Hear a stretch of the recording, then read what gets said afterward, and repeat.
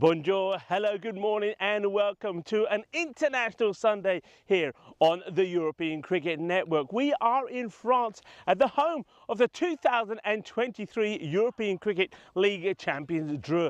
And this international series is very evenly balanced at the moment with two apiece, 3 to play today. We'll know who's going to be the winners a little bit later on. I'm Rico Fool, you're watching European Cricket and the action starts right here, right now.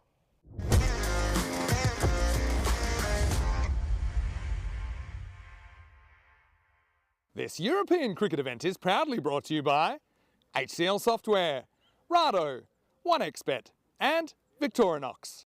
Welcome viewers, and I have to first say happy Easter Sunday. I don't know about you, but hey, look here. I certainly got my Easter eggs today. I'll be maybe sharing those with Danny Hudacek a little bit later on. Let's talk about the day we have ahead here today. First of all, these two teams, France and Sweden, gave us a fantastic day yesterday with some outstanding cricket. 2-2 with 3 to play today. I think we're going to have an absolute sizzler of a Sunday. Let's go straight to the two captains and Stefan Gooch, the tournament referee, and see what happens at the coin toss. Sweden to call. Heads is called. It is heads. Okay, good luck. All the best. Have a good game. Sweden have won the toss. They're bowling.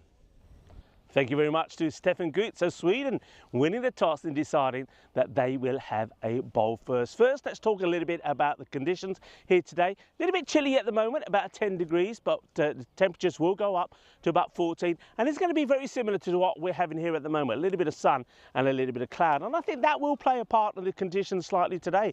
I think we're going to see that ball move around. But what we saw yesterday was that batters and the bowlers were having good success. We saw over 1,000 runs scored in those 4 matches, a very healthy maximum rate with around 10 sixes per those 10 innings, and very healthy 4 rate as well with about 11 fours per innings. And I think that pays tribute to this wonderful ground. I think the pitch played very true and the outfield is quick and fast, and that's what batters want to see. But the bowlers did well as well, because we were seeing on average about 4 wickets being taken in every one of those matches as well. So the bowlers did pretty well. About 34 wickets fell in the day. Players to watch out for then in this match. So Sweden, I think they had some good players amongst their mix yesterday. I think Saeed was absolutely brilliant with the bat, Saeed Ahmed. Remember the way he finished at match number 3, hitting a 6 of the very last ball to give Sweden a win. So he's certainly one to watch. I think on the side of France, they've got some good players in there as well. I liked what I saw from Mukhtar Ali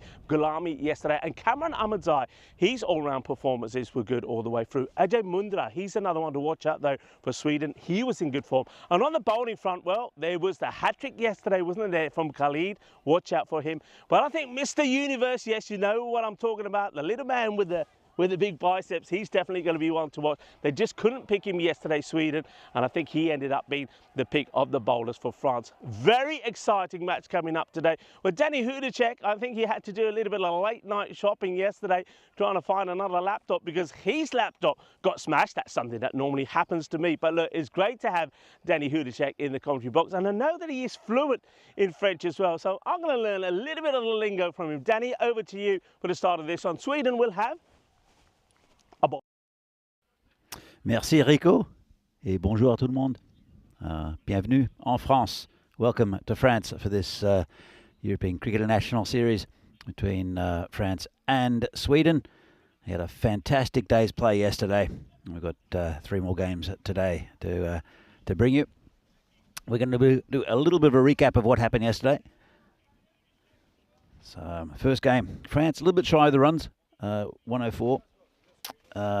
Sweden got it with 2 overs to go, but it's not the full story. Ajay Mundra with that 49, he did hit 33 off an over. That really pumped up the score, but it was a much more even contest than it appears. Second game, turned around. France again battered the first. That's all they've done this weekend. They've batted first, 153, good score, and then this is probably the most decisive win of yesterday, with Cameron Ahmadzai with a magnificent 75 of 26. It was a comprehensive win, 26 runs, and good effort from France, evening up the series. Then we had the match of the day. The third game. It was another big score set by France. 169 for 2. Gulami came into the side, hit 67 not out. Christian Roberts with a 50. Cameron Amatsai a quick 25 over 8. Christian Roberts retired in that game, so Cameron could come in. So if you can retire a player who's hit 55 over 23, that shows the depth of the French batting at the moment. Then it all turned around. Saeed Ahmed, magnificent 71, hit a 6 off the last ball to win. A 4 would have got it to a golden ball. 6 won it for Sweden. And in the final game, another cracker. And it was Gulami again in the runs with 61. Khalid Zahid got 3 of the top 4 bats for France out in 3 balls with a hat-trick. So great bowling from Zahid. And France got over the line in that one. So as you can see, it's evenly poised. Slightly better net run rate for France, but both teams on 8 points. So the players are about to come onto the field. Sweden won the toss, elected to field, which was interesting. Again, France will bat and settle total. 2 very evenly matched sides, as you can see here. Gulami and Christian Roberts, I think, will be the opening 2 bats. Gulami is in very good form. Christian Roberts also with that 50. And Kasane and Kamran, excellent. And we saw Safi Faisal with a bat. Did very, very well yesterday as well. France, 51% with the win predictor. It's too even to call. 2 very good sides. We've got an excellent opening bowler in Ishara Perara, who'll again open for Sweden. Big fast bowler, nice and tall. Played high-level cricket back home before he moved to Sweden. And he was unplayable in the first game yesterday. He tailed off a little bit. I think, I don't know if it was tiredness. Like, he should be really bowling short of a length. And that was the that sort of difficult line and length that he was producing in the first couple of overs yesterday. He went for 6 off his 2. Then, as I said, eased off a little bit. Welcome to everyone in the chat. Hi to Rob Thompson, Johnny He. I saw you in the chat very early. Chris Smith, good to see you there. I know that we'll be joined by quite a few people in that chat. So keep it healthy and keep it fun. So just about ready for the first ball. It's Perara coming in and whipped away. Good start for France, and that's 6 first ball. Well, there's one thing about Christian Roberts is he's very strong off his pads. I saw yesterday Saeed Gulani just straying down leg and being whipped away every ball by Roberts, and that's not a good start from Pereira. The length was okay, but the line was too much on his hip. And 6 runs, good start for France. Couldn't get much better. Ali Gulami is at the other end. But Pereira has got good pace. Comes in again. And that's exactly the line and length I was talking about. Uses his height well. Not much you can do with it. He's got protection down at third man. So any dab shot down there. And there is the other man back during this power play is on the deep square leg boundary.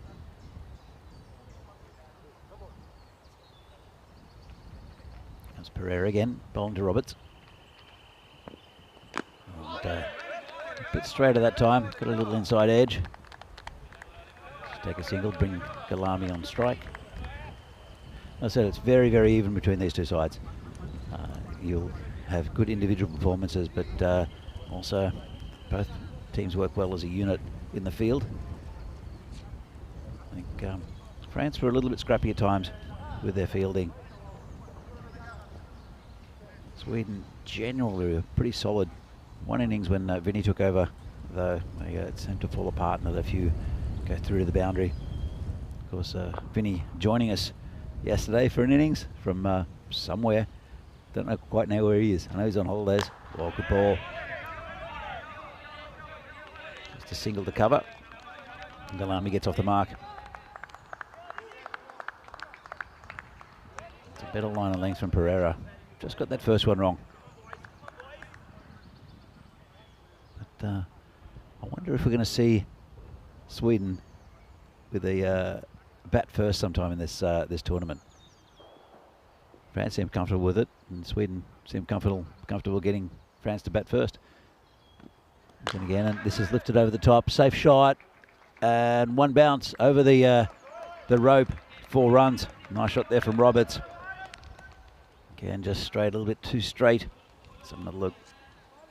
Been impressed with Roberts in this tournament. I think he might have come in last year, this French setup. But he's been really good with the bat.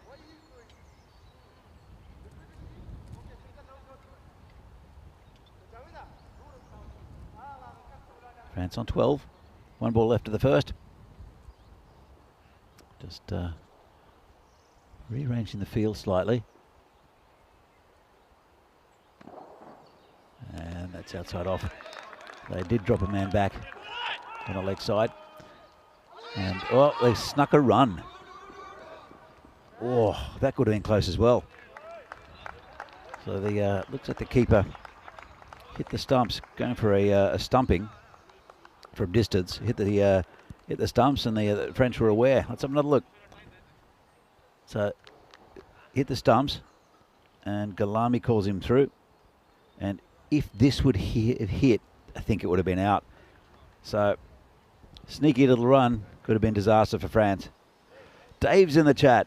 Good to see you, Dave. We missed you yesterday. Jules also. My computer is a little bit not good. As we see here, this is the stats from yesterday. There are 1,100 runs. We knew there was going to be a lot of runs in this on this ground. It's a beautiful facility. So it's as I said, not much between these two sides. Averaging about the same with 4s and 6s,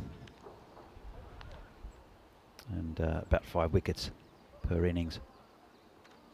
But it's a lot of the bowlers have had very good success, and they've bowled in the right areas. But this pitch is pretty flat. So before we get into the second over, welcome to the igloo, Rico Full. It's great to go from one igloo to another. Left the one in Bologna, and now the igloo here in France. Yes, at Bonjour, and I'm certainly looking to see the action here. Not just these ECIs, the internationals, and the European Cricket Series that starts tomorrow. And at the same time, learn some of the lingo from you, Danny, because you are fluent. And hey, I know you lost your screen yesterday, but here on Easter Sunday, it looks like you've found yourself a nice little monitor there. Yep. I've the kind people from 2 Circles have helped me out with a monitor. This one's punched out square on the offside for a single. This is a man who took the hat-trick yesterday, is that right? This is Khalid Zahid. It's interesting because the first game he got pasted. He was really hit all around the ground, and he came back, took the hat-trick. So obviously I have a lot of confidence in him. He's not quite as quick as Pereira. It's a pretty good start for him. He's got past the fielder, should cut it off. And they've gone for 2. It's a risky one. That's the wicketkeeper seems disappointed with himself here, but it's a good bit of fielding. The slide and throw by the fielder, that's a dubby. Keeper had a bit to do here, but you can see if he hit the target, he would have had his man. Do you think he had time to dive at the stumps from where he was? I think he did have time, Rico. That's a missed opportunity. Roberts, that's the second time he could have been run out already in this game. We're only halfway through the second over. It's played on the leg side. And good stop there. Yeah, took him a dubby. He's been very impressive. He's only 17. Young left arm off spinner for Sweden. He opened the bowling as well for them. He took a bit of a knock yesterday. He prevented a 6, knocked it back in, and then fell awkwardly and sort of, we don't know exactly what he did, but it just knocked the wind out of him. And the next game he had to come off the field because he had a few difficulties breathing. This is just over the top of slip, 4 runs. If he'd been taller, just that little bit taller, might have been gone. Well, you need spring in your feet, like an Easter bunny maybe, to get to that one. But he's not able to do so. It's going to be a lucky one, a little bit of sweat there. That's going to go all the way to the boundary. I want to say hello to, I know you've done so already, but everybody in the chat, Paul Kempin, hello to you, hello to Bob. And Dave, good to hear from you. We were getting a little bit worried. Did you go on a little bit of an outing again maybe? But happy Easter to everybody. And a lot of people will be celebrating Easter and munching on those Easter eggs. That's a nice shot. That's 4 runs. Cut shot, just a little bit wide there from Zahid. And pretty productive over there for France. They're 26 after, to no loss after 2. 13 off that coloured over. Yeah, it's amazing. 13, you think, oh, it's not a great over. 13, you got hit, but actually in the context of T10 cricket, it's not too bad. It's not too bad, and when you look at the scores that we had yesterday, I think if you go at 13th here, you'll be satisfied with that. I mean, we've seen the quality from both these teams on display already, and I think we're going to have 3 very exciting matches here. But of course, the team that wins 2 of those, that's it, it's done and dusted. So having the upper hand going into the last 2 is going to be pretty key here. Christian Roberts, I liked him, the young man. He's going to turn 22, I think, later on this year. He's playing some very good cricket. He's looks like a very good addition to the Swedish side. Absolutely. The French side. The French side, yeah. He's a good player. Well, that one is going to be a minimum. Well, Danny, I was about to ask you how the pitch has been playing, because I remember from last year, if you put a bit into it, it rewards you, but that's just a little bit too much. We saw one yesterday, very similar. It gave the keeper no chance. It's just a bit too short. That's the... Skipper's having a chat to him. He's a tall man. He's pretty quick. You put it in that short on these pitches, it's going to fly, and it just did. So, but he doesn't really need to do that, I don't think. That's on the leg side. Darby's coming around. Does well. He'll come back for 2.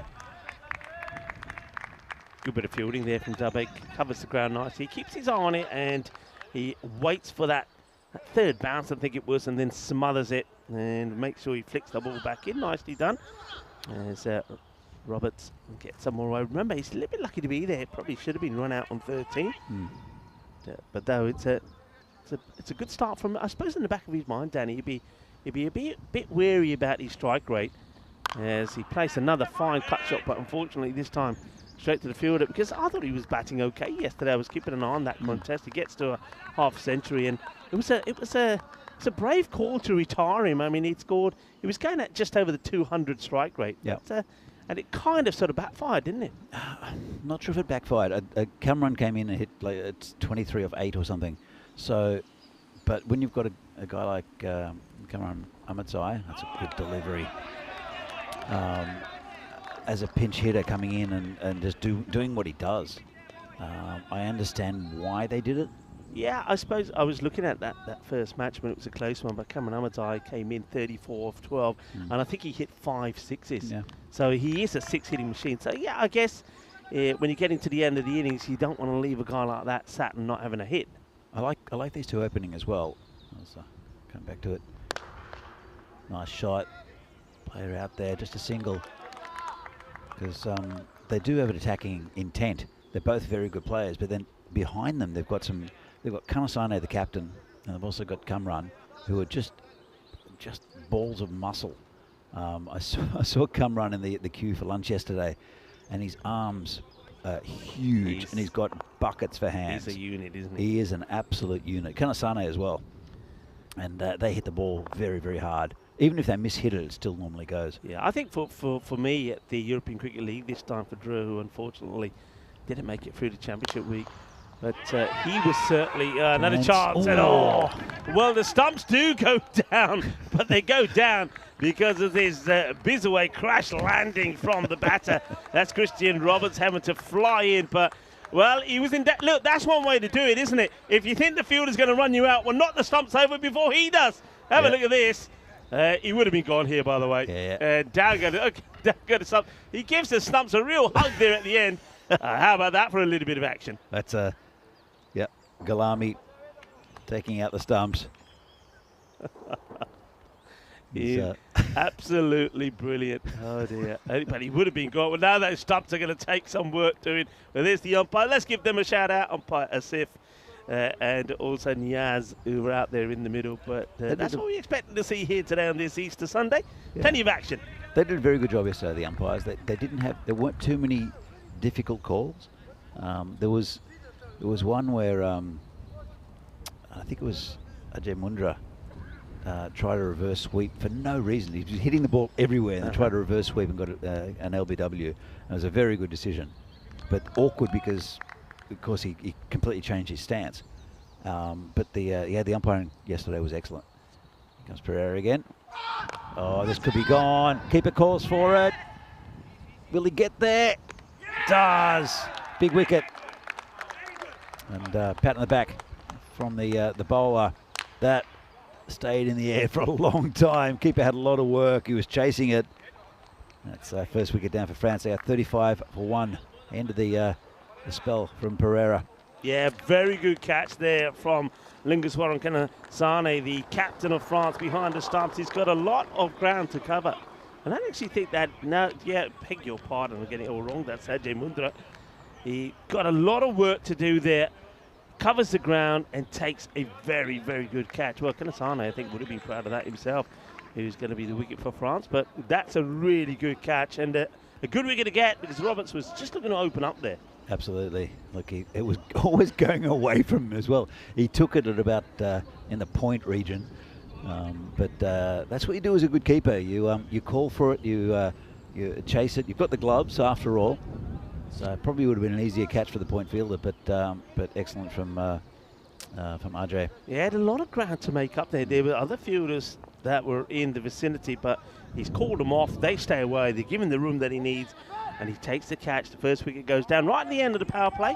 35 coming from the first 3 overs. 35 for 1. Not a bad power play for France, and it's pretty even. I think that wicket was a big one. Zahid to continue. And big swing and miss. Yeah, I was impressed with Galami when he came into the team yesterday. He missed the first 2 games. Lucas Smith played the first 2. I thought he batted well in the first game, Lucas Smith. And then in the second, they swapped the order with him and Christian Roberts, who hit a 50. So he's been benched a little bit. We will see some action from Kanasane. He's going to be the number 3 batter, the captain and wicket-keeper for France. So I remember him from last year. He's somebody that if he gets going, he can crunch the ball so well. He's a delightful timer of the ball, and he does have all the array of shots as well. He does. And he goes from ball 1 as well. He's just so powerful that if he connects with anything, it's going to race towards the boundary. Oh. As I said, he goes from ball 1. Didn't connect that time. Clever delivery from Zahid. Just takes the pace off it. And Kanasane plays it so early. Outside of the power play, having a look at the field here very quickly. And Sweden got the 4 on the leg side, but only the wide long on the boundary. Third is still back. And then they've got 2 men out on the offside boundary and a very straight long off. Good delivery there. Yeah, well bowled. A little bit of away movement here. I thought today with the cloud cover we might see a fair bit of movement, and that one moves away. Again, off-pace delivery. Clever. He hides it well, doesn't he? Yeah, very good bowling. And yeah, there is a little bit of swing in the air. It was in the first game. Oh, it's pretty good chance for it's a big appeal. The umpire was looking at it in the end, shakes the head. I wonder if this one does come back in. He is moving it around. He's batting outside his crease. You can see that, but no, I think that's a good call from the umpire. We saw the ball previously. The one before did actually swing back into the batter, but this one just holds its line. I would have gone on to miss the leg stick. Yeah, good decision again. This is in the air. Zawak, he's going to take it, is he? Oh, he's kept it in play. It's always near that boundary. Good effort from the skipper. They get 2. So let's have a look. I think Danny, this could be an amazing save. I don't think he puts foot down, but I was worried about his thumb. Watch where this one catches him. You see a good shot of it here. Keep an eye on it. That is, I think, has he let go of the ball? Where's the ball there? I have no idea. Oh, there it is. There it is. Yeah, no, it's fine. I think he's done amazingly well, but that crunches him onto the thumb. This is an amazing save. Fantastic. I mean, you don't see the ball there because his body is sort of blocking it, but he's released. When I saw this live, he's released that. I know you don't see it on that shot, but I hope they don't. I hope they call this as a save. That ball doesn't go down. I think that's a great save. It is. He did the same thing yesterday. He's very good on that boundary, and also Advert Darby did the same. So they, it's a definite tactic that's come in the last few years to stop these boundaries. So really, I'm still chatting about it. I think that probably calling the over. Yeah, okay. yeah. That's a great save. When you saw some of the matches yesterday, Danny, and how close they were, particularly that match number 3, which is just absolutely awesome. I couldn't stop watching it, and I had to be boarding, and the lady kept saying, "Oh, sir, you have to turn your phone off now." I said, "Just let me watch this one ball, please." And of course, it was a match for 6. But there have been so many close matches. A save like that could be vital. Absolutely. As I said, there's not much between these two sides at all. But again, he's led very well. Actually, I've got to compliment both captains. They've both done excellently as for their captaincy in this this tournament. Kanasane, he's made the right bowling choices. In fact, he's an interesting one. It's Darby to come in, and it's been cracked through the offside. Should be 4. It is 4. Good effort from the fielder. Couldn't quite get there. 4 runs. काफी कोशिश की थी अपने field ने चौका लग गया. He's done well, but that ball bobbling around, you can see he's trying to get the body behind it. Super effort there from, that's Arun Kumar out there on the boundary, but it will go for 4. Darby, he's a tall man, isn't he, Darby? You said he's just a youngster, but he is tall. Yeah, he uses his height well with his bowling action. I've been very impressed. Varies it a bit. This one's been dabbed down to the gully area just for a single. But he's a wicket-taking bowler as well. That's what I was saying. I think the opening bowlers for both France and Sweden are very good. They've got good spinners, but they took them a while. This could be a run out. It was a big appeal. I don't think the umpire's interested. Kalami's pretty quick. It was the middle overs. Let's have a quick look at this. Good take. And, oh, he's gone. I think he's gone here. I mean, he had to get the dive in. He's got the ball, that's out. And I think that he's going to get the call here at the moment. You can see the bowler, he's heard it. The bowler's heard it, and here comes the celebrations now. But, I mean, he gets the dive in, but you see the bat hits the ground and goes upwards. I think if it stayed low, he may have had a better chance. But it ends up being, once again, it was a risky single because it's going to the fielder. It's a good pick-up on throw, and the keeper there, Ajay Mundra, has done very well. Have a look at it here again. It's a decent throw, and quick hands for Mundra. Mundra's shaking his head, actually. Well, you can't really see him. He's actually shaking his head. That's an interesting one, isn't it? I think we'll have a look at this again as Mukhtar Ali Gulami will have to go for 17 off 9 balls. But he's shaking his head. He said, nah, I think he's in. Well, look at this. Well, Mundra doesn't think he's got his man. You can have a look here. Watch him here. He's shaking his head. Said, nee, bata. No, he doesn't, you know. Because when we have a look at that again, the third umpire, Tiff, says, you know what? He's gone. So another breakthrough here for Sweden. There wasn't really much of an appeal except for the man who threw the ball. Apart from that, no one was really that convinced. Well, the umpire was eventually when he saw the replay. Oh, this is over the top. Is it gone? Gone! First ball, Kamran. Big wicket. Kamran is gone. Last game of the day yesterday, he got a golden as well after being dominant with the bat. And that's a double breakthrough for Sweden. Darby with the wicket. Thought it might have gone over the top. Let's have another look. Side on. And well-judged catch, went backwards. That's a very nice take. Well, how about that? And another wicket.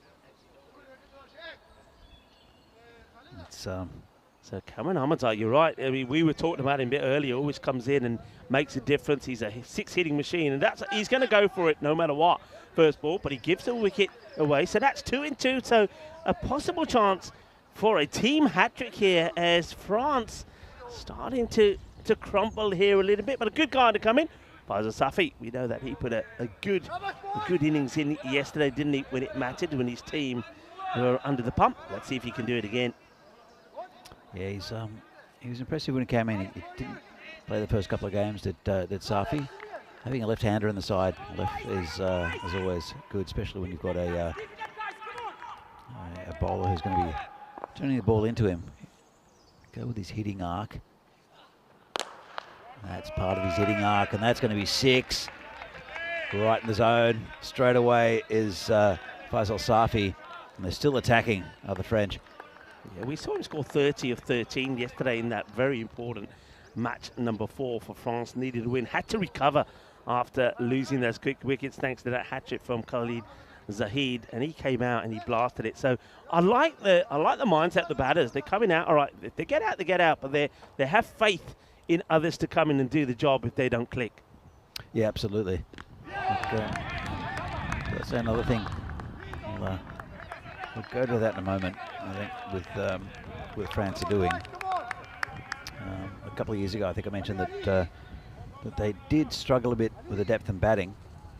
Yeah, they really did. Well, it's an opportunity for us to, for the first time here in France, the home of Dreux, to say hello to our viewers around the world. Rico Full here with Danny Hudicek. Yeah, Danny, you're saying that in the past they have had some troubles with the batting lineup. Yeah, I saw them in Milan a couple of years ago, and they were a very good fielding side, a lot of energy, and really put a lot of pressure on, and the bowling was excellent as well. But their batting lacked depth, and you can see the way they're batting now. They're not being conservative at all. They're thinking we can bat freely because we know that the batsman after us will be able to score runs. Yeah. So it is really a depth, as nicely cracked for 4. Really a depth that French cricketers have seen. They've got 19 players here, and they've rotated quite a few of them. Yeah, I think also they need to make some little changes. They need to come back well, because I think everybody will say that they let themselves down a little bit at the ECC. Yeah. In France. I mean, we know, having seen them play in the past, us having seen them play here. Last year when I was here, they played the ECIs with Romania, and I believe Hungary was here. And it was a great series. France played really well, but they just didn't live up to their expectations in the European Cricket Championship. So this is maybe a little bit of a rebuild for them, a change up, and they're starting to perform. That's a good save actually from the fielder. Actually, no, it's not. I thought he did good enough on this. Whether he gets anything on it or not, but he's kind of doing the splits, tries to make the stop. It just bounces before him, gets over the foot, and goes to the boundary. That's that outfield again. I was having a look at those stats.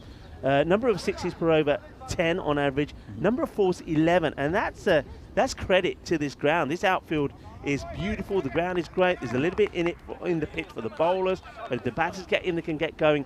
And with this outfield, if you find the gap, you'll get the boundaries. Yeah, absolutely. Yeah, it is a very good facility here. Comes Galani again. Hits straight. Zuwak the fielder. Not much gets through him. Galani's interesting that he did get a bit of a pasting yesterday at times, but he does bowl a very good Yorker, and he can bowl it consistently. Rarely misses it. So I'm sure we'll see that coming up very soon.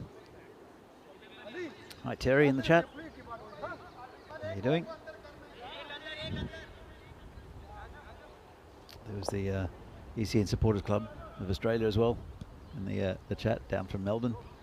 Yeah, hello to you from Melbourne. Now, come on, tell us, how many eggs have you consumed today? Because you're getting ready to go to bed at some point. I hope you've had a good Easter. And that's a nice looking shot. Straight to fielder, and the fielder, well, if he could have got that in straight away. Once again, I think this time it would have been Safi. He would have been in a bit of trouble. One thing I've noticed, these teams have really done their homework on each other.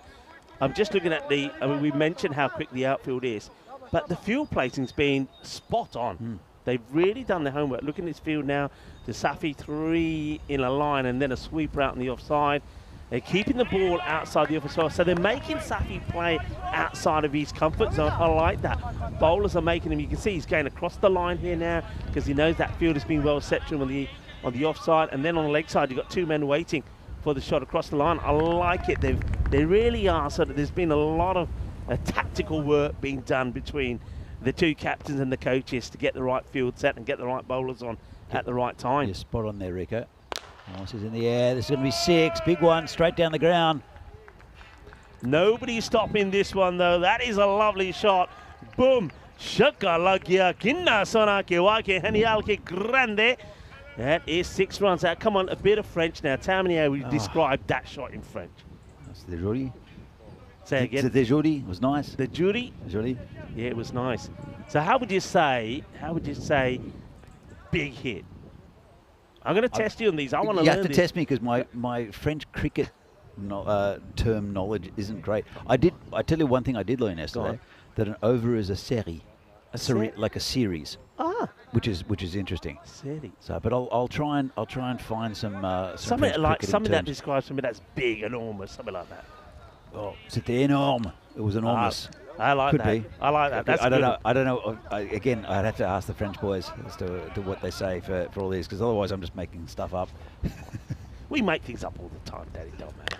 Right. Well, this one I don't think it has the legs. Could be gone, and he will be gone. No mistakes there. Zakanasane, who's trying to just up the tempo a little bit. He was falling a little bit behind the strike rate with just 11 of 8. And he just doesn't get this right. You can see he's trying to clip this over the mid-wicket. And this is what we're saying. The field positioning has been amazing. No problems at all. Safe catch taken. Another one bites the dust. You're right, Rico. It's credit to the captains. And they're both very, very good at what they do. And they both contribute with the bat as well. And Kanasane also is the keeper. But the thing is with these 2 captains, and as a good captain, you should know your bowlers. Yeah. You should know when to bowl them, right? And you know in which general areas they're going to bowl. And if you can analyse the batsman as well, then that's where you place your field. And these 2 do it very, very well. I think it's very underrated how important a captain is to a cricket team. So I would definitely pick a captain as a non-batting fielder if they were a good enough captain, because it can win you games. Yeah, it can. And don't forget, sometimes you've got a lot of different characters in the side, and a captain's got to get the best out of them. And sometimes you've got to work hard to do that, and have the ability to know when to make those changes when your team are up against it. And well, so far we're seeing Captain Imran making the right changes at the right time. Here he comes. Oh, it's got through him. He's not happy with himself. Yeah, just what we were saying about the captain. Well, that's the other thing about the captain, though, Danny. Sometimes things don't go to plan, but you still got to be able to say, all right, I'll make the changes and fight back. And this one, he just takes his eye off the ball there, I think, because of that little bobble before it comes to him. And you can see he's not happy about himself, and he lets himself down there by giving 4 away. I think the fielding of the Swedes has been a bit of a highlight. This is mishit slightly, player coming around, gone. And that's the end of Safi. Well, France struggling a bit, lost their 5th. And Safi has to go. So it's getting well into the middle order for France. Good catch taken there again, isn't it? This time it's Samuel Romani. And I suppose here, this is where the captain could turn around and say, well, it should have been a single. I gave him 4 and now we get him out. So maybe it was part of the plan. I know it wasn't, but you see, that's the thing. The captain, you can see he's pumped. He says, all right, look, we made a mistake, but look, on this occasion, it worked out in our favour. Safi will go for 16 of 7. They've definitely come to play, Sweden. You saw it in the first game yesterday where they restricted France to 105. It's possibly going to be a similar total with this one. And then France came back, won the next game, and it was very even throughout the game. It was like counter-punching with the victories. And it was France on net run rate that was slightly ahead, or are slightly ahead in this tournament. You've got to say that Sweden have had the best of their morning so far. Dan Exai, what a good over. 2 for 5 so far. Just hit into the ground. It will just be a single, and you can see at the moment that Sweden, they're more than content if it's just singles. That one's fired back into the stumps. It will be the end of a very good over. With the ball to go in it, it's 2 for 6, and France need to find a way. Mind you, good batters out there that can hit the ball. Nouman Amjad, we know he's a very good striker off the ball. He is. Look, Amjad looked a bit tired towards the end of yesterday, and they dropped him for the last game. And they brought in Rahula Mangal, and now they've got 3 good fast bowlers in this side. They've also got the 2 Almondsey's, Dawood, the leg spinner, and Kamran. So they've got a good bowling lineup to France. Great finish. So they could, at whatever score, they could put a lot of pressure on the Swedish batting lineup in the second innings of this game. Still got 3 overs left though. 70 for 5 are France. Yeah, they've got to get going. And this is, of course, what we're going to see here today. 3 matches being played, and that means that we're going to have a winner, with it being 2 apiece at the moment. And of course, don't forget there is action in terms of women's T10s happening there in Bologna, where Tita Goth is talking you through the final day of action at that Fabri Cricket Ground, when the Italian women from the north taking on the south. And I was fortunate enough to see some of the action there yesterday, and it was absolutely brilliant, and I think we're going to have a good finish there as well. I believe that those 2 teams finished on 1 apiece going into the final 2 matches in Italy today. So good luck to the crew there in Bologna, as it's Dabe to come and bowl his second over. So good thick edge outside off stump, going towards the boundary, and it'll get there. Unlucky for the young man. Thick outside edge. Can't protect every area in the ground. No, you wouldn't expect to be putting a third on the boundary to the bowling of Dabe. You mentioned some players there. I mean, France struggling. They're below, that expected score at the moment, about the 108. But you still got some genuine good hitters to come in. I mean, Ramatullah Mangal and Rahula Mangal, his brother. Those 2 guys, I mean, they're known for the bowling, but they can crunch a ball. So I think France will still be playing these shots. They'll still be super aggressive in trying to find those boundaries, because once again, when you've got a low score like this, anybody could just come in and click and score a quick fire 30 or 40 that helps you get to that sort of 120, say 125 mark. They love that, but somebody's got to get going here, and Dabe is just bowling so well. What a good ball that is. I like his variations are great. There's no one ball that's identical to the other. He makes a change with every one. Yeah, he's very clever, and especially for someone so young. He did come into the Swedish setup when he was 16. Oh, they got an overthrow. That's one thing we didn't see very much. I saw 1 overthrow in the whole of the day yesterday. So it was good discipline. That's clever from the batters. They saw the throw coming to the bowler, and straight away both of them had decided, if he gets past him, we're coming again. It's just good, good coaching, good awareness. Morse is in the air. Play coming around. It's going to be a tough one. Almost a collision. There was a collision.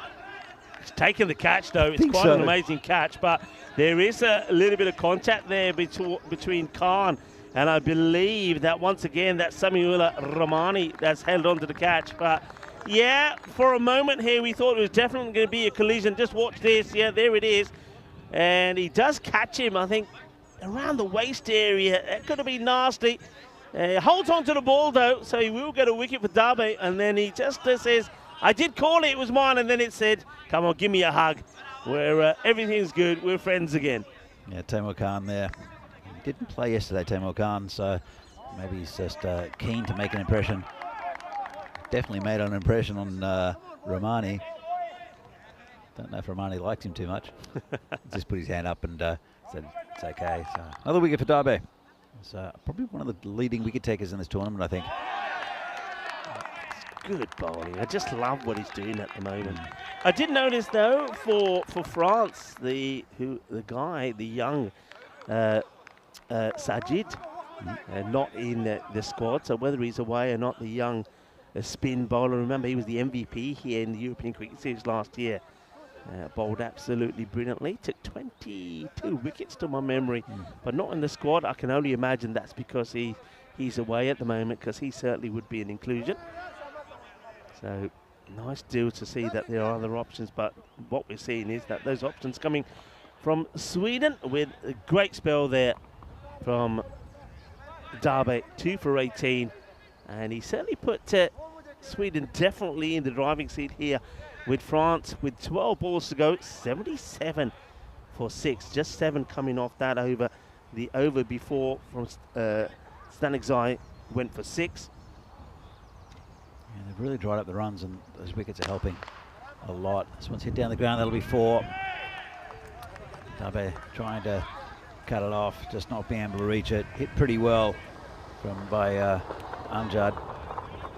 Nicely timed actually, and even though you've got 2 men straight, not straight enough. And once again, you see just how quick this beautiful outfield is. So 4 runs. So they're going with Ibrahim, who's at the non-strikers then, in ahead of the 2 Mangal brothers. Numan Amjad, can he get a few more away here? And the answer is yes, as he's lashed out of this. And though there is a sweep around the offside, this is going over point and goes all the way to the boundary. So this could be the over that they could once again just get that acceleration in and try to get close to that 110, 120 mark. I think I was past him before he jumped that point fielder. And that was smashed to the boundary by Amjad. He's looking pretty likely to go on with just bumping this score up a bit. And nice shot, just wide of the fielder. Another 4. Lovely shot again, just wide of the skipper Zuwak. Couldn't reach it. 12 runs off the over so far from Staniszai. Remember, he took 2 for 6 in his previous one. Yeah, first time that we've seen the 3 boundaries on the spin. Good shot, good hitting, and he's finding the gaps in the field. Gaps that batters before him couldn't find. So Staniszai needs to come back with a good in here. He's under attack. And that's in the air, but he could get a wicket. Oh, that's an outstanding catch. It is a brilliant catch taken out there. The ball is dipping on him, and it's one of those where if you overcommit, you can find yourself in trouble, and Saeed Ahmed makes no mistakes, diving forward, clutching this, just centimetres off the ground. Outstanding catch, Danny. Yeah, absolutely. I thought he misjudged it, actually. And then he just made enough ground to get there. Good low catch. Nice safe hands. But another wicket goes down. That's basically been the story of this French innings, is when someone started to get going, they've lost their wicket, and it just it splutters any fluidity. Yeah, and that was a bad time to lose a wicket. I mean, any time's bad time, but just when Numan Amjad was starting to get going, now somebody else needs to. And well, we've talked about the Mangals, and Ruhula Mangal is the batter that comes out before his brother, and he starts with a boundary. Yeah, nice shot that. That was dug out past the fielder. So, yeah, interesting. This whole series has been fascinating. It's been high quality, but it's like a boxing match, like a counter punch. And so there's still plenty of life in this game, even though France is struggling a little bit. This one's dug out. Should just be a single. Look for it, but not on. Bring Ibrahim on strike. Productive over, I suppose, in terms of the runs after those low ones in over number 7 and 8. They get the 17 of that one. There was a wicket that fell in there as well. So that takes the score to 94 for 7. So 6 balls to come here. And you've got to be looking for about a 15 plus over here, haven't you? Try to get yourself to that 110, and then really do what Sweden have done. Get your field right and bowl well. As I mentioned, the game yesterday, first game, France hit 105. They were competitive, but there was one over that went for 33. And that blew the whole game apart for France. But they were well in it. And even though they couldn't defend 169, they've been level games. Yeah. Every one of them, either team could have won. There was one where France won by about 25 runs, but still Sweden were well in that game. Let's head out into the covers just for a single. Well hit, but straight to the fielder. This is Sahid Gilani, who's coming back. Mr. Yorker. There you go. Bowls it so well and consistently. It's hard to do, Rico, to get the bowl consistent Yorkers, but I think he does it very, very well. Yeah, it's one thing that we always say on the network, that sometimes the bowler's just not able to execute that dangerous Yorker. But well, Gilani doesn't seem to have too many problems. And well, that is made a mess of the stumps. Timber, Jagade Potte, Kiwaki Hanial. The K exceptional is Opalota. That is a great delivery. Well, this is what we call the Boogie Oogie Woogie Grizzly Fireball. As he say, Jagade Potte. And he's on the money, he's got the radar switched on, and he's got a little bit of pace. He's got some wheels behind him as well. Dande Jakke Punje Rakdete. That's a great delivery. And that makes a mess of the stumps of Ibrahim, who's going to have to make his way back as the 8th wicket now falls. And that means that the two brothers get a chance, a brief chance to have a hit together with 3 balls to go. Yeah, that's what Kalani does. And France struggling. Still, though, they should get the 100, and they do have a total to bowl to. And quite often, it's a psychological thing. I think when there's a low total, teams often think, well, we can almost coast to this. We don't have to take any risks. But it's a bit the opposite. I like to say that if it's a low total, you need to just say that there were 40 extra runs. And don't worry about the low total. Oh, gone! First baller. Well, Galani. There's that Yorker again. Well, France falling apart. 9 down now, in danger of being bowled out. I said I thought they'd get 100, but they might not. Only one more batsman to come. It's just, sorry, Danny, just exceptional bowling, isn't it? I mean, just look at this. I mean, it's not just getting that ball full and straight. There's a little bit of movement there. So he's starting wide. You've got a new batter come in. You've got to feel for Rotula Mangali. He's going to be looking for the big shot. He gives himself a little bit of room, but that is right on the money. It's the perfect place to be.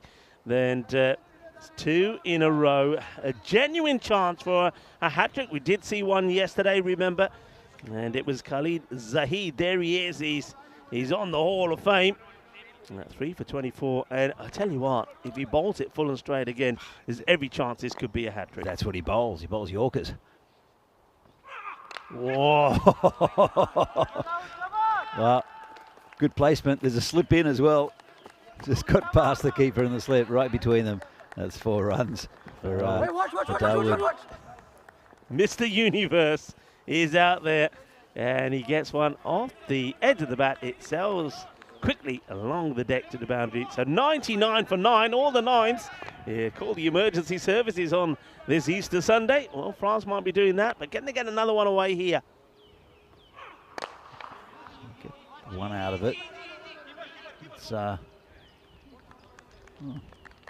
I'm not sure. I guess it was the last ball of the over. The fielder just running in. Ended up on 100. So good effort from Sweden to restrict France. 9 wickets as well, and I think that tells a big part of the story, is that none of the French batters actually really got going and got, well, I don't think there was anyone in the 20s. I can't think of anyone. They just know. I think we saw batters getting close. Had a few finish in the teens, 2 18s, Numan Amjad and Christian Roberts. There was a 17 in as well, but they just kept losing wickets at the wrong time.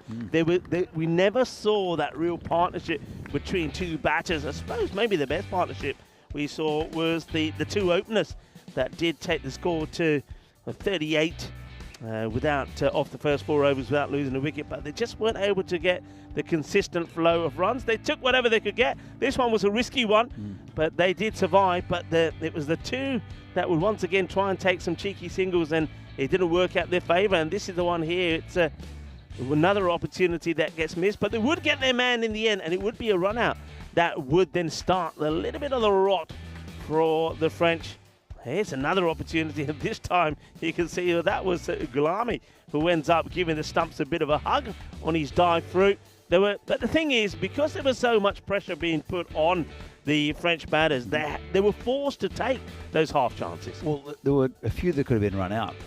There was Christian Roberts was lucky to get away with at least one. This was the run of Gulami, and Gulami as well. So it's very good from Sweden when they're in the field with their fielding generally. Their catching was very good, even though there was a collision. That was a tough catch in the end, but very impressive from Sweden this morning. They think they're bowled in the right areas, and they just kept on putting pressure on the French batting. So definitely Sweden on top in this game. I think there was, there are always going to be little blips, but that happened. But straight after that, there was the wicket. The same batter stayed on strike. The catch gets taken, and you can see the captain there saying, all good in the end. That one could have been a bit of a nasty one when we saw Khan colliding there with something like Romani, but the ball gets held on. But you're right, the pressure was a lot of pressure created there by Sweden, and there was no point that they let that pressure off. For example, sometimes you see a bowler come to bowl badly, bowl short, or a no ball in there or something. That changes the flow and the direction of the game. We just never saw that. They were on top, and they stayed on top. Yeah, absolutely. Great effort from Sweden, and they've come to play here in the first game of day 2 of this 2-day series. Match number 5, and 2-all at the moment. France is with them noses ahead in the net run rate, but obviously this is a different day, different game. See here the scorecard: 2 18s, a 17 and a 16, 6 extras, not too bad, but no one really getting going. 100 exactly, but they lost 9 wickets. Fantastic effort from Sweden this morning. I don't think France did anything too wrong, to be honest. Just Sweden with a good performance in the field and with the ball. We'll see the bowling figures as well, and they'll be definitely be very impressive. So Khalid Zahid, the only one not taking a wicket, but only going 8 and over, most economical of the bowlers. 3 for Stanigzai, 2 for Galani, 2 for Darbe, and 1 for Pereira up top, who is back to what he does best. So 100 for 9 wickets exactly. 101 to win for Sweden. Should they get there? Probably. Will they get there? Maybe. We'll come back in a few minutes' time with the innings of Sweden to see if they can get the 101 they need, or if France can put pressure on them with their excellent bowling lineup. See you back here soon.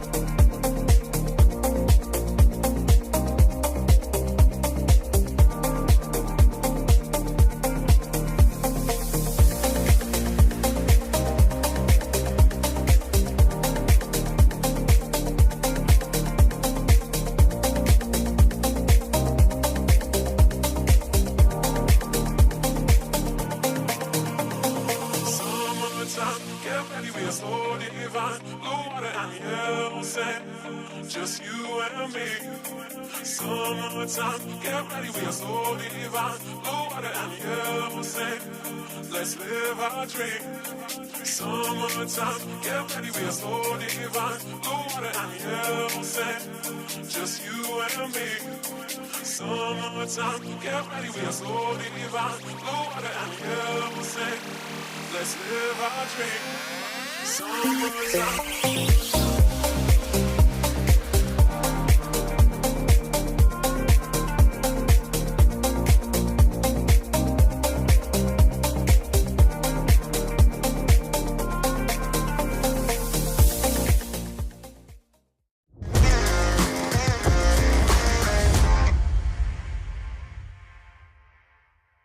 This European cricket event is proudly brought to you by HCL Software, Rado, 1xBet and Victorinox.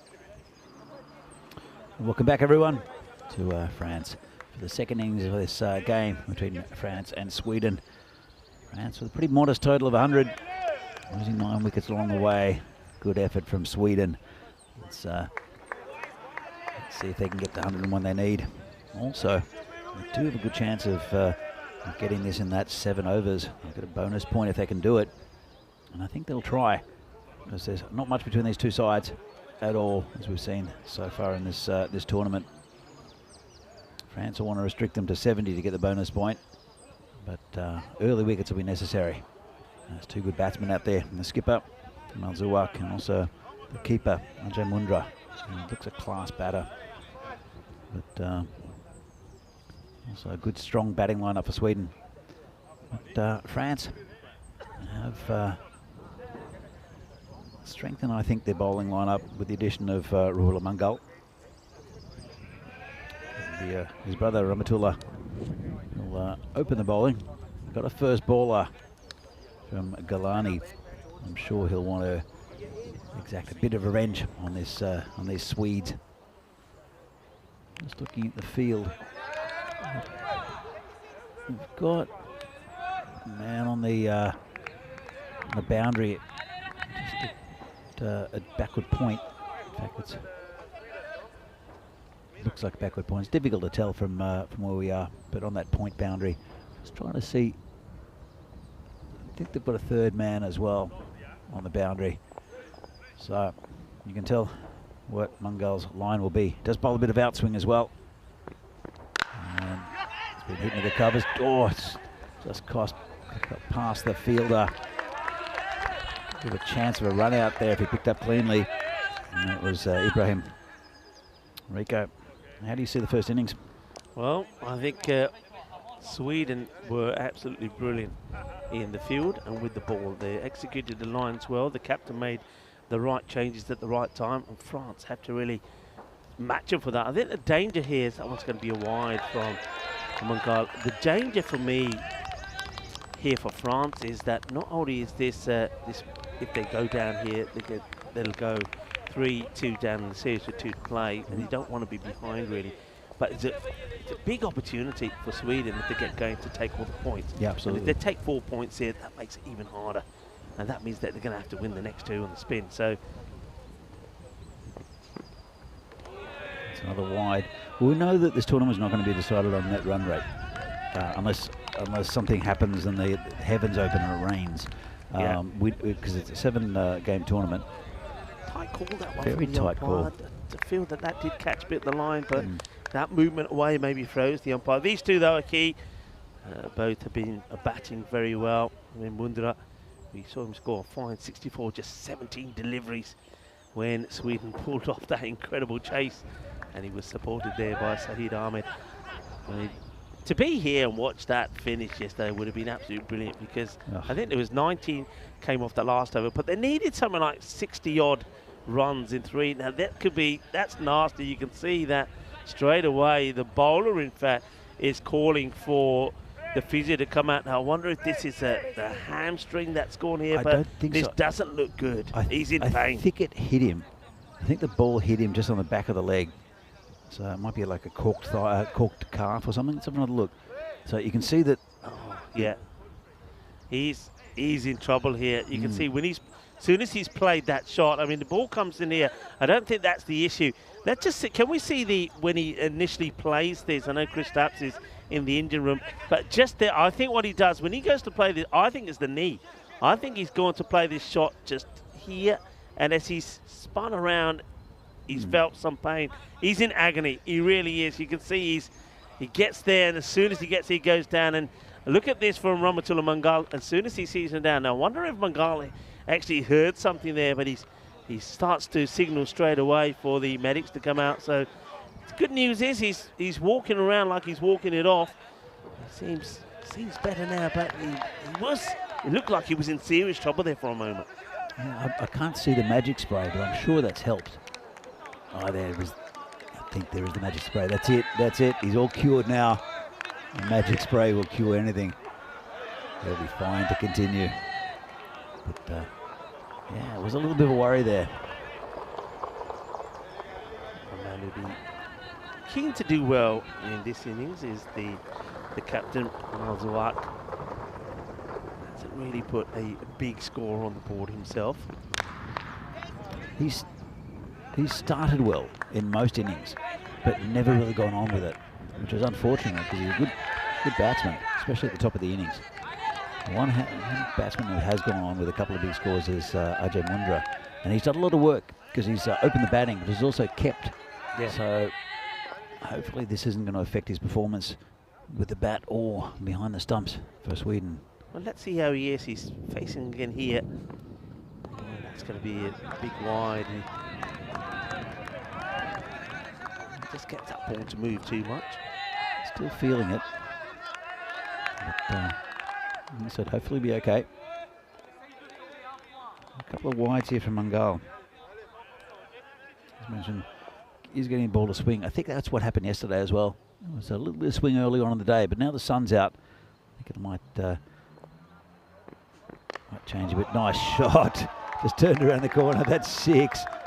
Just pivoted on that on the leg and whipped it around the corner. Just a bit straight from Mangal.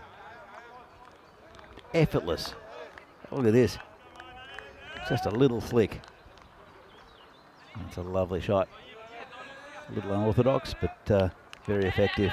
That's the first 6 of the innings. 12 on the board. So they're above the run rate already. Have to improve with the bowling here, France. A few extras given away by Mangal. Oh, and it's going to be 6 again, I think. Again, bowling another short ball. Close to the body. Wasn't a bad delivery. Look. I'm not even sure if he got that off the gloves. But, got the desired result. An excellent start here for Sweden, who are looking well on top in this game. And, well, Ramatula, not what he or his captain would have liked.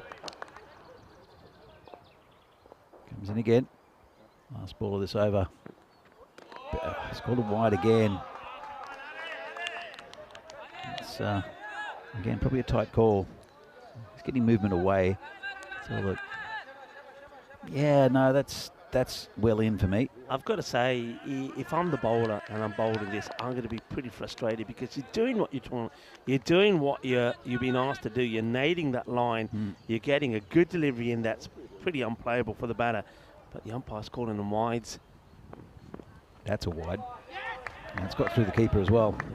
Yeah, he's a little bit, I think the frustration of the wide calls and of course a couple of boundaries that have come with those 2 big 6s has got him a little bit rattled here now. He's just losing his way and he's given Sweden the perfect start. And the thing that I was worried about, that was Sweden picking up maybe all the points here, is definitely now on the cards, isn't it, Danny? Absolutely. Well, 21 off the first over so far. So here it goes with this one. It's a better delivery, good line and length. That's what he should have been doing. And well, end of a frustrating over there for France and Mangal. 21 from it. And well, 20 of those came off the bat. And it's Mundra who's hit a couple of 6s. So at the end of one, 21 for no loss. Very frustrated, you can see there. Whereas Mangal, the bowler, he sets high standards for himself, and he knows, I think, in the back of his mind that that's not what was required. And they're going to go straight to the man who's caused all sorts of trouble with his spin, Dawood Ahmadzai, Mr. Universe, as he's known, is going to come on and bowl. Have a quick look at this. 67 matches now since we've had a golden ball, and we certainly due one here, Danny. We almost had one yesterday. It was a 4 would have been a golden ball. But, Syed Ahmed decided he should smash it into the trees. Interesting choice of bowler. Good move, I think. Oh, it's not a bad shout. Misfield. That doesn't help, does it? I mean, it felt to me that the ball was drifting and going and missing leg stick. We're going to start to look at it again here, but I still think that you shouldn't be given a run here. It just takes the pressure off Zuak, Zuak now will get on strike. But yeah, that was we're not going to get a chance to see that again. He bowls pretty quickly between his overs. And now Zuak, can he get one away here? And yes, because it's short. He was waiting for it and he puts it away. Boom, Chakka lug here. And well, the dog's been scared off here. Well, normally it's the dogs that are chasing the grizzly, and that grizzly has frightened that dog, and that pooch is saying, I'm out of here. Here's the shot.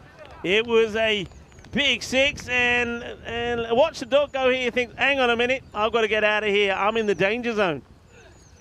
Oh, good bowling. Oof. Get an overthrow. That dog was here yesterday, Rico, and it's a Swiss Shepherd, lovely dogs. It is. He's loving it over there. The frisbee is out at the moment. Yeah. And, enjoying himself. Of course, in Bologna, we had a sort of a dog agility sort of training ground right next to the actual field of play. So we're used to seeing a few dogs around the ground, and well, we're used to seeing a few Maximos as well, as that's another one that's a little bit too short and gets clobbered away. And Sweden, they are definitely going for all the 4 points here. That's another good shot. Imal Zuak, as you said, Danny, you made starts yesterday but never really capitalised and went on to a big score. Maybe today's his day. Or not.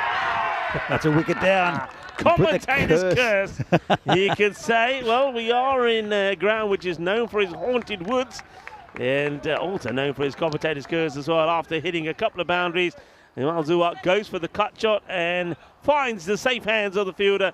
See it again here, hits it pretty well, but it's uppish, and that's a very good catch. Spectacularly taken. And who's that, Roberts? Christian Roberts, yeah. Nice catch. So, first wicket goes down, and again, Zuak doesn't go on with it. He's up for 16 off 7. I think a lot of damage has been done though so far. France will just need wickets, but Dawood Ahmadzai, he's a wicket-taking bowler.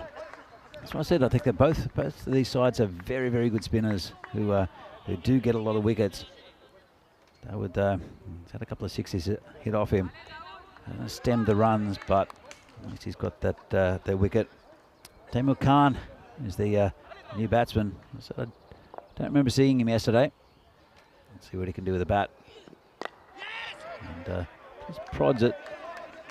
Dawood's off. I called him the Duracell Bunny yesterday. He's all action. Full of energies. The over comes to an end. He'll take a wicket. He will go for 15. He scored 37 for 1. I was just watching the way he bowls. He likes to drift that ball towards the pads, and then of course he's bowling genuine leg spin, so the ball then comes back in.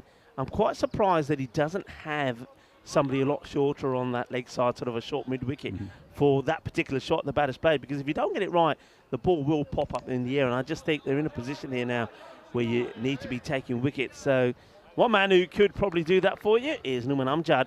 Talking about golden balls, I do remember that here last year we had 2 golden balls, and we saw the Paris Knight Riders and Paris Zalmi 144 to 144, and then we also saw Mitri take on the President's, no, it wasn't the President's team, I think it was the University side, 161 to 161, Paris University. So it's a ground that's known for its golden balls. Oh, that is an absolute sizzler. That is a sizzler. That one like a bullet off the middle of the bat. That is 4 runs. What a strike. Yeah, lovely shot. And, well, didn't get past about a metre off the ground. One bounce over the rope. And, well, Timur Khan, didn't see him yesterday. Just saw what he's about. And it's going to be just fumbled by the keeper. Kept a little bit low after he hit the pitch. No run. Yeah, that's what they need here at the moment, France. They need a few series of dot balls. They need a few things to go their way. Another wicket, just apply a little bit of pressure. You can see just 60 required or 46. They've got this rate at, well, just over run a ball at the moment. Well in control, Sweden. And it's another one that's hit pretty well out on the offside, but will be stopped as the sun comes out and caresses this beautiful cricket ground in Dreux in France. And it looks absolutely sensational when the sun's out. We haven't talked much about this ground. Is it the first time you're here? Yeah, first time. I really wanted to come last year with the French background and everything, and you and Vinny got the gig, which was kind of was good and bad. First time here in France, so I can't completely understand, but I was very glad when I got the nod for this tournament. And yeah, it's lovely. I mean, we drove up through the woods, through the haunted hospital, and yeah, as soon as I saw it, I was very impressed. And then everything about it has been lovely. The ground itself's in good conditions. A bit of a patch just behind square on the offside. Come back to it. Oh, it's a low full toss smashed over the boundary, and well, it's Ajay Mundra, who's class batsman. Didn't try to overhit it either, but timed it sweetly. Delightful shot, isn't it? A lot of batters would have tried to go across the line on this and hit it on the onside, maybe try and go over cow corner, but he just plays that beautifully. I love the way that he executed the shot and held the pose as well. And Amjad finding that these two batters, particularly Mundra, is loving the pace on the ball. They're making a change now to the field, so just keeping a 3 on the leg side and nobody on the leg side boundary would suggest that Amjad now is going to try and keep that ball outside the off. If he goes short or strays here, he'll be punished. Better delivery. Yeah, he comes back with the win. What I like about this ground, and I remember saying this last year, it was like some of the grounds that are played out in the UK when you're in the countryside, you drive through a sort of, you know, a country lane and you turn up at this ground surrounded by trees. It's quite beautiful. It's got a lovely sort of vibe to it. It's a good family atmosphere. And I know that we'll see that probably today being a Sunday. You know, a lot of locals turn up. They pitch up with their picnics, watch the cricket, you know, and have a proper cricket tea. Yes, that's going to be no run there. But to go with that, these woods, they are haunted because I remember seeing all of the signs. You'll probably see them all around the ground, sort of on the fences saying, you know, do not enter.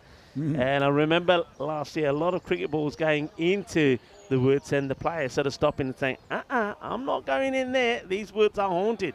There's one we came in that I noticed today. It's at private property. Do not enter on risk of death. With a little skull and crossbones. Okay, well that's straight to the point. But can you imagine that if you're the fielder, the ball's just there, and you say, no, I can't. I've read the sign. Yeah, the haunted woods. But yeah, it's a beautiful setting. And on a lovely day like we've started over here today, I know that the forecast a little bit later on suggesting that there might be the odd shower, but that's much later on in the afternoon. I think it was around 5, 6 o'clock-ish, and it's a little bit the same for tomorrow. But I think most of the time we're going to have some good weather. There it is, and if you think we're making this up, come on, translate that. So, propriété privée, accès interdit, danger de mort. I think we can all work out what that means. Well, let's just say we're not going to be going in there. It's a good start as they deploy Cameron Amundzai to try and slow things down here, because Sweden at the moment, they have got off to a flyer with, once again, Ajay Mundra doing all the hitting, and he's been joined out there by Timur Khan, who himself has smashed the ball to the boundary too. Yeah, they need to change things up a bit. And good delivery.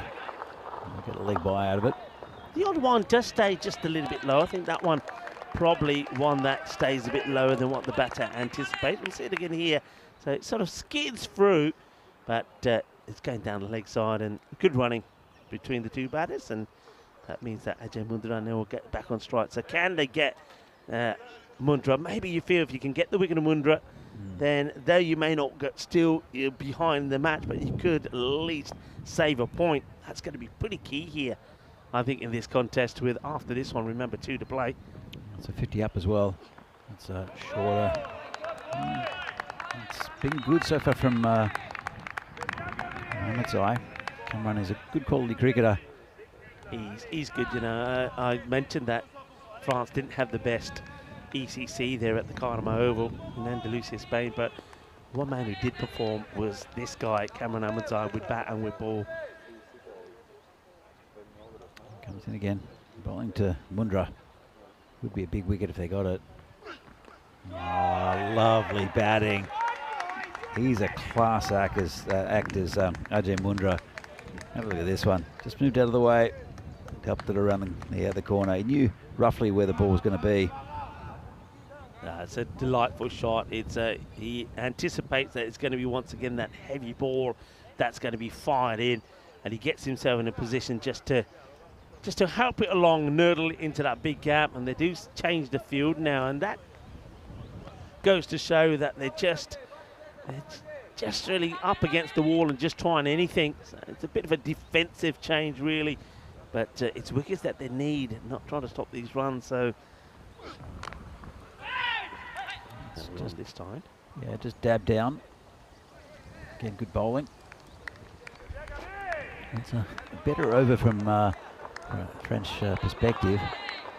Still, I think got away from him a little bit, especially with that first over. It's so difficult when you're defending a meager target and a fifth of the runs go in one over. It's yeah, not the greatest start, France. I'm sure they'll be back again next game. Still plenty of life in this one though. Again, good bowling there. Cameron saw him coming. Called a wide. Oh, well, hang on a minute. I want to see side on. I can see the batter looking at the umpire. I don't think this goes over. No, that's not a wide ball. I'd like to see that overturned. I mean, you could probably even argue it's not one for the over because he is ducking down into it. I don't like that call. Did it miss I don't think straight? You can see the batter is asking for it because of the height, and yeah, what are they doing here now? I think they're. I'm not sure if it missed the line. Well, I think they've actually. Let's have a look front on again. No, they've called over, so I feel that they've overturned that. Yeah, they have to. And that's the right call because in a match like this, you don't. I mean, an extra ball. If then the extra ball went to the boundary, but yeah, the umpires. I like that. Look, it wasn't the right call, and you can see Asif and Niaz then communicate with the third umpire, Tiff. The other thing is, I don't think the call came from the square leg umpire. I think it because he didn't signal the wide. It was the standing umpire that called the wide. We had the umpiring yesterday was very good. Thing is though, it is the first game of the day. Yeah, but the thing is though, it was incorrect, but they rectified it. I like that. Yeah. So they've worked well as a team. 54 for 1, and they will go back to Dawood Ahmadzai. Big over this, really. Good move. Worked away to the fielder. See what I mean? If you see what he's bowling, batters will naturally try and play on the leg side. And I just think they could just do with one fielder just inside that 30-yard circle on the leg side for the one that perhaps gets scooped up in the air. Comes again. And this is just past the fielder. That'll be 4. Nicely played there. Bit upish there for Mundra. Have a look at this. Just like the pick way that gap.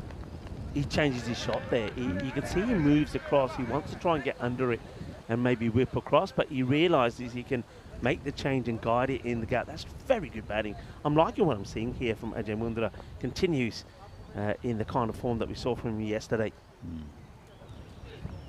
Oh, this is in the air. Keep it coming around. Will he get there? Doesn't. And they'll come back for 2. Run out, not out. Wow. Everything. He made good ground to get there, just couldn't quite sight it. Yeah, you feel that everything's just not going in there, going their way. Almost gets there, but he can't. And then I think even the throw, if it hits the stumps, probably could have been running out the batter. Samundra survives. Oh, that's a glorious shot. He just, off a leg spinner, has just punched that over the top of the infield. Look at that. That is class.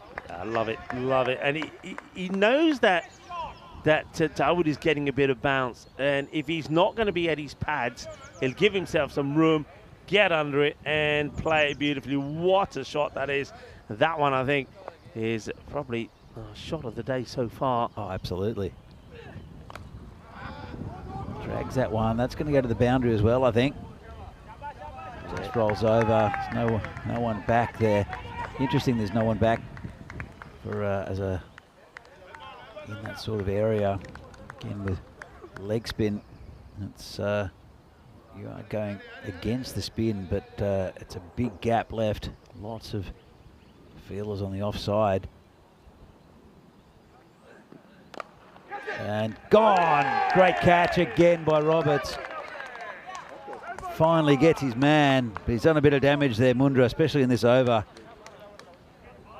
And good catch. In fact, I don't know if it is Roberts. Let's have another look.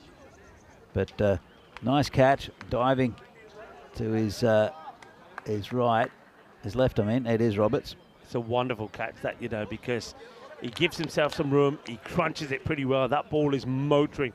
And Roberts anticipates, dives to his left and takes that wonderfully well outstretched. And it needed something special to take the wicket off Ajay Mundra the way he's batting. And Roberts pulls it off. It means that Sweden's still well in front, 71 off 2. And that wicket falls at the end of that over. So Dawood Amanzar does take 2 wickets. And he does go for 32. Quick look at our upcoming events. Of course, Bologna comes to an end today. And we've just got started here. Of course, tomorrow is the start of the European Cricket Series. And then, of course, we have the Malta Spring Series, Belgium a night series in a new ground. Czechia, a place that you know very well, coming up starting on the 2nd of May. And then, of course, at the same time as that, we've got the Jersey Liberation Series as well. Plenty of action coming up in the next few weeks. Some T20Is, the women's and men's, I think. Coming up in Czechia. I'll be in Jersey with Vinny, which should be good. Been to Guernsey, but not Jersey. So I'm looking forward to going to one of the Channel Islands. Yeah, the Liberation Series. I know. What's the Liberation Series?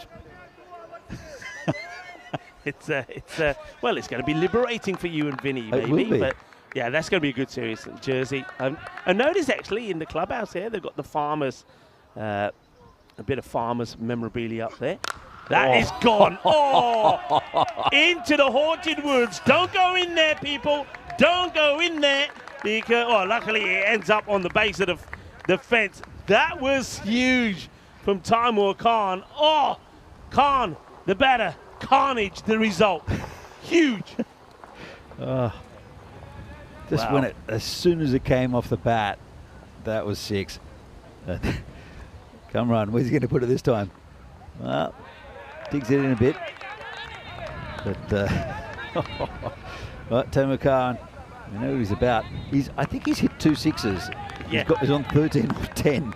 So it's either he smashes it or he misses it at this stage, Taimur. But I like when he smashes it. Oh, good delivery. That's cheeky. It's one for the over. Yeah, I think the batter's feeling that might be the second, but the very first one wasn't called by the umpires, and I don't think it was. It was around the shoulder, but this one clearly has gone. That's fine. Over the shoulder, and under the lid. So that's the one for the over. That was the batsman on the non-strikers in who was calling for the wide, which, that's a good ball. He's getting a bit of pace here, come run. Where's that come from? He's a bustly ball. When he runs it, it's like he's cradling a baby. Yeah. It's like he's rocking a baby, and then all of a sudden he sends that. And that one, again, it's fine. It's not over the shoulder. It's a roundabout shoulder. That's fine. It's the perfect delivery that batters find so difficult to get away. Here he comes, gives the baby a cradle and then lets it go, but this time not a short. There'll only be a single. So Herman Ahmadzai's bowled 2 excellent overs, hasn't he? Only went for 5 in his first. This one's at the moment looking pretty decent. In fact, that's the end of the over there as well. So he's gone for 7 here. Those 2 overs could be the difference between a point. So we're getting down to requiring 23 of this over for all 4 points. To be honest, again, it's a 7-game series, so these bonus points are not really that significant, because one of these teams, unless it rains, one of these teams is going to win this series by winning more games. Because we can't have a tie. Yeah. So, to be honest, it would be good, but there's no real logic for Sweden. I think it to only be going comes for into this. play if, let's say, for example, the forecast, which could, you know, the rain could come earlier, could come and spoil the 3rd match. We hope it doesn't. But if it did, the bonus point could be massive. That's true. That's the only way it comes into play. All right. This is Rahul Mangal. Let's see what he can do. It's a pretty good start. Past the cover fielder, just be a single. But where I think his bowlers, the pace bowlers, have been getting their success is bowling just short of a length. I think that'll work for this man as well. Saeed Ahmed, he did take them over the line with a fantastic innings yesterday. 6 off the last ball to win it for Sweden. I want to get him early. And Taimur Khan at the other end. He's 15 off 14. Here comes Ruler. And it's played uppishly on the... Oh, he's fallen over. Oh, it's 4 dear. runs. Slipped over on the boundary. That's Naman Amjad out there. Oh dear, oh dear. Well, you wouldn't expect this. I mean, it's not wet. It's a straightforward fielding job to do, but he puts his foot down there and look, he just goes. And whether he overruns it in the first place, then has to try and stop quickly, but down he goes, and that's a disappointment. That's 4 runs, which shouldn't have been. Gone. There he goes. And, well, he's complaining again, is Saeed Amjad. He doesn't think it that it carried. We'll have another look at it. I think umpires are getting a bit of a chat. Kanasane seems pretty convinced, but definite edge. It's a thick edge. Yeah, there's definitely a sound. The edge is this. It's a short ball, which is pretty wide as well, but gets the inside edge on it, and that, from that angle, looks like it's straight in. I don't know if we got any other angles of it, but it looks like it's gone in to the gloves. I don't know if we'll see much with this. Definite edge.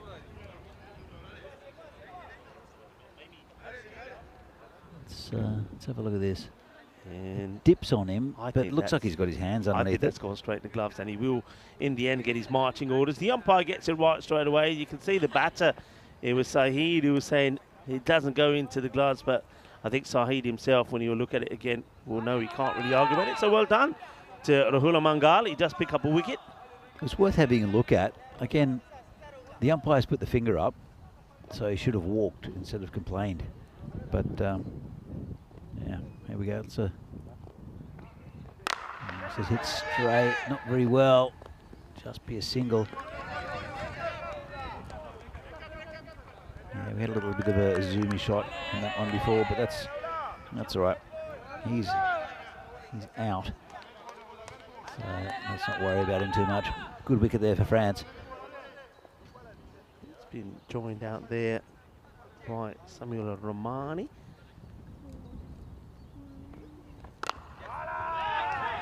Oh. Mangal, the bowler, furious at Dawood Ahmadzai there, who threw himself at this. It's good that he attacked it, but he kind of over-attacked it, and then at the last moment, he's looking at the batters, loses sight of the ball, and gets to go through for a single.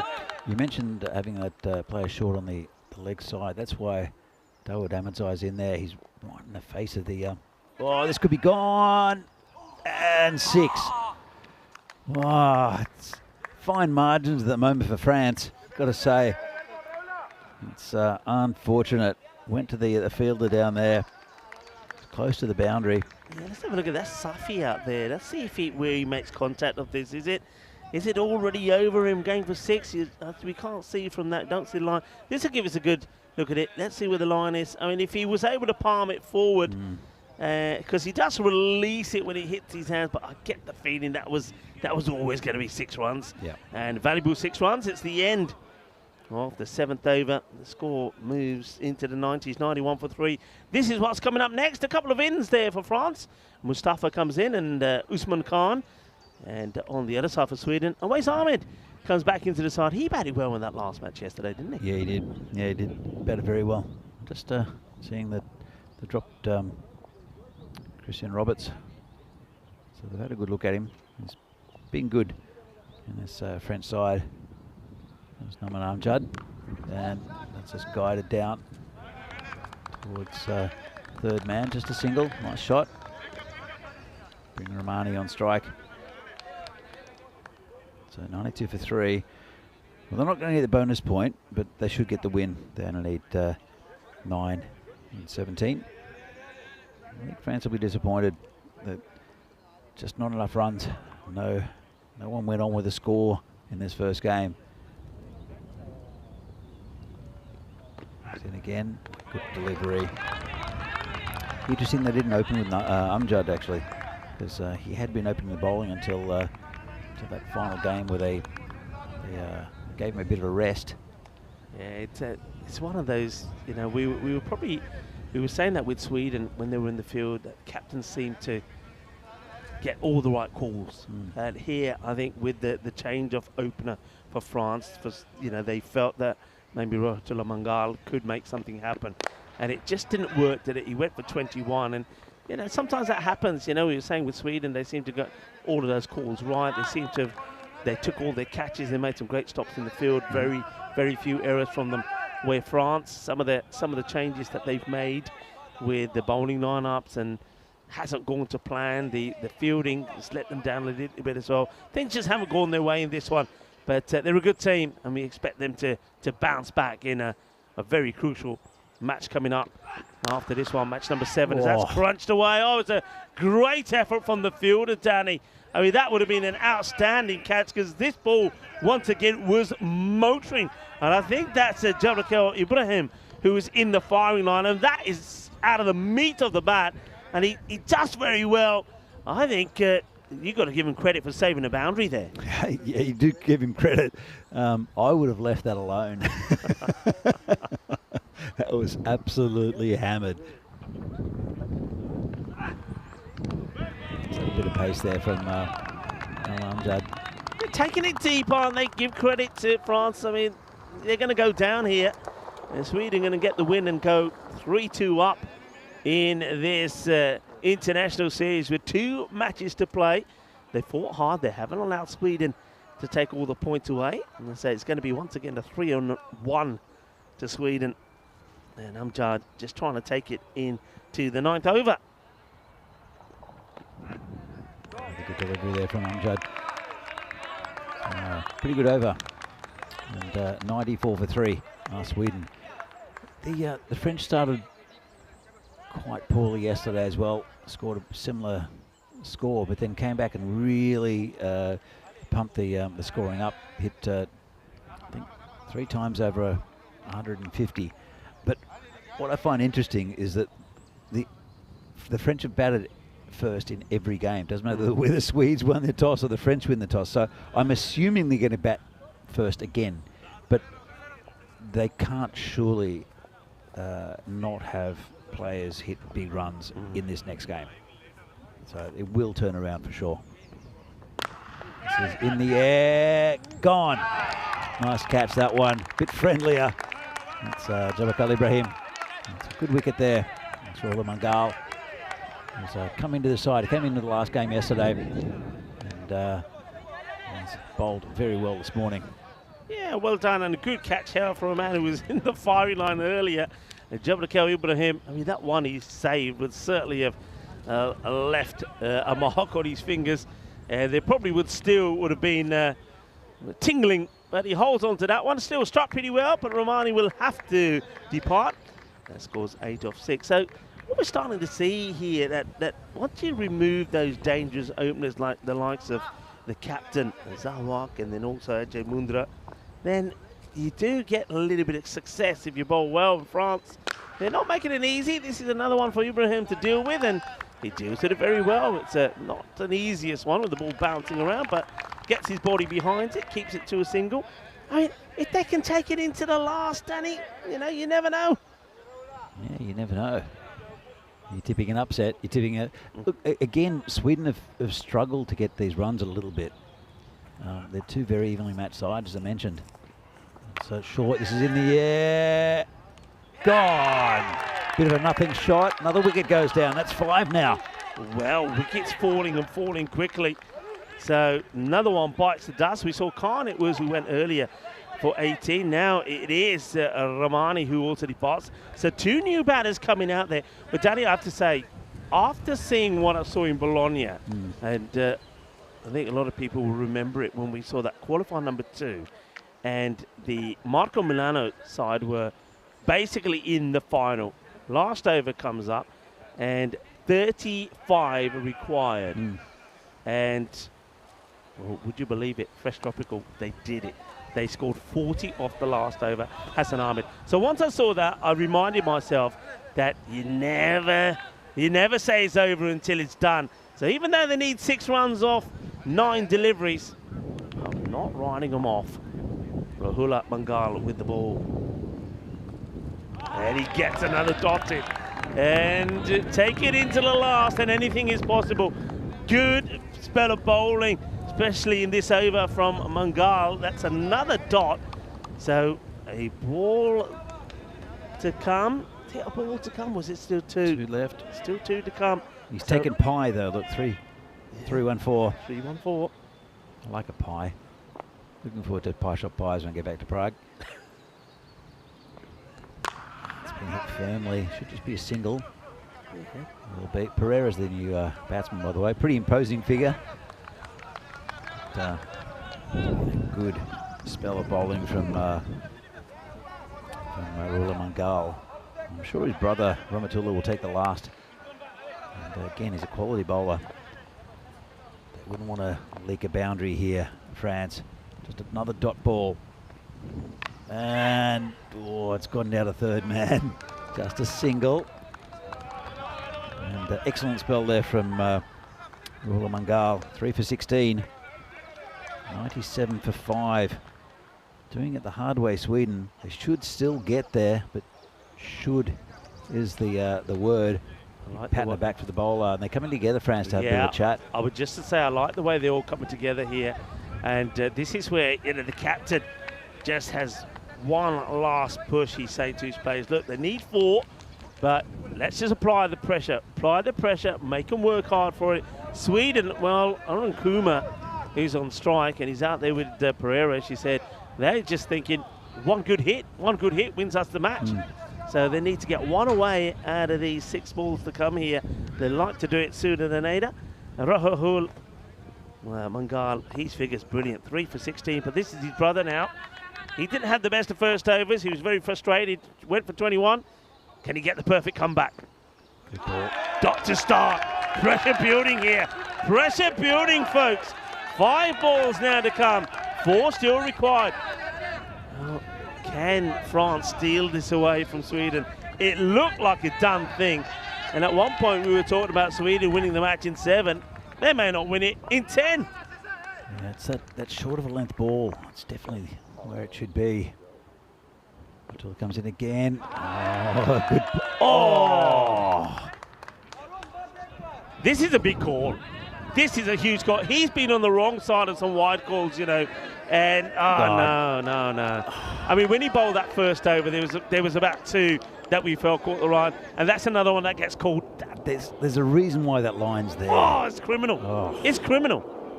And I think Rahul Mangal, change the call. Yeah, it's been, look, on a tight game like this, you've got to do this. I know some people will say, hey, umpire's called it. 3rd umpire overrules him. Dot ball, 2 dots.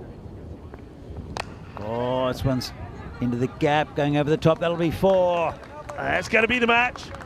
is going to be the match. So in the way, it gets settled with the boundary. They don't have anybody there in extra cover. They only needed one good shot, and Arun Kumar, after making his team sweat and seeing 2 dot balls go by, this time he gets enough bat on it. And when you've got the pace of Rahmatullah Mangal on it, if it hits the middle, it's going to go to the boundary, and it does. And it's going to be a win for Sweden, but they do it the hard way, Danny, with 3 balls to go. Yeah, look, it's very similar to the game yesterday, and very similar to all the games we've had between these two sides. They're so tight. They're so evenly matched that, well, now Sweden are slightly ahead. Let's see for the next game, Omar Mustafa and Usman Khan coming back into the side, and for France. So that'll be, well, Omar Mustafa hasn't had the best of tournaments yet. Let's see if he can get some runs replacing Christian Roberts. Let's wait and see. This is the way it started, Danny. Of course, we were worried a little bit about Mundra there, but fortunately, though it looked pretty serious there, he managed to get up and get moving around again. Just as well, though, because we know that he's a very important player for Sweden, and he played some beautiful shots. Yeah, he did. It was match-winning innings in a way, but it was, I think, that first over from Rahmatullah Mangal just let the pressure off Sweden, and they could not quite coast, but they ended up actually a couple of good catches there from Roberts, by the way. Just thought I might mention that, and that's a skipper missing out again. But the pressure was off a little bit after that 20th of first over. Did it the hard way though, Sweden, and France did come back. And the next game should be an absolute perler. That's the second catch by Roberts. He's good in that position. But Sweden, let's see, one I think from Timur Khan, but an interesting innings. Yeah, Syed Ahmed, bit of a complaint. Didn't think the ball had carried. That was the drop catch out there. Ibrahim had a much friendlier one a little bit later, but France came back in part. Some of their other bowlers, I think, helped a lot. Rahmatullah Mangal and also Kamran Ahmadzai, both very good spells in the context of this game, whereas Rahmatullah Mangal, I think one of their top line bowlers, struggled a little bit. But Sweden over the line. We'll have a look at the scorecard in just a moment. I think there's only one batsman who really got runs in this whole game, and that was Jay Mundra. So you see the facilities overhead. Very nice ground here in northern France. So the only player in the match to get past 20 is Ajay Mundra with 38 off 16. Match-winning innings in a sense. 16 for Zuwak and Timur Khan, runnable 18. Quite a few extras there as well.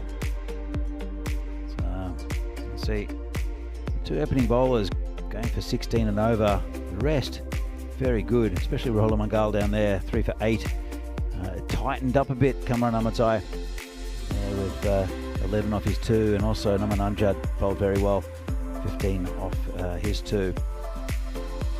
So good win there for Sweden. First up, got there with well, it's a 5-wicket victory, but only 3 balls remaining, and it's first blood to Sweden in this first game of the day here on Sunday, 5th game of this European Cricket International Series between France and Sweden. And we're back in a few minutes' time for the next game, game number 6.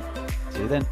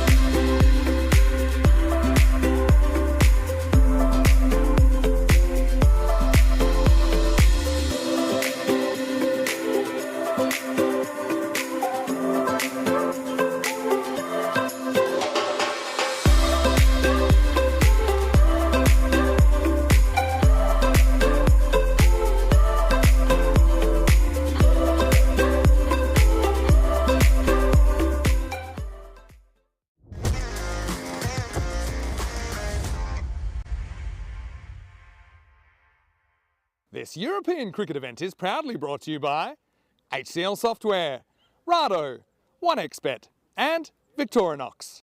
Welcome back, viewers, to match number 6, and what a crunch match this is, with the result going the way that it did in the last, with Sweden getting a win. That means that the home side, France, they've got to win this match, and then that takes us to a decider a little bit later on. So without any further ado, let's join Stefan Gooch for the all-important coin toss. France to call. Heads is called. It is heads. Good luck. Have a good game. All the best. France have won the toss. They're bowling. So France are needing to change something, and they will change something. They will win the toss and they will field first. So we're going to see Sweden with the bat. Ajay Mundra has been absolutely brilliant. Watch him again probably score big runs. And also, I think, is an opportunity for somebody like Saeed Ahmed to come back strong. He was batting very well yesterday, though, in that last match. It didn't quite go well for him. And a big in for them. I like the look of this guy yesterday. Awais Ahmad comes into the side. He scored a fine 70 in match number 4 yesterday. With France, I think there's a big new addition for them as well. Usman Khan comes into the side. This guy, good with the bat, but I love his variations with the ball. Numan Amjad bowled well in the last match, and so did Rahula Mangal, but the batting needs to click. I think the captain, Kanasane, needs to score big runs, and he'll be hoping that maybe once again that Cameron Amazai can be brutal and go out there and score big runs. Very good contest coming up here. A must-win match for France. Let's go straight over to Danny Hudacek that will tell you a little bit more about the two squads. Daddy, the news from the middle this time round. France winning the toss, and they will have a bowl first. Well, thank you, Rico. And the Groundhog Day curse has been lifted after 5 games of France batting first. They won the toss. Kanasane decided to change things up, as Rico said. Oh, that's a very good move. Let's see how the Swedes go with the bat first up. See the two squads here. As Rico said, Awais Ahmad is going to strengthen that the batting lineup for Sweden. Mohamed Mustafa, well, he missed out twice. He played the first 2 games yesterday, but missed out. Hopefully he'll get some runs. He's a good player at the top of the innings for France. We'll see him in the second innings. Usman Khan, he's good with the bat, but with the ball, it is that slower ball that really works for him. Bowls it consistently well. So 50-50, that's how these teams line up. It's a very, very even contest, as it has been all weekend. It's been just some good cricket, good games, and high quality from 2 good sides. Of course, France are slightly higher in the T20 rankings, T20I rankings, but really not much between these two. The level of cricket in Europe has just accelerated over the last couple of years. The quality of it, the tactics of T10 as well. It's something which has evolved rapidly, and both within the men's game and the women's game. The women's game is we're seeing it just get better and better as the depth of cricketers get stronger. France had, I was speaking to them yesterday, got 19 players to choose from, and they've pretty much settled on their best side. It'll be Jabakal Ibrahim, will be 12th man for them, and Christian Roberts. I think they've seen enough of him. They tell that he's going to be good at the top of the innings for France. Also a good fielder, took 2 excellent catches in the previous game. Interesting move. So Rahmatullah Mangal will open the bowling. It was Numan Amjad that it started off yesterday. The clouds are coming in a bit. It's a bit overcast. And Rahmatullah should get a bit of swing. Gets a natural outswing at good pace. But from what we've seen this weekend, with faster seam bowlers just digging in slightly short, just short of a length, getting the ball to rise has been the ball that's difficult for. Oh, hold on, the umpire's still got his arm out, just waiting. Not sure if it's a time thing. Might just be waiting for that clock to tick over Ramatula really wants to go. Okay, we're off. Match 6. Sweden with their noses ahead in this tournament. And good start, lovely ball there. Zuak, the captain, is the batsman. I think he's captained this side very, very well. He's started off the innings pretty well as well, just never got on with the score. But his batting partner, Jay Mundra, has been very good with the bat, classy batsman. Ramatula again. Oh, another good ball. And oh, that's gone, I think. I think he's gone for a diamond. Well, they ran it through, bit of fancy footwork. The footballing skills of Ramatula Mangal come into play, and the French are happy, and that could be a huge wicket first up for France. Let's have a look. Gets an inside edge, he's off straight away, and it wasn't Ramatula, it was Kasane. And he's gone for a diamond.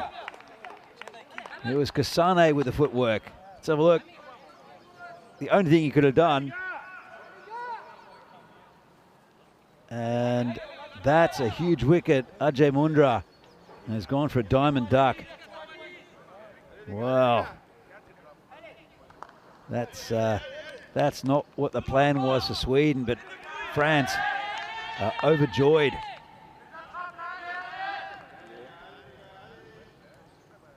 Yeah, it was Mundra's call. It was a good call, to be honest. Need to run for pretty much everything. Anyway, new batsman in. It's Ois Ahmad. Oh, big swing and a miss. Called wide. Let's have another look at this one. Ramatula's not happy. They've been super tight with his wide calls. And again, that's inside the line. It's frustrating that Ramatula can't believe it. They've overturned it. Good. I think the tournament referee has taken action because there's just been consistently calling that a wide. All right, finally runs off the bat.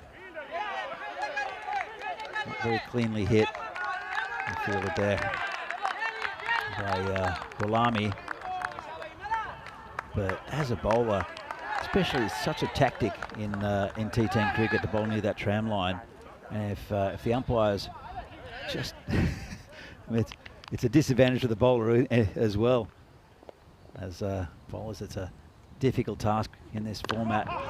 It's nicely dabbed down, straight the stumps, well backed up. They're right up for this, France. Yeah, I was saying that bowling near that tram line is such a tactic in this format, and there's not much in it for the bowlers at all, considering the runs scored so freely and the big hitting. Fantastic over here from Mangal so far. Comes in again, and that's straight to Dawood Ahmed's eye. It's in that short cover position. He's looking for a new bat. It's the batsman. Great over there for Mangal. Yeah, just saying with Dawood Ahmed's eye in that short position. It's really attacking and defending. As we see here, this is the European Cricket Series for men. Group A, the ECS, starting tomorrow. We've got 6 teams in each division, or each group I should say, Group A and Group B. We're going to see Group A action tomorrow. The finals day is on Sunday. Looking forward to it. All the best teams in France participating in that. And right down the bottom you see Dreux, previous ECC winners. So, it is Noman Amjad. Take up the ball, and this one's lifted over the top. Nice shot, 6 runs. That's Zuak. Gave him a little bit too much width there. Bit short, but just too wide. And easy for Zuak.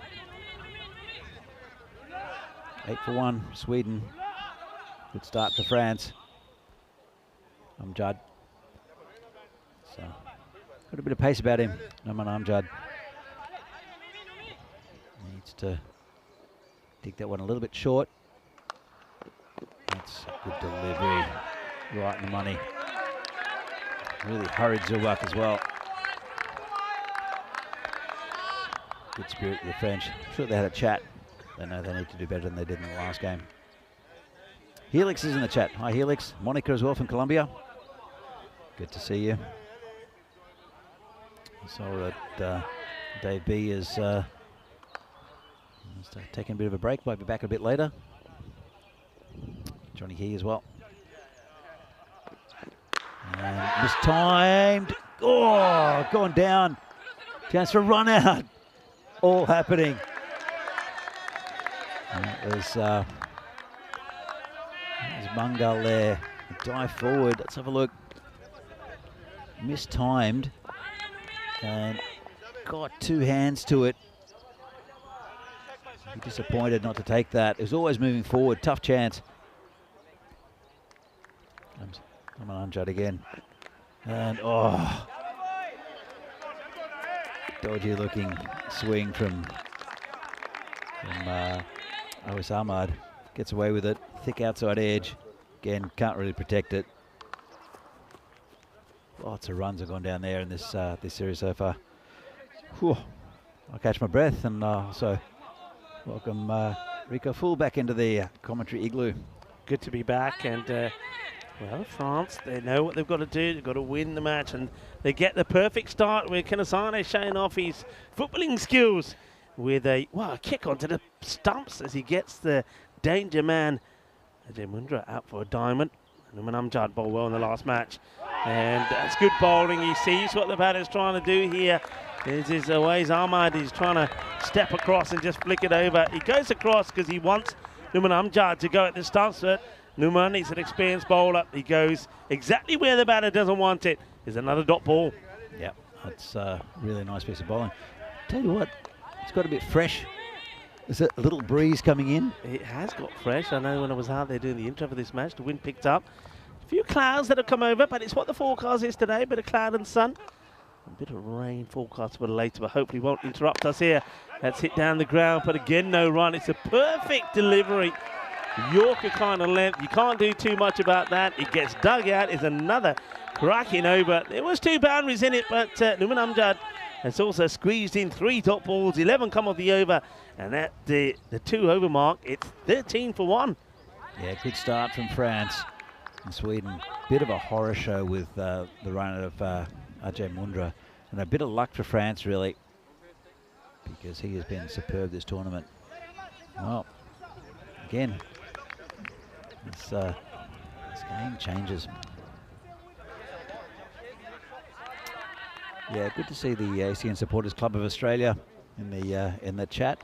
I'm a regular visitor now to Victoria because all my whole family's moved down there. So I know you're based in Melbourne. So if you want to catch up in Melbourne when I'm down there for Christmas, that'd be great. We'll talk later. Well done, fielder comes across. Yes. I'm liking this move as well. Ramatullah Mangal, he bowls such a good first over that I think is the right thing to do for Kanasane, the captain, to say, you know what, come back again. If you can get, I think they're feeling now that if they can get the first 3 or 4 back in the shed, then they should be able to control things kind of like they did in that last match. That's one though, it's going to go all the way. It's just going to be to the right of the igloo. It's a repeat to the shot before, but this time it's better timed. And Awais Ahmad gets a boundary here. And I wonder if they think about maybe just changing that field. They'd like to maybe, or the bowler would love to have one straight down the ground, that long off position. But at the moment, I think the captain's saying no. Yeah, a little bit too straight. Get back outside the off. Comes Mangal again. And it's a similar area. And, well, that's 3 hits that have been in that part of the ground, in that straight, long on area. One didn't quite go to the boundary. This one almost takes out Imal Zouak on the way through. And Imal said, "Meri kate marna, je marni hai na, hona nu maro, minu na maro." 4 runs, and still no change in that field, Danny. It's what was that sign? Danger de mort, risk of death. Now up in the air. This one was going to probably bounce and beat Cameron Ahmadzai, who's changing it desperately. He's just gone too full, hasn't he? If you look at his first over, maybe he's afraid he's going to keep getting called wide. So he doesn't go wide this time. He doesn't get the movement. He's trying to attack the stumps with a heavy ball. But the batter, Wais Ahmed, is liking this and just pumping him down the ground. And it looks like we will eventually see a change in the field. Long on it goes back. That means that nobody else, apart from third man on the boundary. So that's well bowled. Goes for the York left. And, well, could be another run out. Won't be. As it's been this time round. The two batters were on the same way. That's a good early call by Imal Zawak and says, come on, Aja, Dalo, let's go. And the batter responds pretty well. Throw goes to the right end, but he makes himself home. Whoa. Does he? You can see there he was ball watching, and in fact he doesn't. He's turning around to see where the ball is rather than concentrating getting home. And if that had hit the stumps, I think that would have been another run out. I think you're right. This is probably gets a bit of the bat. Let's see what the umpire feels here. It's a great bit of fielding out there on the boundary. They will come back for two, and yeah, it is off the bat. Otherwise, I think it could have been a decent shout. It gets the inside of the bat onto the pad, and it's going to be 2 runs. Good stop on the boundary. Good bit of cricket all round. It's good delivery. The batters run well. They double up. It takes us to the end of the 3 overs. Power play complete, and Sweden ticking along at 29 for 1. Yeah, it's a bit of a good comeback there from Sweden. Bit of a scrappy over there from Mungal, you got to say, because there we go, 16 off it, but it was just pitching it up, which is not what the success, like what it's been, the tactic from these faster bowlers. They're pitching it up, they're just hitting through the line, especially with the power play still in, and now it's relieved the pressure a little bit here for Sweden. It's Dawood Ahmadzai who'll be bowling that, and bowling with field restrictions lifted. Yeah, Dawood coming on to bowl. Still no short mid-wicket. 3 on the boundary on the leg side. And that's just going to get over the outstretched hand of the fielder. That was Umar Mustafa who comes in for this match. And a little bit of good fortune here, actually, because this slices off the bottom of the bat. Just gets over Mustafa. And on this outfield, when it gets past you, it's not going to be caught up. And that one races along like the Microlino for 4 runs. He does go for runs, but he has the knack of picking up wickets. He does. He's a very attacking bowler. Oh, adios, Pelota. Well, we have a few spectators coming into the ground, and I'm glad that they don't try and go. Well, there he is. There's Waleed, who, of course, everybody knows him. I wonder if he's got his shoe phone with him. And he's out there watching. That one flies over him. 6 runs. That was a brutal hit from Wais. That was huge. So, get out of the way. I like that. I said, hey, it's my camera time, Pari Hoja. It's my time to be on the camera. Well, there's the camera person. There's Camera Wali. Done. All right. Well, there's going to be another one that gets blasted out of here. Balle, Kinna Sona, Shaka, Lagya, Wais Ahmed. Just as he did yesterday, comes into the side and a little bit elevated up the order this time. And you can see why. That is a biggie this time. All right, the ECN photographer. I reckon she's got a couple of good shots of that. It was a fantastic start for France. First 2 overs are great. And it's starting to become a bit of a horror show here. 3 balls gone, 16 off the over so far for Dawood. See if he can come back with a wicket. Whoa. Knew that one was coming then. He knew he had to go a little bit quicker and flatter outside the off. And the batter probably should have preempted that. Goes for the same kind of shot. Gets a dot ball in here, Ahmadzai. So difficult for bowlers. So comes in again. Again, good bowling. He's just pushed those through a little bit quicker. Don't like, yeah, go on. I was just going to say, don't like that from the batters when they're asking for wides there. I hate that. Yeah. I saw Saeed Ahmed do that in the last game. And gets hold of this one. It's the third big Maximo from him. Well, he ends the over, and it's a magical one. It will go for 22, 2 sixes, then a couple of dots in there. But once he gets close to him again, he mullers it to the boundary, and Awais Ahmed has moved to 40 of just 16. And that also brings up the 50 for Sweden. So after a good start from France, it sort of changes for the better for Sweden after that one. 51 for 1 after 4. It's so difficult for bowlers because the natural temptation for a bowler is to attack the stumps. The problem is, in this format, with batsmen like this, is that you get it anywhere that's near the stump, it's their hitting zone. So you're tempted to go outside off, you don't know what to do. It's such a, it's something which I'm sure will start to even up eventually, maybe, if bowlers can work out how to bowl to these. I mean, it's a monster hitting there from Awais Ahmed. Massive 6 in any ground around the world. It's a good guy to call upon, though. Rahul Mangalu bowled beautifully well in the last match.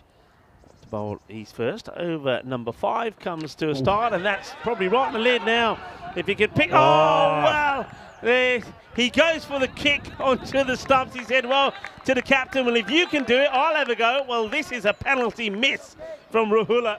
Kanasane saying, yeah, but I know how to play football, you don't. I think this is a big opportunity missed. Danny, what do you think? I think you're right. And, he might have been back. Still should have done better putting that one away. Definitely not a striker. And I don't know, actually. It would have been close. Yeah. I thought for a moment that it was the striker that was going to struggle to get back to the other end. But, of course, a lot easier to go the end that you're running to. Anyway, they do change over. Awais Ahmed gets on strike and hits it well. Fielder's got work to do, and Kamran Ahmadzai deals with it well. Interesting that they're holding Kamran Ahmadzai back as well. I mean, I suppose they've gone with Rahul Mangal because he did bowl very well in the last match. Kamran Ahmadzai, he's also a force to be reckoned with. Yeah, he bowled really well in the last game as well. Just, I mean, Dawood is such a good bowler. But, cracking shot, 4 runs. But you've got to give him he's more a frontline bowler than maybe Kamran. So you'd have to give him priority, and then it didn't work. So I'm sure that you'll see Kamran come on next. That's a delightful shot, by the way. Beautifully played, creams it through the covers all the way to the boundary. Got plenty of bodies in that area, have France. Maybe after this ball we can have a look at the field and where those fielders are. They're sticking with just the 3 men on the leg side, 2 of those on the boundary, mid-wicket and long on. And slightly slower delivery, which the wicket-keeper should have probably done better. The batters will get a bye, and that rotates the strike. That means that Awais Ahmed, who's seen the ball beautifully and crunching it beautifully, goes back on strike. So that's a bit of disappointment there. Kanasane really needed to stop that one. Yeah, got a bit of a dodgy bounce, I think, and a slow ball. That's that fielder talking about. So you got the long off there. Then look at those 4 men there. It's got 3 in a low with 1 just behind him. 3rd is back. So you can see why Rahul Mangal has to be getting this ball to be, and that's about perfect. It's a good delivery, good heavy length, good bounce just under the shoulder. And you're not going to be carding those to the boundary on the leg side. You've got to be looking to play offside, and that's why that field has been set as this. So good delivery from Rahul Mangal. Yeah, very good. See the 2 batters just having a chat there. I think Zuwak is probably saying to Ahmed, don't get too carried away trying to hit on the leg side. You know you can also play those offside shots. Comes Rahul there again. Crunched, absolutely crunched. And I think this is going to go beyond us and over to the other side of the ground. That has been hit sweet out of the middle of that bat. Sweeter than a bowler. Rasmalai says good hitters.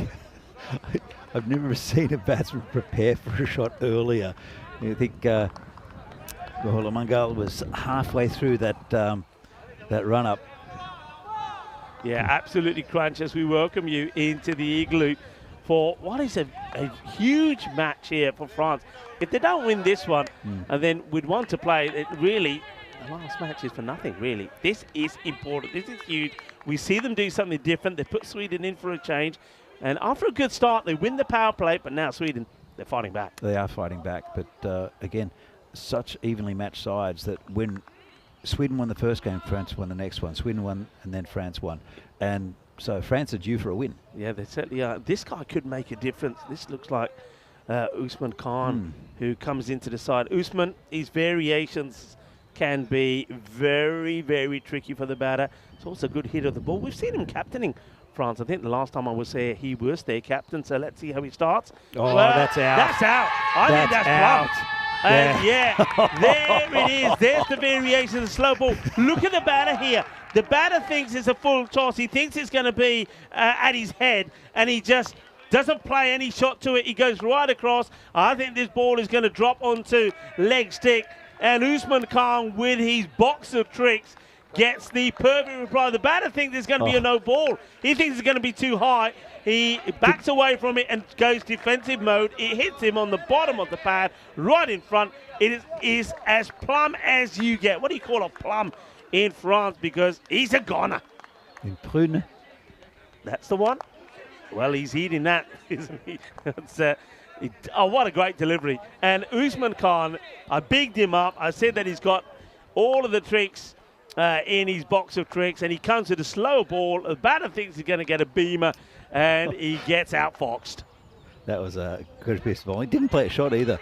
And it's, again, Zuluak doesn't get on with the scoring. He always gets a bit of a start, but really didn't get there. And Usman, that slower ball.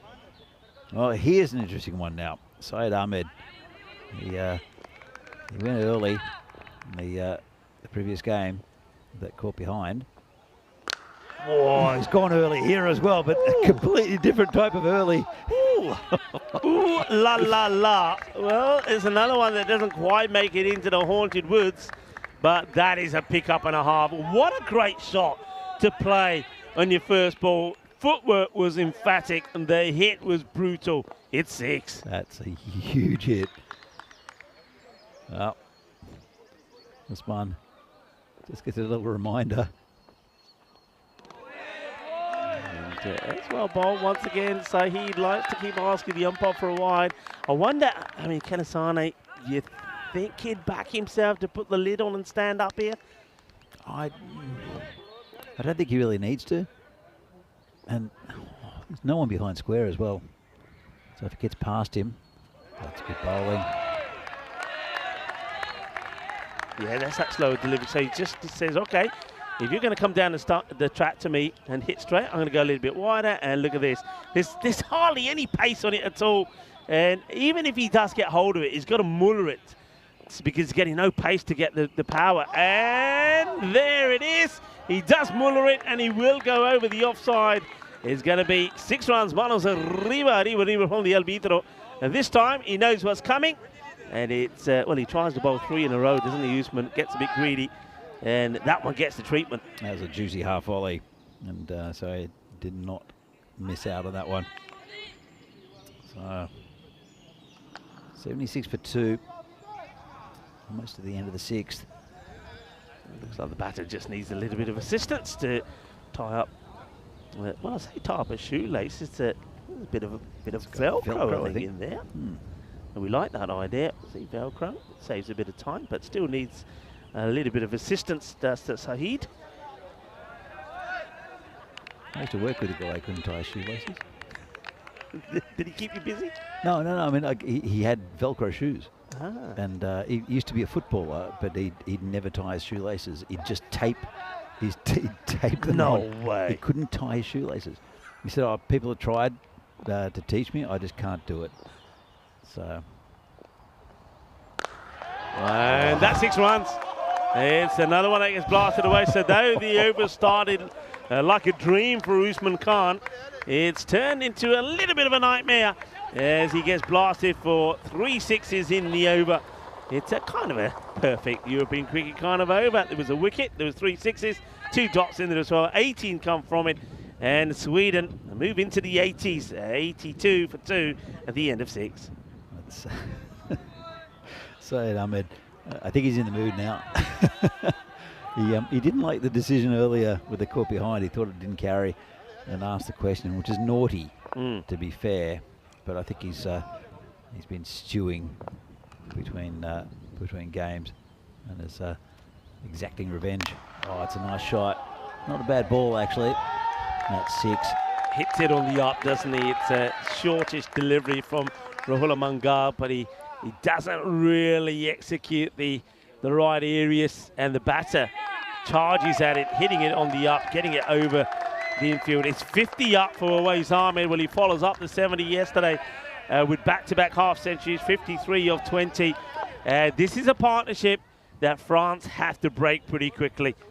Wicketkeeper Kanasani making a change. Third comes up, and a sweeper gets put back in the extra cover area.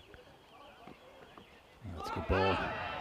Just Felix in the chat, not buying the haunted wood stuff. Well, as we come in, the turn we take to get onto the ground, there's an abandoned hospital. Yeah. And it's sort of a convalescence. What do you call them? Convalescence. A rest type home. Yeah. That's called a wide, and for women and young girls. It says on the screen. Let's have a look. Good call. Yeah. And it's creepy looking. You'll see when you see the overhead shot, you can actually see the forest, and then you can see the remains of this hospital that's still sort of intact. One's windows, a bit of graffiti. So haunted. I don't know. I don't. Oh, this is in the air. Good luck. That's a long way up. Oh, outstanding. Absolutely unbelievable. Unbelievable catch from Rahul Mangal off his own bowling. And I think he ends up, because this ball has moved so much in the air, he ends up taking it one-handed. It's a jalebi delight. That one will be on the highlights. Well, this could be your HCL software play of the day. What an outstanding catch this is. Unbelievable grab. He waited so long for it. And these are always hard. And he did take it one-handed. Yeah, very, very good catch there from a good cricketer. Excellent caught on bowl. I mean, look, Japia all around for the batter because he does his job, gets a half century away, but he gets out to a very good catch, goes a long way up in the air, and we've already said the wind has picked up, and you can see that ball does change its direction, but Rahul Mangal of his own bowling grabs an absolute stunner.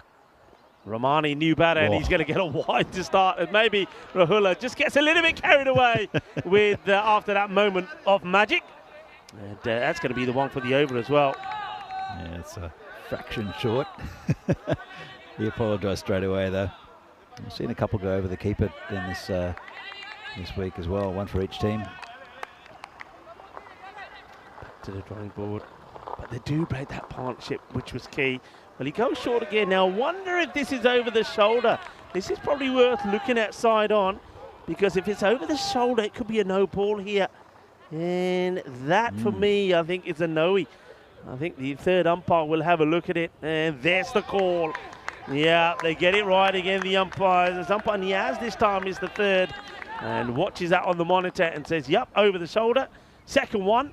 And a no ball to come. So the license to go the full Monty, Romani to get off the mark. And he will hit this pretty well. And it may go all the way too. No, just bounces before the rope. Cuatro carreras as the sun once again starts to shine. And Sweden really coming back in this match with a bang, and maybe now perhaps looking to get that 140-150 score. 142 expected at the moment. Yeah, absolutely. Look, still quite a bit of bowling to come for the French as well. And that's a good ball, nice slow ball there. Oh, caught it wide. Well, let's have a look at this one again. We've there's been a few that have been overturned today, and that one is, I suppose, 50-50. It hit 50, the line. 50. I'd still believe he catches the line on it, but I agree with you. But that's especially with the slight angle with the umpire, I don't think it's a terrible call. Some of the other ones have been well inside, though. Yeah. So I'm glad they're starting to be overturned, and the third umpire can have a good look at those.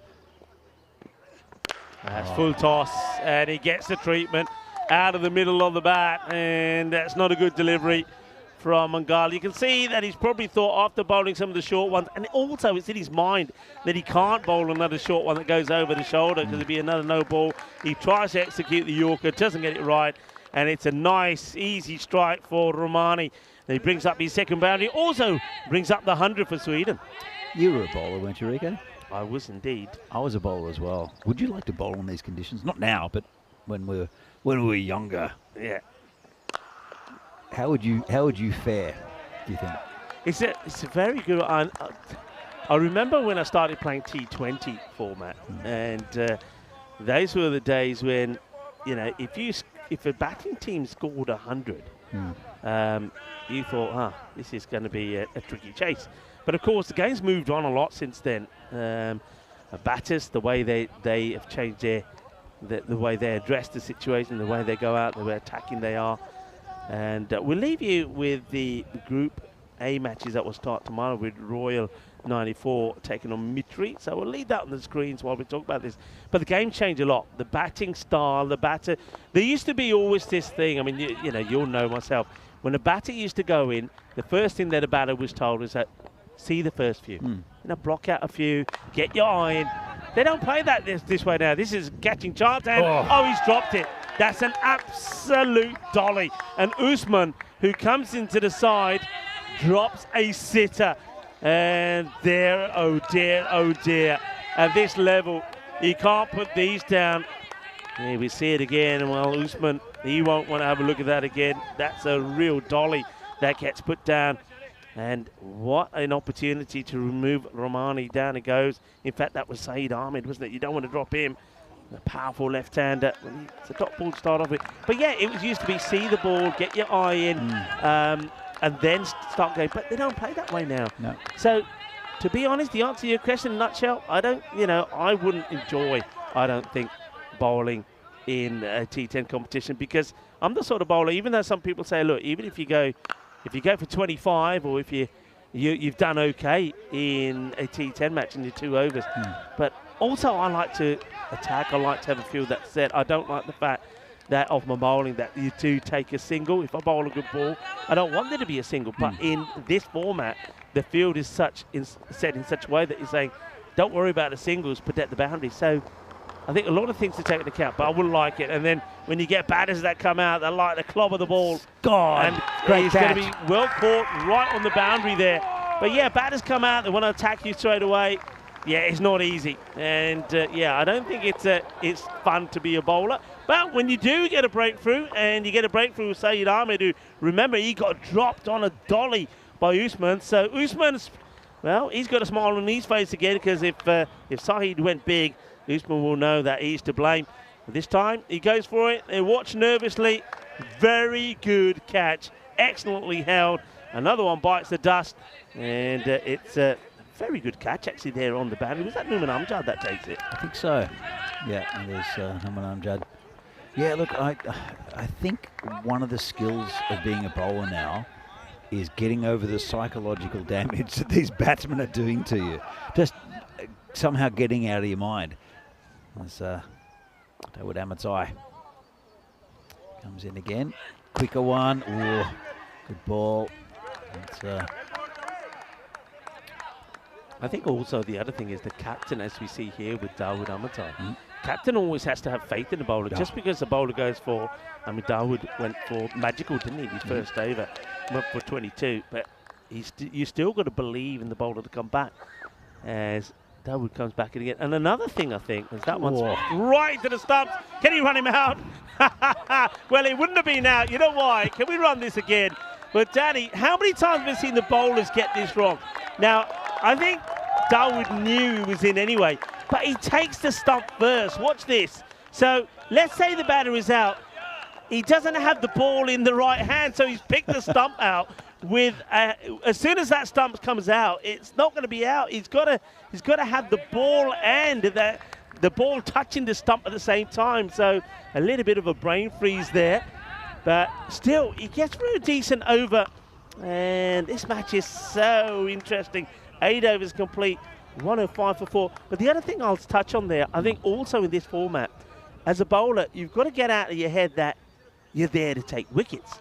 I think you're now there to just bowl a very good economy spell, because wickets are not everything. It's all about economy. Sometimes you get greedy and go for wickets, go at the stumps, and as we've seen, the batters then have a field day. So I think it's changed a lot, and you've got to have variations. Yeah. If you don't have those variations, the slow ball, slightly quicker one, then you're sort of going to be into a hiding for nothing.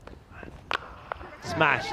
Fielder comes across, holds on to a catch low down, and France, the same way that they did in the last, once they get those key wickets, they apply the pressure, and Sweden in danger here now. One moment we were talking about them getting to that 140, maybe even pushing on to the 150. Wicket starting to fall. That's the 5th that goes down, and Khalid Zahid will go for just the 1. And France now starting to take control here. Be interesting to see what the win predictor is saying on this one. I would say it has France in front. I think you're right, to be honest. I mean, they got a great start, but then it was a good partnership between Zuak and it was also Awais Ahmed who had that 50.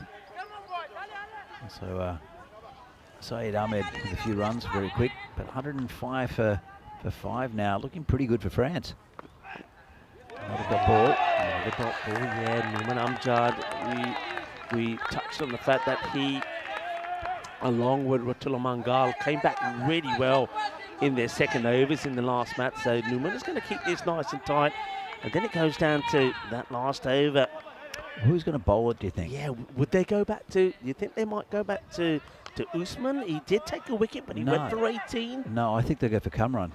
Yeah. I think he bowled very well in the last game. Hasn't bowled yet, though, has he? Nope.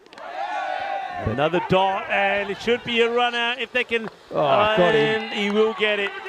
Well, Mr. Universe was there for a little flick back to him, but Nouman Amjad says, no way, I'm just going to knock him over. And that is going to be the end of, swing and miss, and Gilani is going to be gone here. I think he's sort of saying, hey, yaar, tu mere more khare ho gaya, but I don't think he had to be there to get the ball, so I think the batter just had to take a different route. I don't know what he's complaining about. He's the one who ran into him. The ball was there. It's going to be a 2-ball dart for Gilani. We'll see more from him with the ball for sure when he tries to round those Yorkers in, but for now, he's going to get that international duck. A Derek for him, Nouman Amjad. Eyes up another, but Romani does steal the strike. Oh, that's a wide. Bit of a wild one.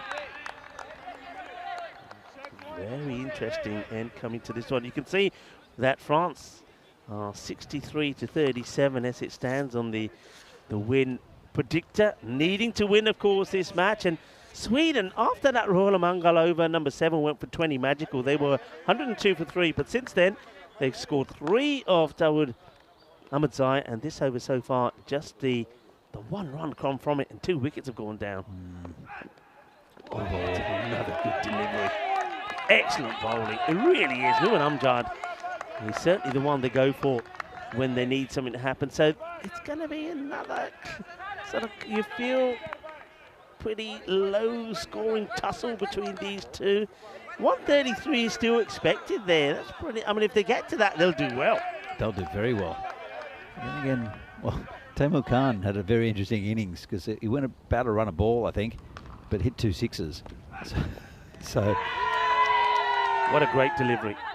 They're asking, I don't think, there's no edge on this. I think you just accept the fact that you get a dot ball in here. The batter does go across, but Nouman still gets it right on the money. That is a great delivery, it really is. Yeah, very difficult to get that away.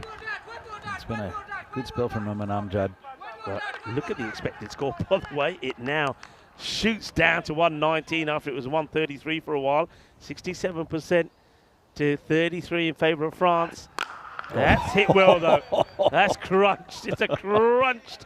It's a similar sort of delivery. It's the same movement from Romani, but this time Nouman Amjad, rather than go for the Yorker length delivery, goes a little bit short. Romani is waiting for it, and he drills it to the boundary.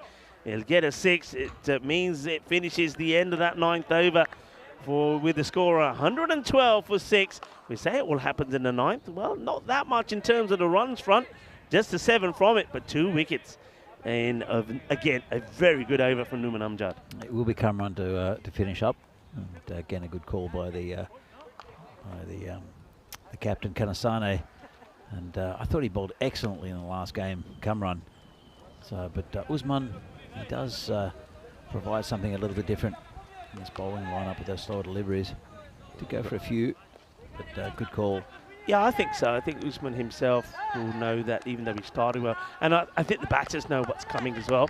So this is going to be very much Cameron Ahmadzai trying to get that heavy length, shortish kind of delivery around about chest high outside the off.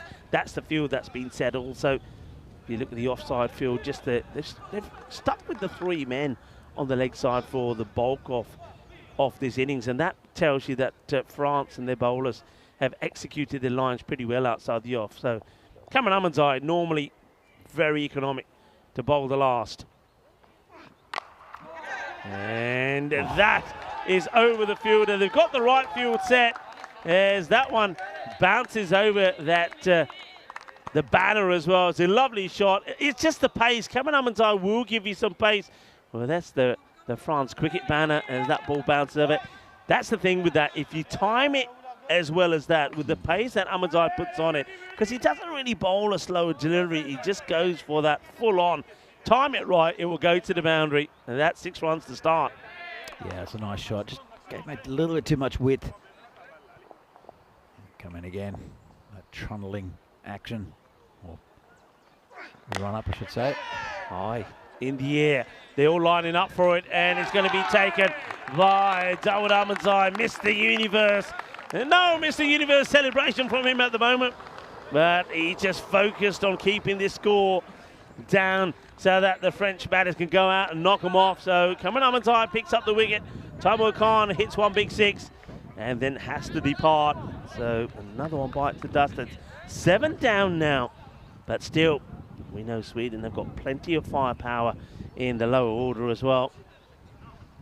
So well judged catch that by Dawood.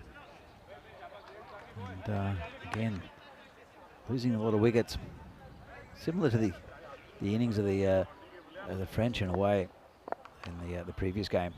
Just lost 7 down now. Well, it's going to be wide, and could be a run out, you know. And he's gone. Oh, is he gone? The wide signal. It's going to be close. I think he's gone. I think he's gone. They're not too excited about it. The middle stump gets smashed out of the ground. So he has to take it on the bounce. Here's the throw. He's gone.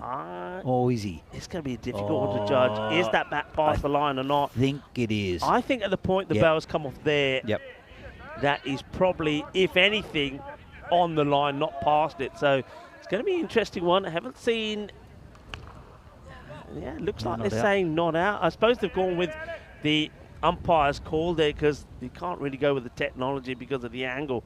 So umpire decides not out. Because enough evidence that he had his bat behind the over the line anyway. So I think it's a good call from the umpire. Dot ball, 120 on the board. Expected 125, but can they get a couple of boundaries away here towards the end and finish on a 130 score? Rahmani on strike. He's the batter that you want to be striking at the moment. Shot. What a good shot. He loves this shot, doesn't he? He literally puts himself in the firing line, and Cameron Ahmadzai is not slow. And when he puts the ball in the right areas, it's going to take a top shot to get it away. And that's at quite an awkward height, but still negotiated beautifully by Samuel Rahmani. So another boundary, and they are closing on to that 130. 126 for 7. A couple of balls still to come. It's going to be another teaser for the man at third, and well, he elects to save the boundary.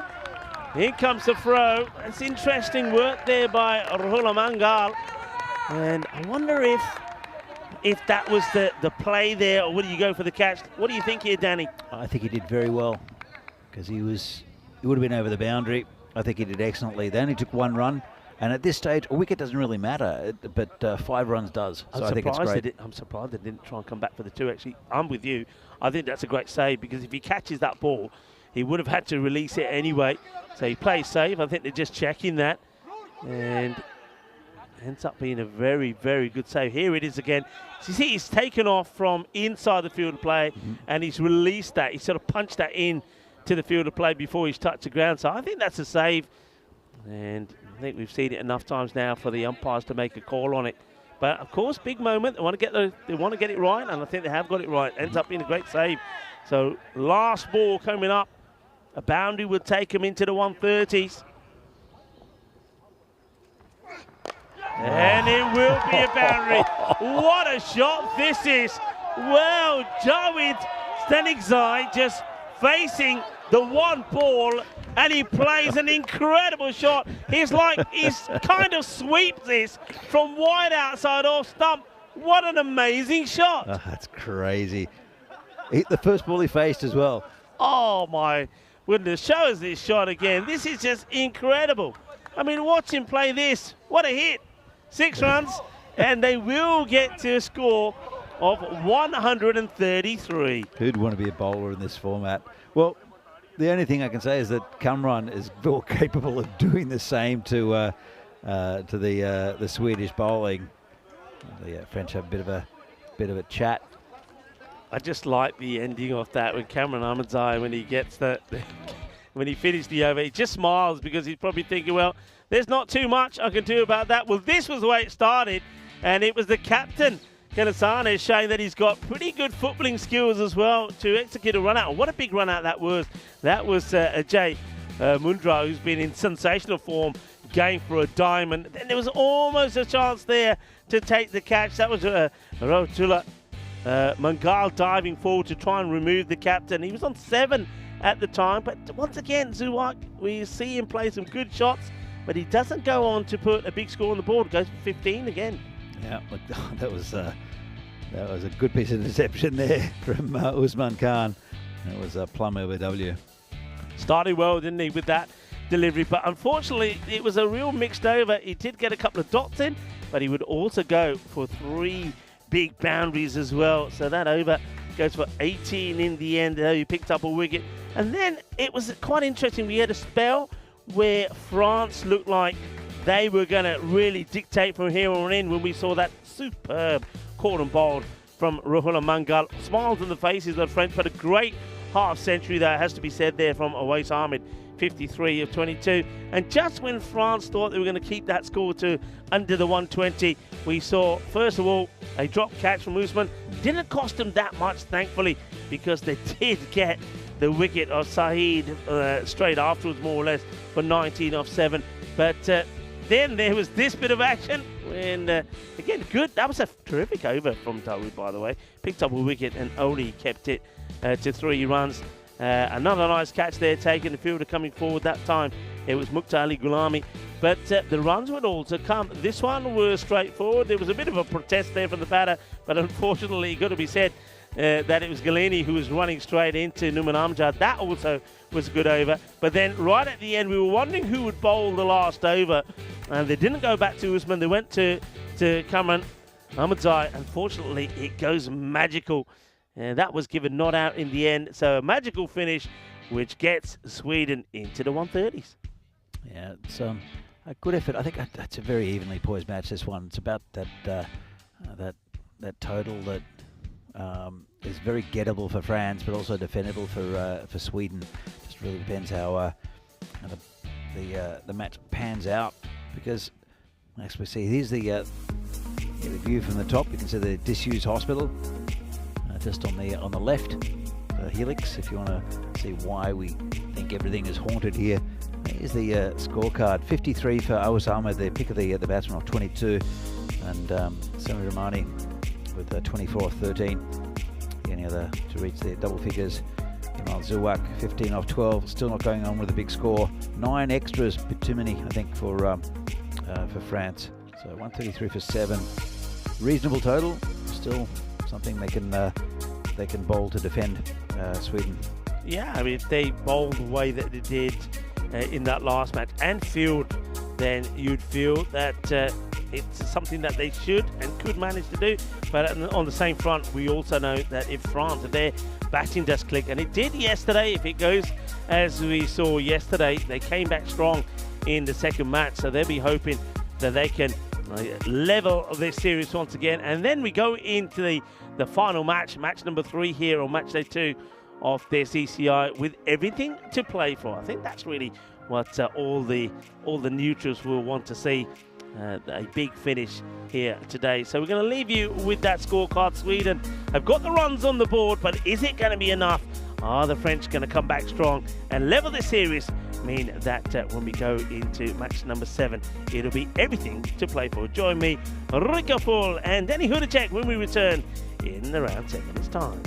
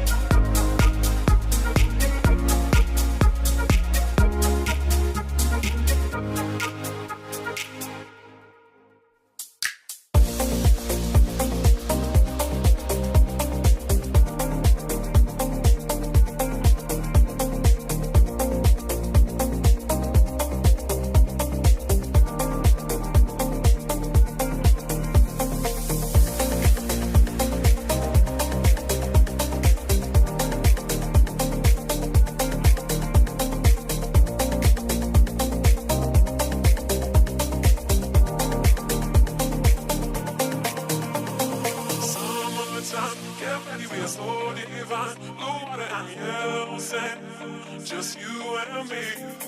Summertime, get ready, we are so divine. Blue water and yellow sand. Let's live our dream. Summertime, get ready, we are so divine. Blue water and yellow sand. Just you and me.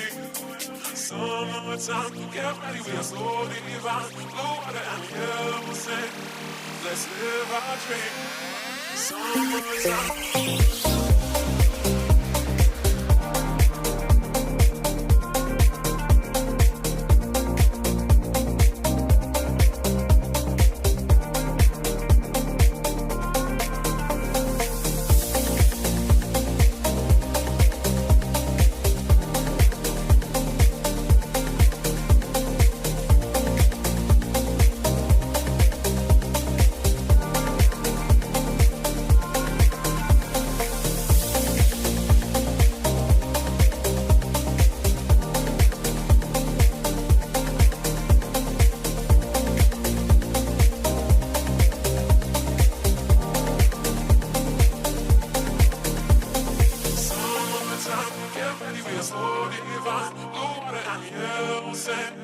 Just you and me. Summertime, get ready, we are so divine. Blue water and yellow sand. Let's live our dream.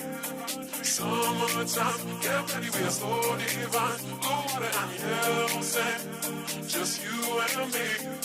Summertime, get ready, we are so divine. Blue water and yellow sand. Let's live our dream. Summertime.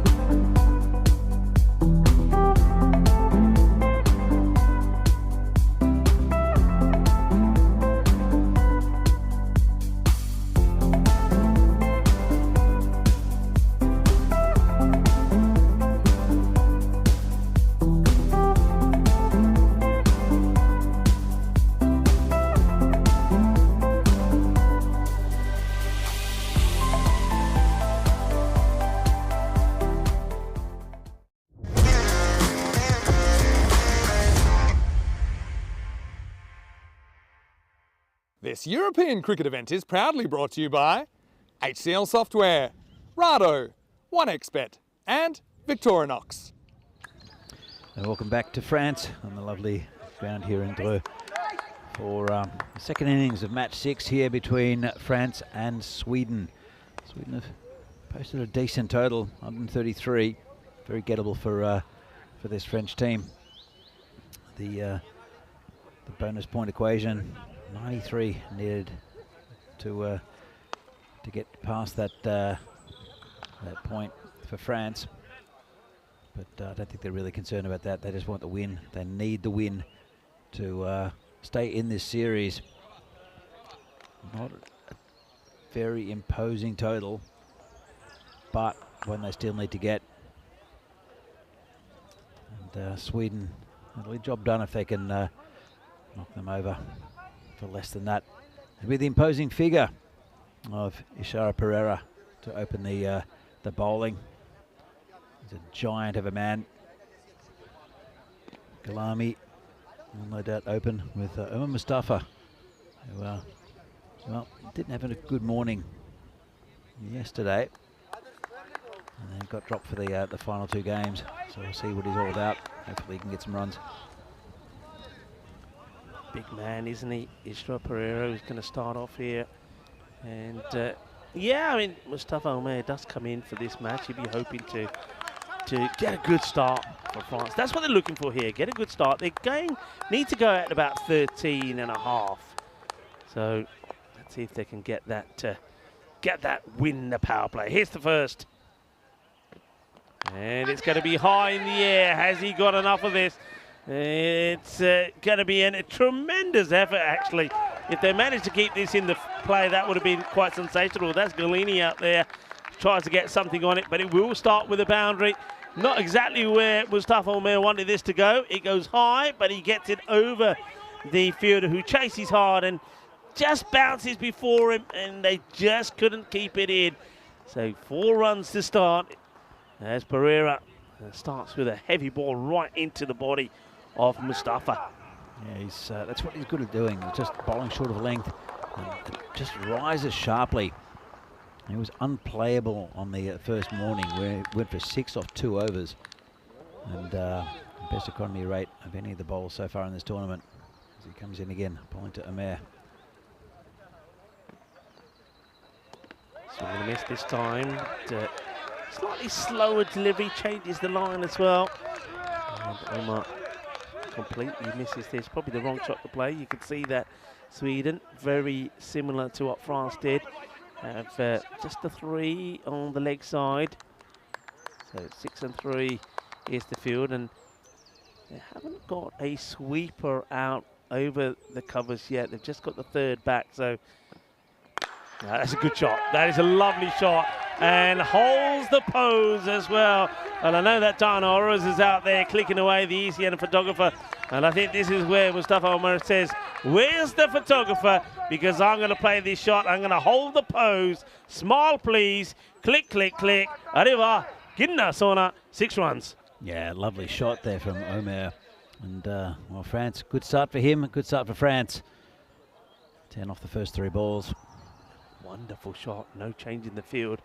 And he'll play it again if he gets a similar ball, but he won't. He's going to get a wide as, well, the bowler didn't take a liking to being hit straight over for 6 when the ball was pitched up. So wants to go short, but Ishara Pereira, not the first bowler to bang the ball in hard and find it sail over the head of the batter.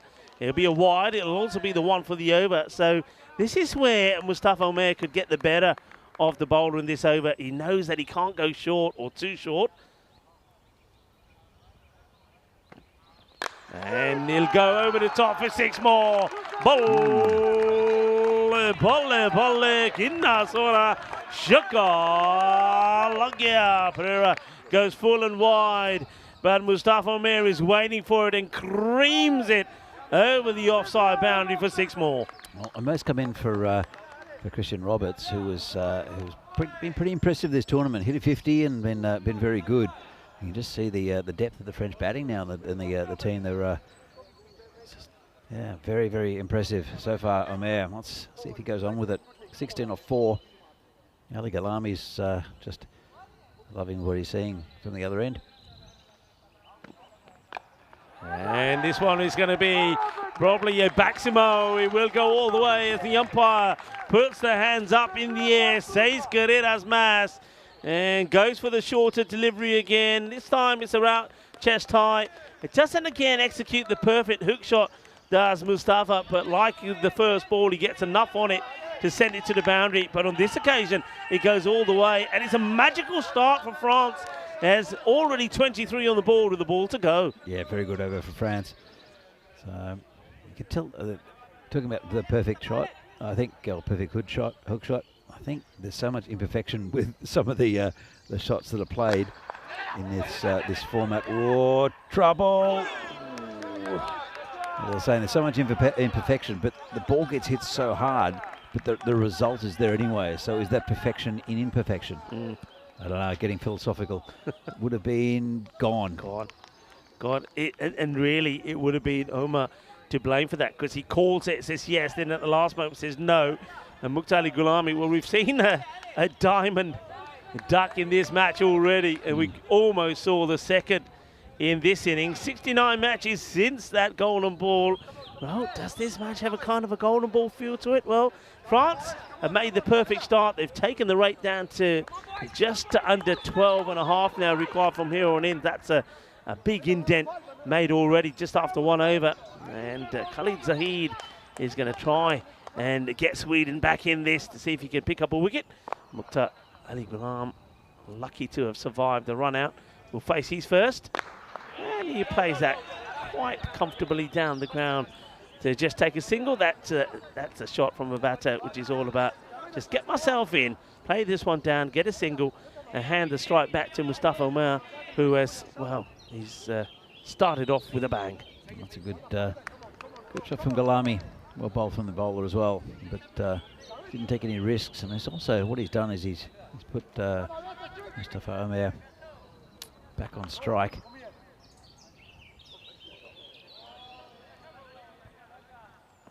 Bad ball. Bad ball, Danny, which gets absolutely crunched. Gets put away. How quick, though? I mean, it's not a good delivery, but Mustafa Omer is onto this so fast. He sees his going down the leg side. Look how quickly he gets the legs out of the way, and he sends that massive down the leg side. That clears everything, including the banners. Well, Mustafa Omer yesterday had a bit of a mare in the first 2 games. Really couldn't get going. And we see what he's all about now. Oh, trouble. Gone. Six runs. Oh, it's a matter of margins. That's a huge error. And Danny, you're right, it should have been gone, because he tried, look, he holds the pose, but this time he thinks, oh no, I've got it wrong, but it's the fielder who gets it wrong. And he steps on the rope. And that is 6 runs. Massive moment. And a big error there, it has to be said. And he's absolutely filthy with himself, is the captain, Imal Zawak. What a big moment that could be. Yeah, indeed. Well, another 6 there for Omer. This one's over the top as well. It'll go to the boundary. I think it's 4. No, it's gone for 6. Oh, what an inning so far. Had a bit of luck. You need sometimes a little bit of the rub of the green. You need sometimes a little bit of suerte. And Mustafa Omer certainly has had some. He's raced to 40 of 9. And, well, you can see there the captain trying to have a chat there with Khalid. Khalid doesn't even look at him. He's probably thinking, well, you dropped him. And you got to say, I know he takes the catch, but you got to say that's a chance. It's bad. Could he score a 50 in the second over? That'd be something quite outstanding. It's possible. Oh. It's on now, I tell you. It's on now. Catch me if you can to the spectators where nobody wants to know, because it's a little bit cold and chilly. But that is a massive strike once again from Mustafa Omer. He is in the mood to party. And Khalid Zahid is being taken to the cleaners here. There's 25 of 5 deliveries. Mustafa moves to 46. We could see a 11-ball 50 here. It's the second over, Rico. Wow. Oh, this is incredible. Mustafa Omer, man of the match. Look at the strike rate there. He's going at over 450. It's quite amazing. Khalid Zahid could be going supersonic here. Oh. Okay, let's have a look at it. Let's hope he gets it. He Does. will. Surely this is going to get over the fielder, and it bounces for 4 runs. And that's a great half century. Mustafa Omer, after not quite clicking yesterday, gets promoted to the top of the order as he comes into the side, and he scores 50 off just 11 balls. I have to say that, Danny, great knock, but I'm not so sure about the field placement there. He loves that shot. He should have been caught on the boundary by the captain, who then makes a change in the field, puts himself up into the circle, and of course Mustafa Omer says, well, if that's what you're going to do, I'll go over you, get a 4 and get my 50. That's exactly right. And there's only one person who Imal Zouak can blame for changing that field, and that is Imal Zouak. So he's got things very right so far, I think, in this this tournament with his field placings and everything. That one, well, in hindsight, I guess. All right, another good bowler coming on. Advait Darbe. They start 52 off just 2 overs, and Darbe, and this is the thing now, they're so far ahead. They've taken the rate from 13.5 to just over 10 required from here on in. They can, I mean, Darbe is a wicket-taking bowler. They can afford to be a little bit calmer here. Even if you take a runner ball 6 of the over, you'll take that. And they'll get a single here, so they've put themselves so far in front that they can afford to be a little bit careful against some of the better bowlers. Yeah, they can.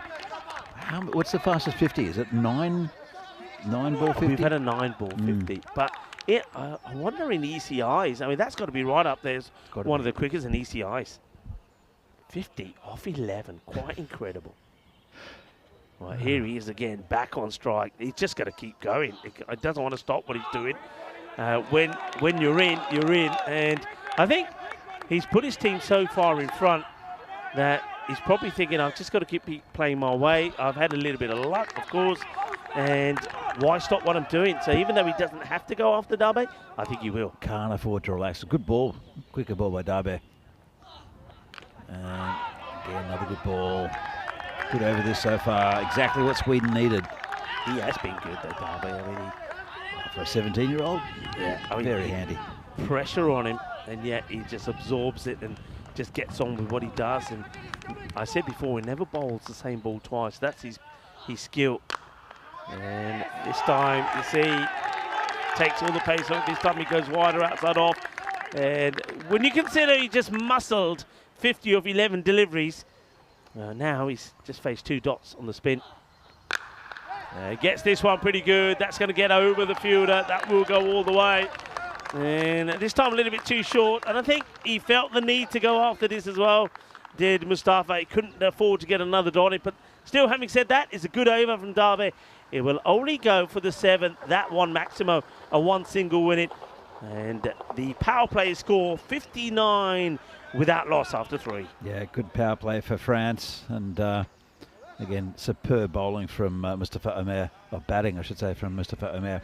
All right, let's see who's next. So, good move, I think. Oh, it's Staniczai. This will be interesting.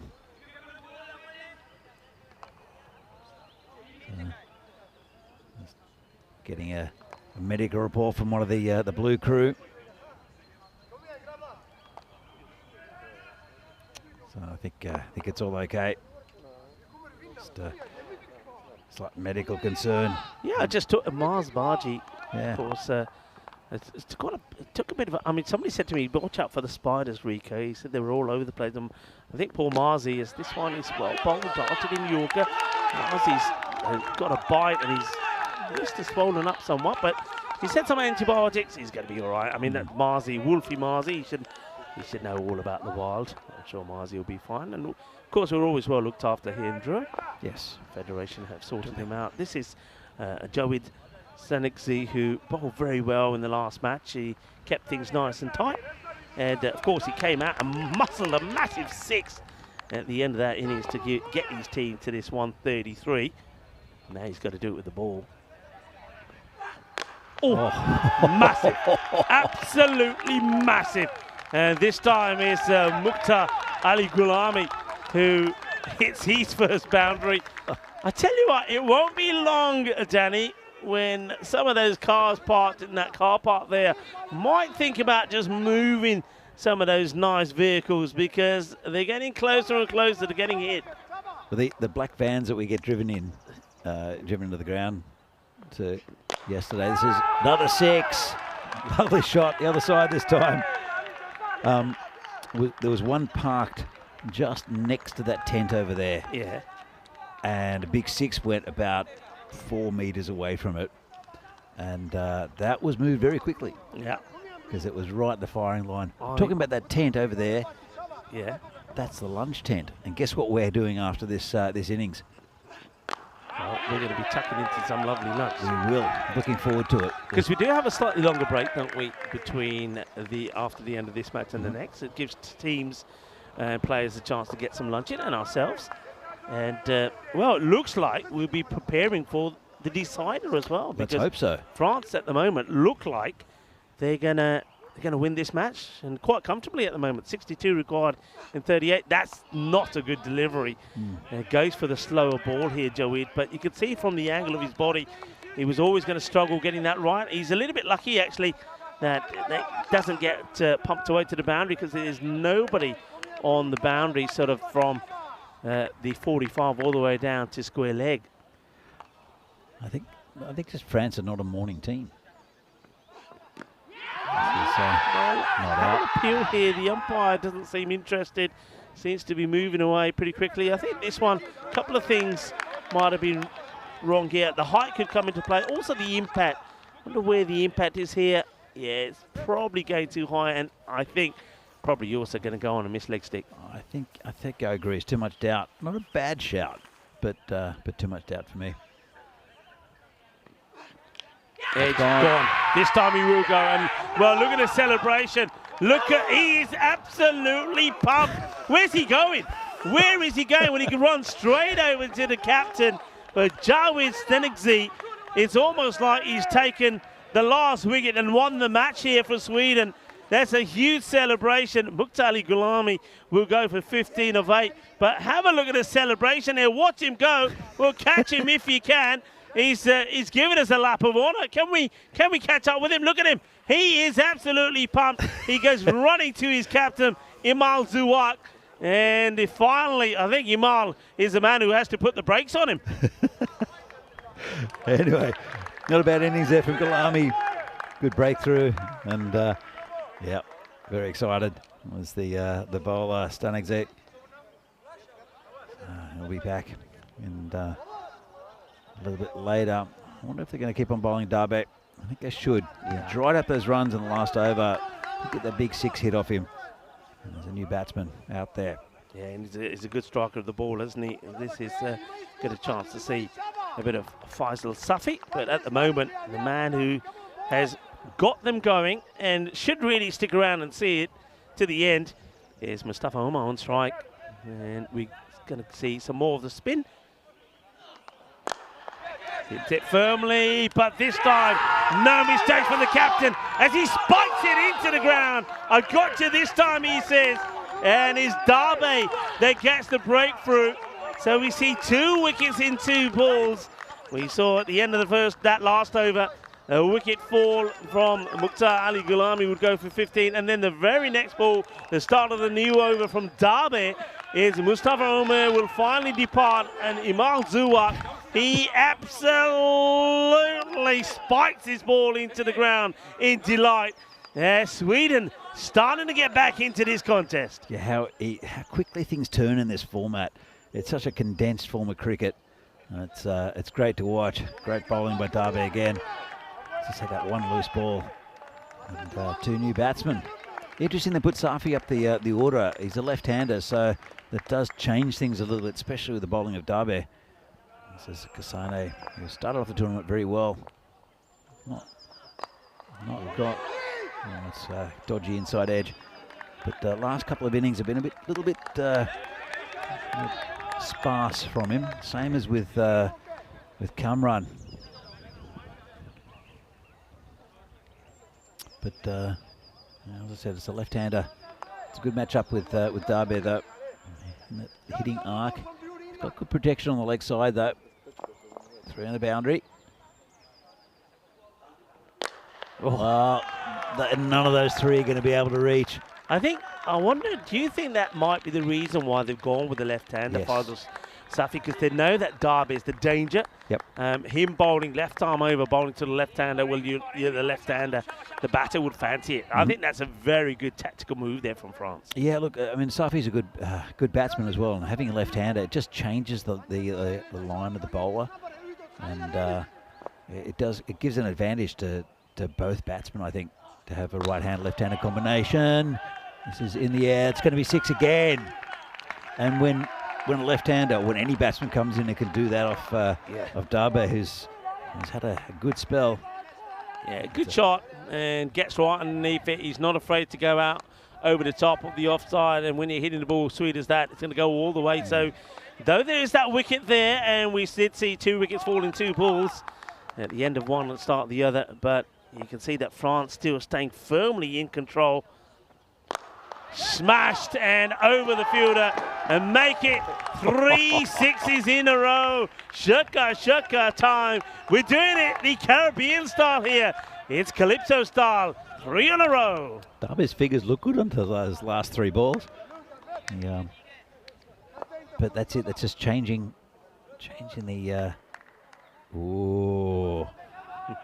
Changing the attack, changing the line, and as I said, the ball's coming into the left-hander.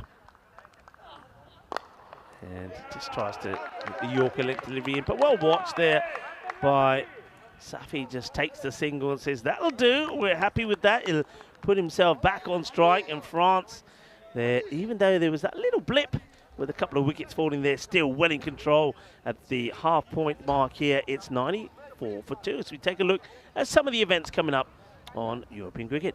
Yeah, this is, Italy's still going at the moment. Bologna with the SES and SESWs. Well, actually, it's the women's North and South, isn't it? Yeah, North and South coming together, and array of players, some young and some old and some new and some familiar faces, and loving the action there in Bologna. Spring Series in Malta, and Belgium, Czechia, and the Liberation Series in Jersey.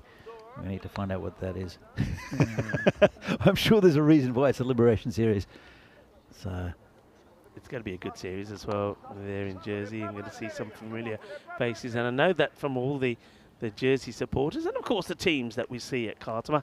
I like, of course, Farmers asking, but probably going down the leg side.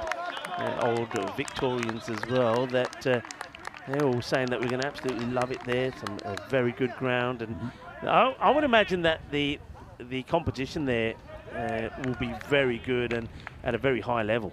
yeah, absolutely. Like, Jersey have proven with Farmers, and just seeing the level of cricket coming out of Jersey, I think it's obvious we're going to see some very, very good standard. That's going to cricket. That's Gandhi, and that's Gilani, who we know is a very decent Yorker length bowler. But once again, he's bowling to a left-hander, and he doesn't get this right. Wicketkeeper has a lot of work to do there to try and stop it.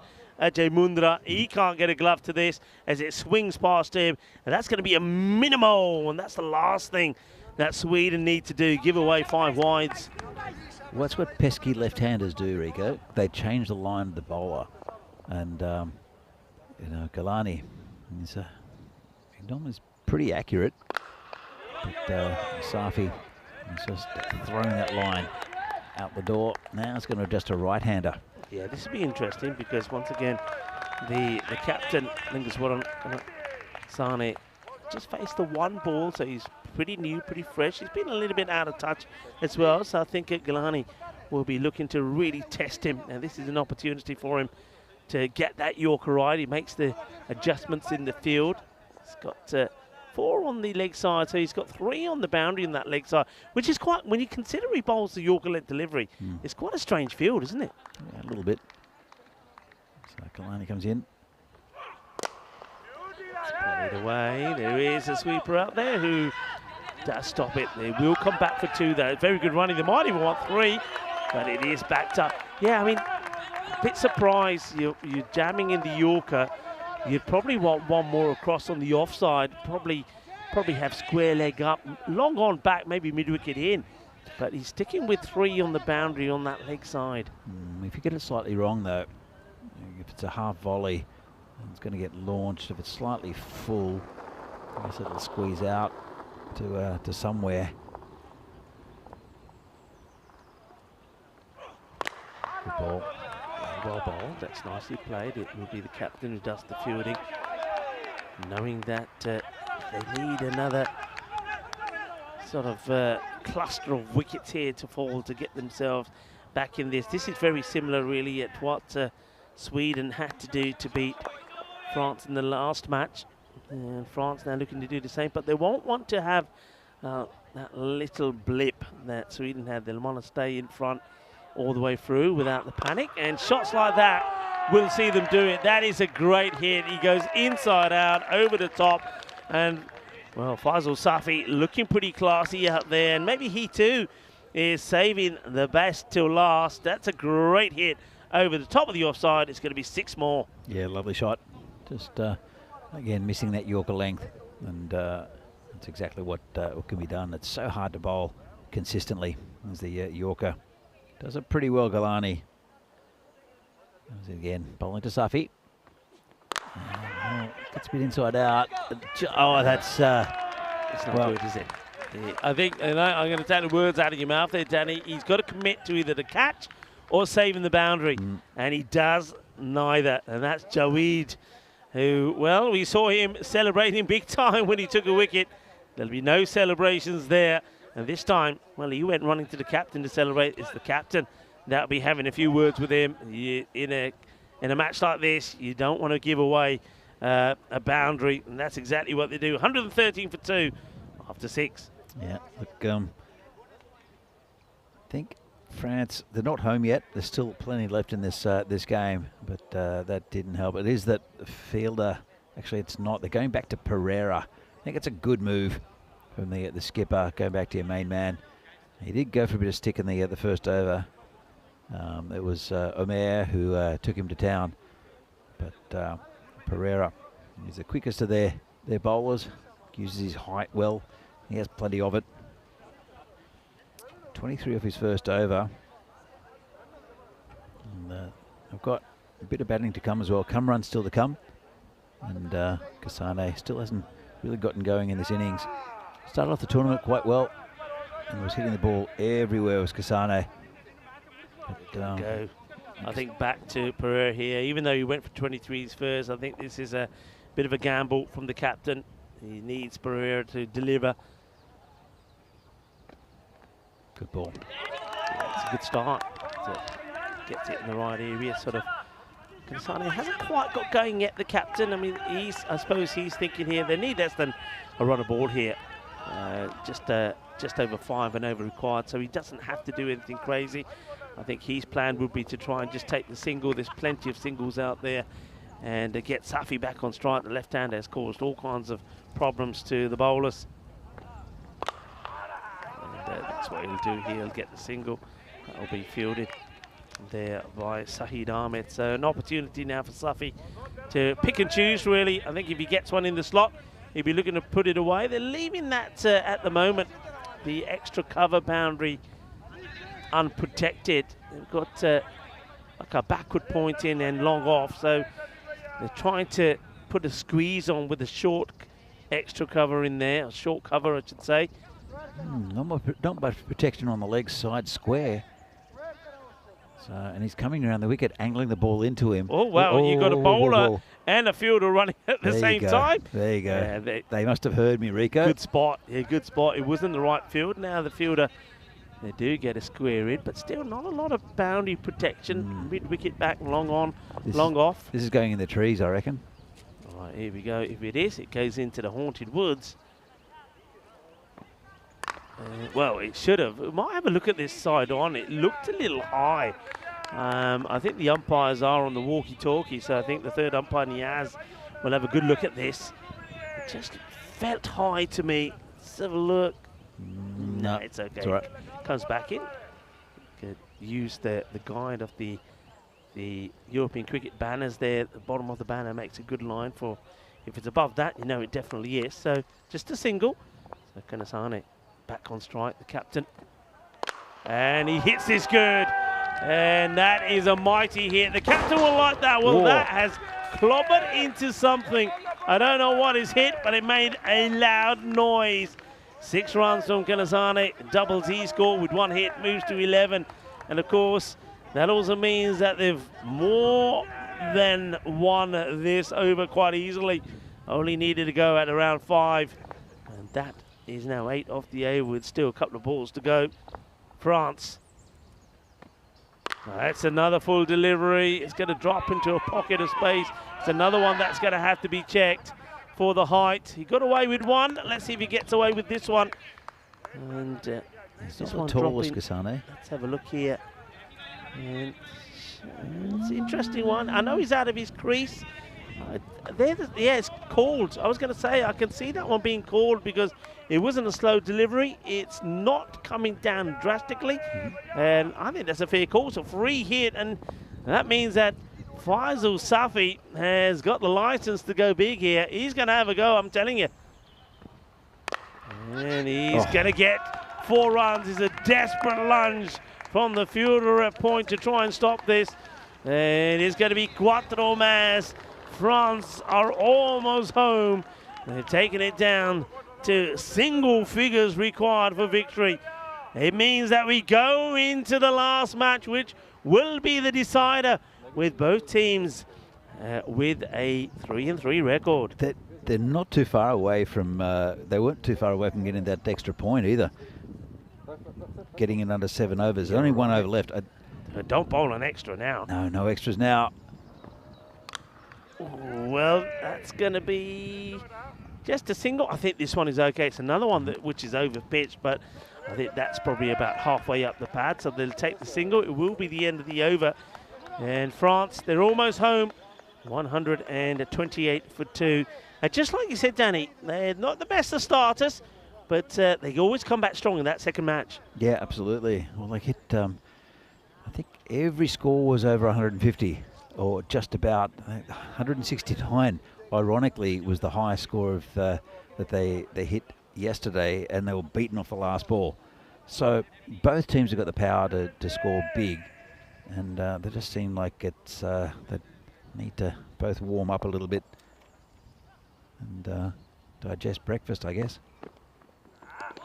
Saeed Ahmed is the bowler. He's going to start with a dot ball to Faisal Safi. Safi just looking to win it with 1 big hit, isn't he? I would say hello to Helix and John Heesham, Paul Kempin, who are enjoying the cricket. Of course, happy Easter to everybody. I know some people will be celebrating, and hope you're enjoying those Easter eggs. Don't eat too many. I always found, especially with Sonia, my daughter was young, we used to get so many Easter eggs that afterwards it was finding, well, that could be the end of the match, because that is the 6 that Faisal Safi was looking for to finish it. 6 signalled by the umpire, and France, they're going to do it in style. 6 runs. Faisal Safi comes good at the right time. He'll finish on 42 of 13. But of course, before that was the incredible hitting from Omar Mustafa. So we will go down to the last match. It will be a decider. And the good news is that we're all going to have a little bit of time to prepare for that, because with that match finishing early, we're going to have quite a extended break. But what I was going to say, it's finding things to do with all that chocolate that's left over. And I seem to remember making an array of desserts. We could talk about that maybe a little bit later, but at the moment, we're just going to talk about this. I've got to say, quite an emphatic win from the home side, France. Yeah, look, it's exactly how this tournament's gone so far. Is that Sweden wins one, France wins one. As we see here, Hussein Afzal will come in for France. I'm not sure who's replacing quite yet, but looks a strong batting lineup. And Abdul Sudais will come in for Sweden in the final game. So that'll be match 7. It'll come up after a little while. But it was the Omar Mustafa story first up. who absolutely blasted a 50 off 2 overs. It was quite a start, really, wasn't it? I mean, we knew that France had to come out in a positive way. Well, they came out positive, and they came out with a bang. The hitting was incredible. Remember that 50 came up in just 11 deliveries. It's probably one of the fastest that we've seen on the ECI. There was a disappointment there for the captain, Imal Zouak, who steps on the boundary rope as he catches that one. And then, of course, it's salt to the wound as the boundary just kept on coming. It was just awesome hitting. We were talking a little bit about this before, that as a bowler, it's you can have a hard time out there when batters are going ballistic, because wherever they seem to put it, it just ended up going to the boundary. And there was the 50 when the captain, Imal Zouak, came into the 30-yard circle, and it was thought, well, okay, I'll just go over the top and get my 50. This was, let's just say, an exaggerated celebration, but it would spark a little bit of something for Sweden, because that happened right at the end of that over, and then we saw a wicket at the start of the very next one. And this time, the captain, he managed to hold on to it and had no issues with the rope, and he showed his delight by absolutely spiking it into the ground. Yeah, he did. And end of a very good innings there from Mustafa Omer, I should say. And it really set up France. And then Safi came up here, the left-hander, and took, it was Darbe. It looked very impressive. Just changing that angle. Left-hander, there's only one for France. And really, again, pumped that score up. Good innings from him.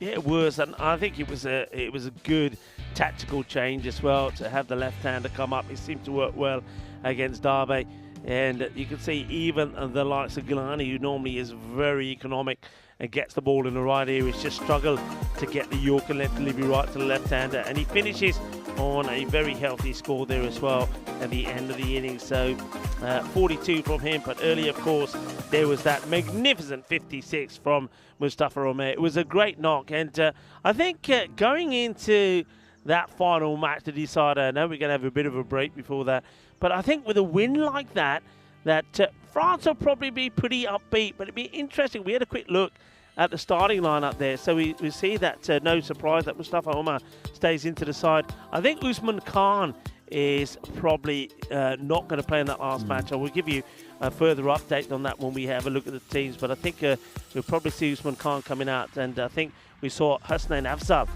coming in for that next match. And Tomer Khan looks like he may be the batter that is going to be changed, and you get Abdur Suidas coming into the side. But the bowling performance there was a little bit of good and a little bit of bad in there as well. Yeah, look, how was that over from Khalid Zahid? He's taken a hat-trick so far in this tournament, 29 from it. And here, see the batting. So for Sweden, it's a 50 from Ois Ahmad. He batted well. Romani 24 off 13, and the wickets were shared with the French, but the story is the Mustafa Omer show. 56 off 17, hit his 50 in 11, and good support from Faisal Safi, 42 off 13.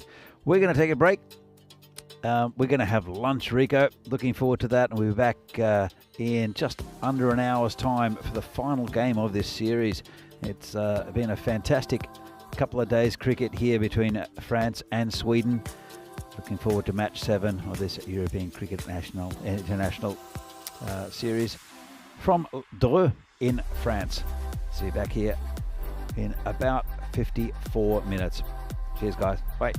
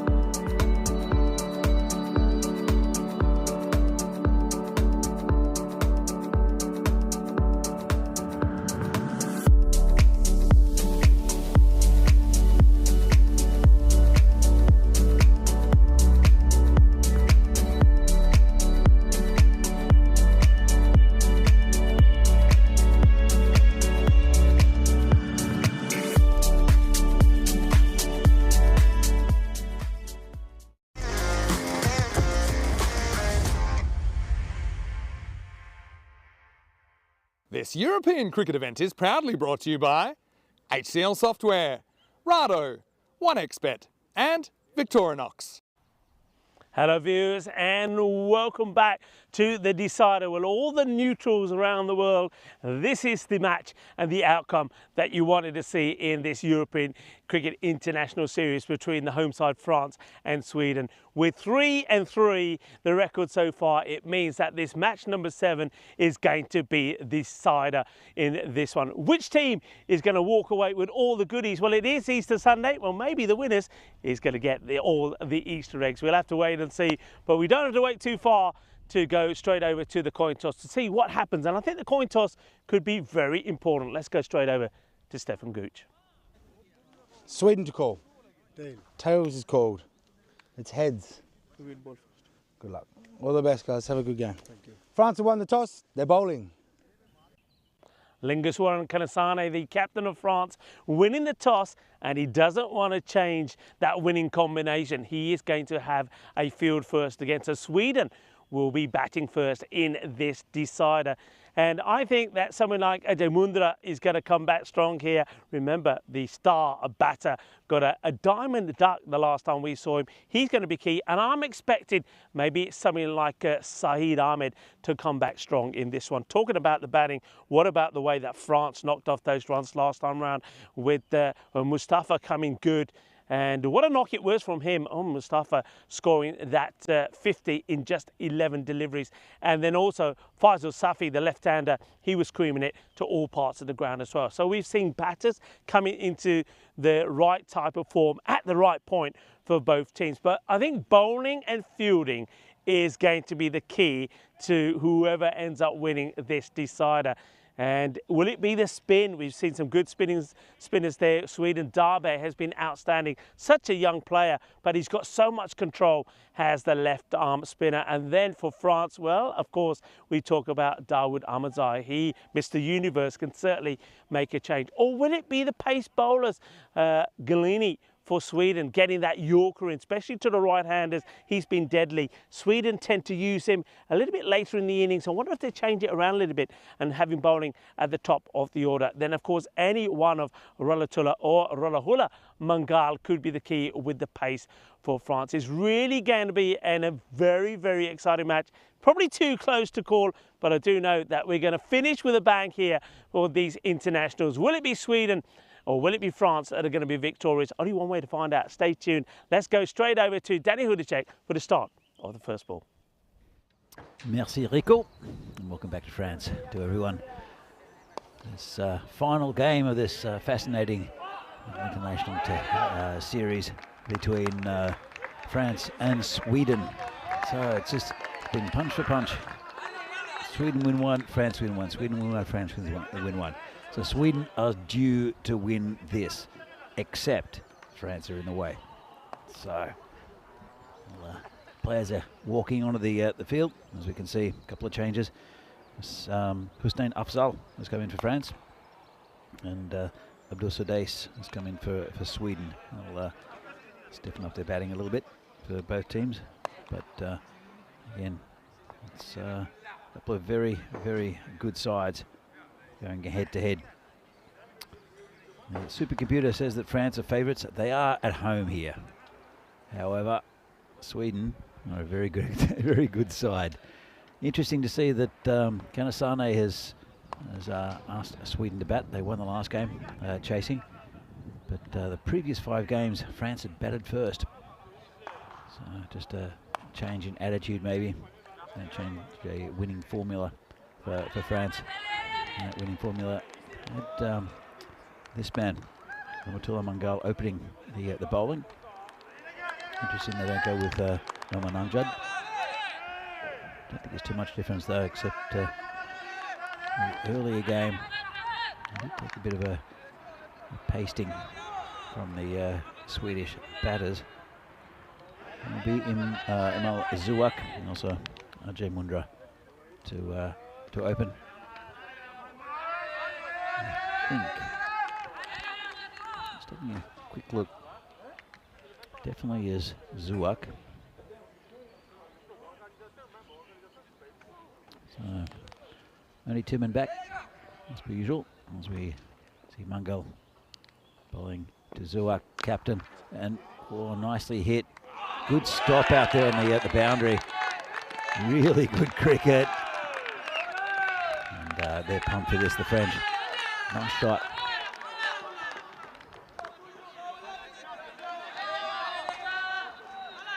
But, really good feeling. It is Ajay Mundra, who's I think the class batsman in this this lineup for Sweden. They have a lot of big hitting batsmen, but he does hit it to all parts of the ground. Very clever batsman. There's Mungal again. Tucks him up. Go for a single. It's a very optimistic shout for LBW. Let's see how pumped these French players are. They do pride themselves on their fielding. A few mistakes in the field throughout this weekend. The team can be perfect. They do put a lot of pressure on the batting side. And again, under the pads. Interesting. He does get a bit of outswing. There's onto a Mungal. Only 2 on the board so far. 3 balls down. Wonder yet to score. Zuwak is that one cut shot first up. There's the man on the boundary down there. Area. This one is just in front of the player. It's shy at the stumps. Misses. So we haven't seen too many run-outs in this tournament. Not with direct hits, at least. And he went.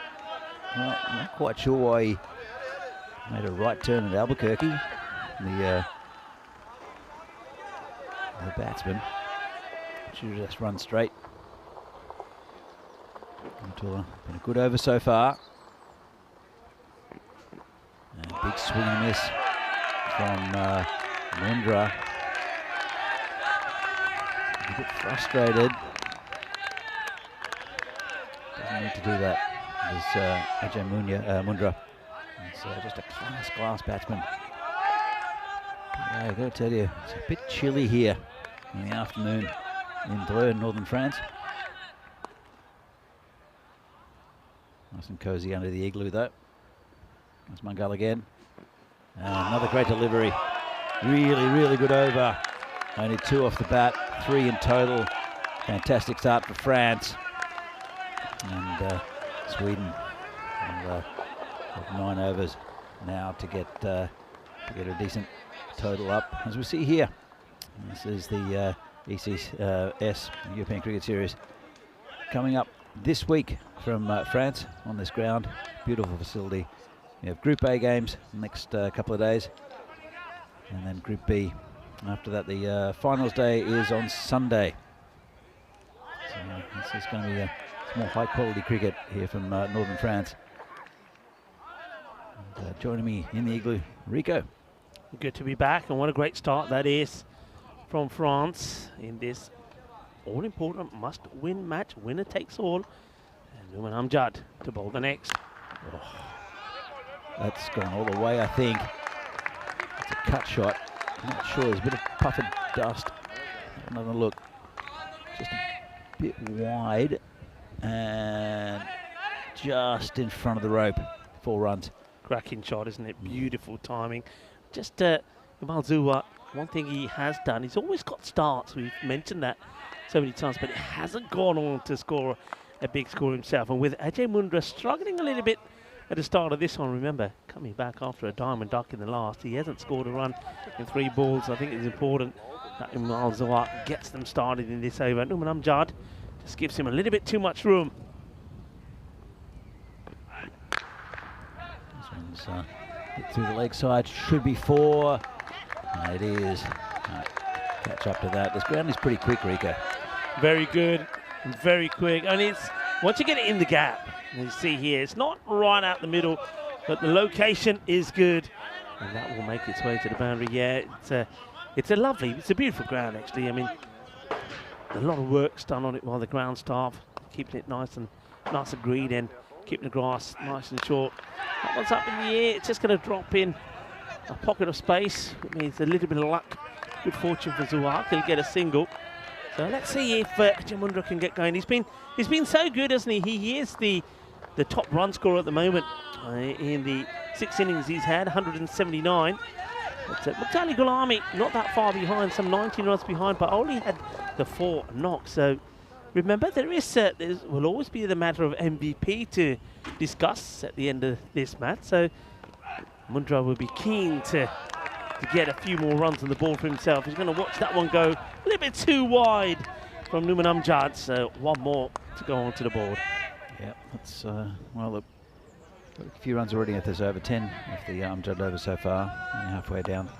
So it's a bit of a relief for Sweden. I mean, they've got so many runs in this team, and most of them have come from Mundra. But again, solid batting lineup for Sweden. Oh, lovely shot over the top. That's 6. Well, a little half volley outside off stump, and Amjad has gone the distance. Just scooped it up, gave a bit of air. Right, it's 4 again. Sorry, my fault. It's a good shot though, isn't it? Just falls short of that boundary. Second time that we've seen the ball just miss the rope. But I like the way he plays that shot. He sort of backs himself. He says, I know where it's going to be, but if I get the elevation, I'll get it over the infield and I'll get the boundary. Oh, good ball. Nice line of length there. Comes back with a similar delivery, maybe a little bit closer to Mundra, who tries to execute exactly the same shot. But this time, a little bit of extra pace and just gets that one through. But the shot definitely was on. Maybe he just loses his shape slightly, does Jay Mundra, trying to go for a bit of extra power than timing. Comes Amjad again. He's in the air, play coming around. Will he get there? He will. Big wicket. Mundra's gone. Top run scorer for Sweden. And, well, hasn't had the best of days with the bat. He's only got 4 in this one. Kamran with the catch. Well judged. Go back a fair way. And once he gets near it, those mitts of his, he's never going to drop it. Well, you were talking about the size of him a little bit earlier. Big, strong arms, which he uses well when it comes to crunching the ball out of the park, and big hands, which he uses to grab that one. So Ajay Mundra, not quite the finish he wanted. Still remains the leading run scorer, but he's given a chance for others to overtake him. But what a good catch that is. It's all about reading and anticipating, and then, of course, making sure you hold on to it. And a good wicket to take, 17 for 1. Talking about Cameron, he took a caught and bowled on the first day yesterday, which was absolutely smashed past him. Well, to him. Just it's a nice shot, 6 runs. Nice shot there from Zuak. Just over pitched a little bit by Mangal. It was smashed back to him, got his head out of the way, put his hands up. The umpire had no idea where it was going because he was on his way out towards out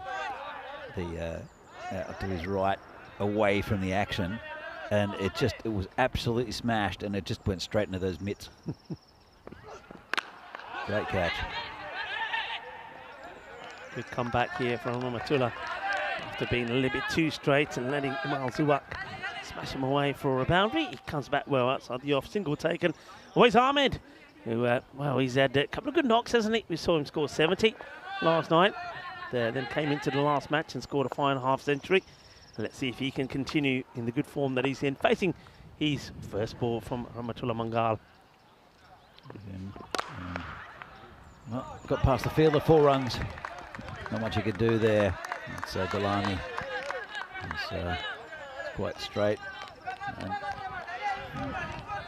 having a bit of a chat to him, asking why he wasn't exactly where he wanted, where the ball was.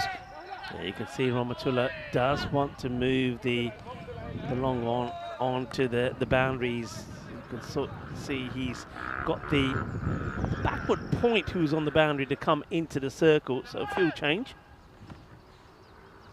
Yeah. Third more, got him, straight through him. That's the end of Ahmad. So, Ahmad looked good in the last game.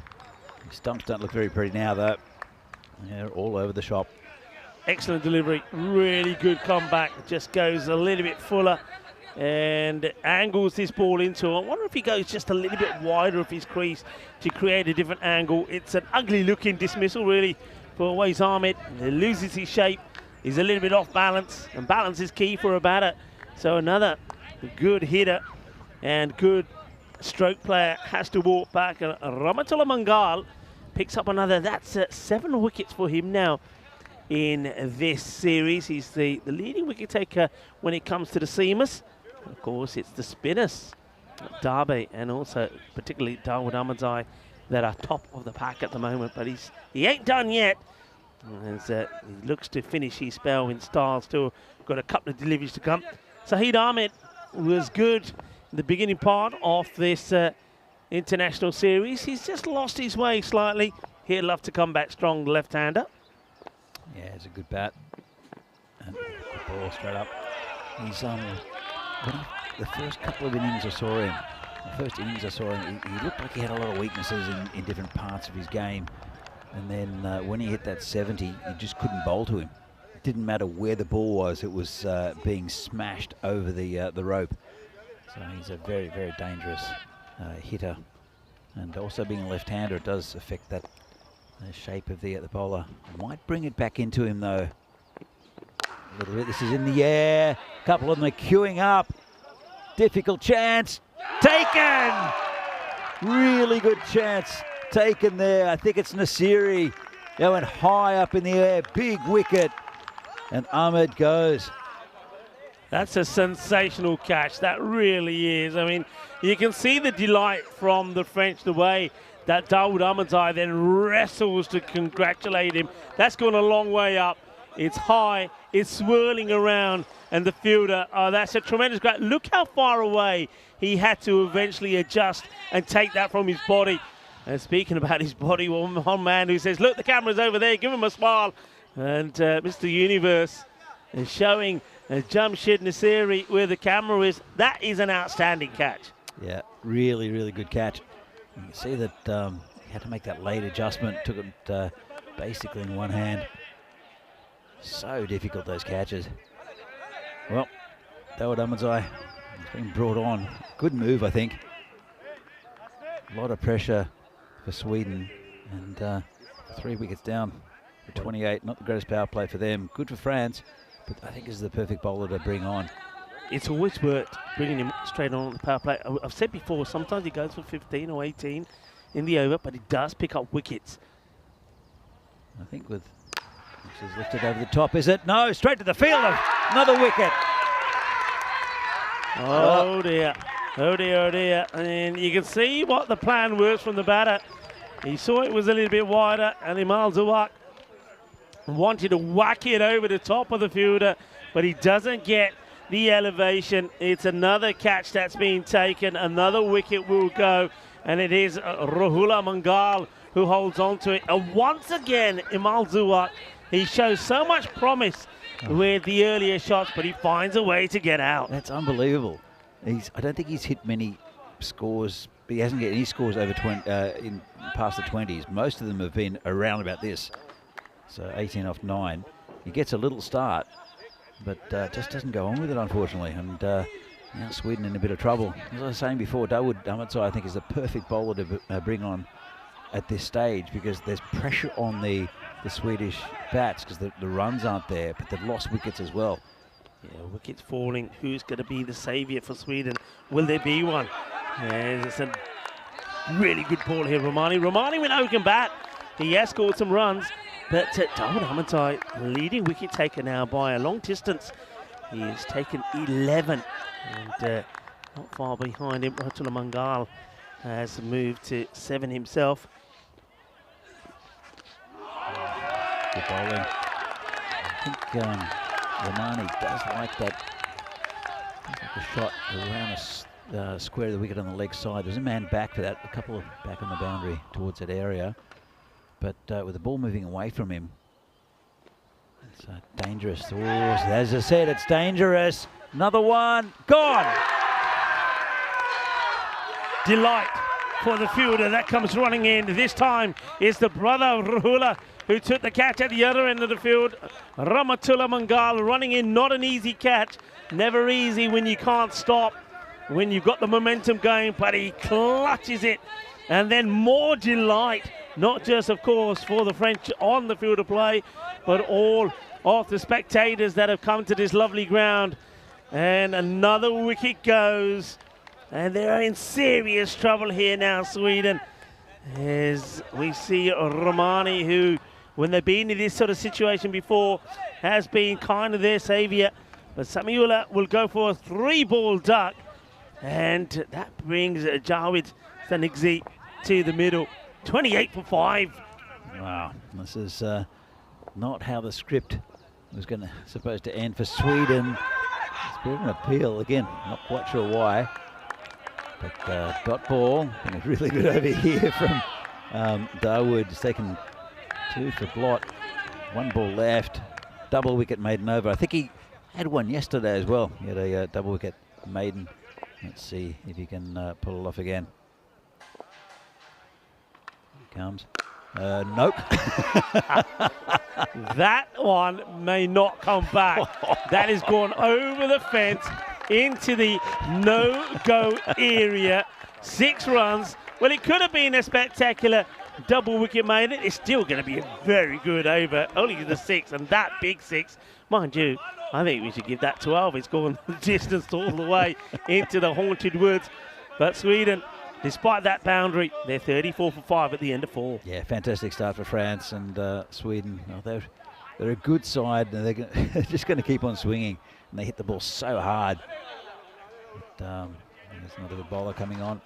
It's very impressive in the last game, I thought, Rahula Mangal. And it's been good today. Again, yesterday was maybe suffering a bit from a lack of confidence.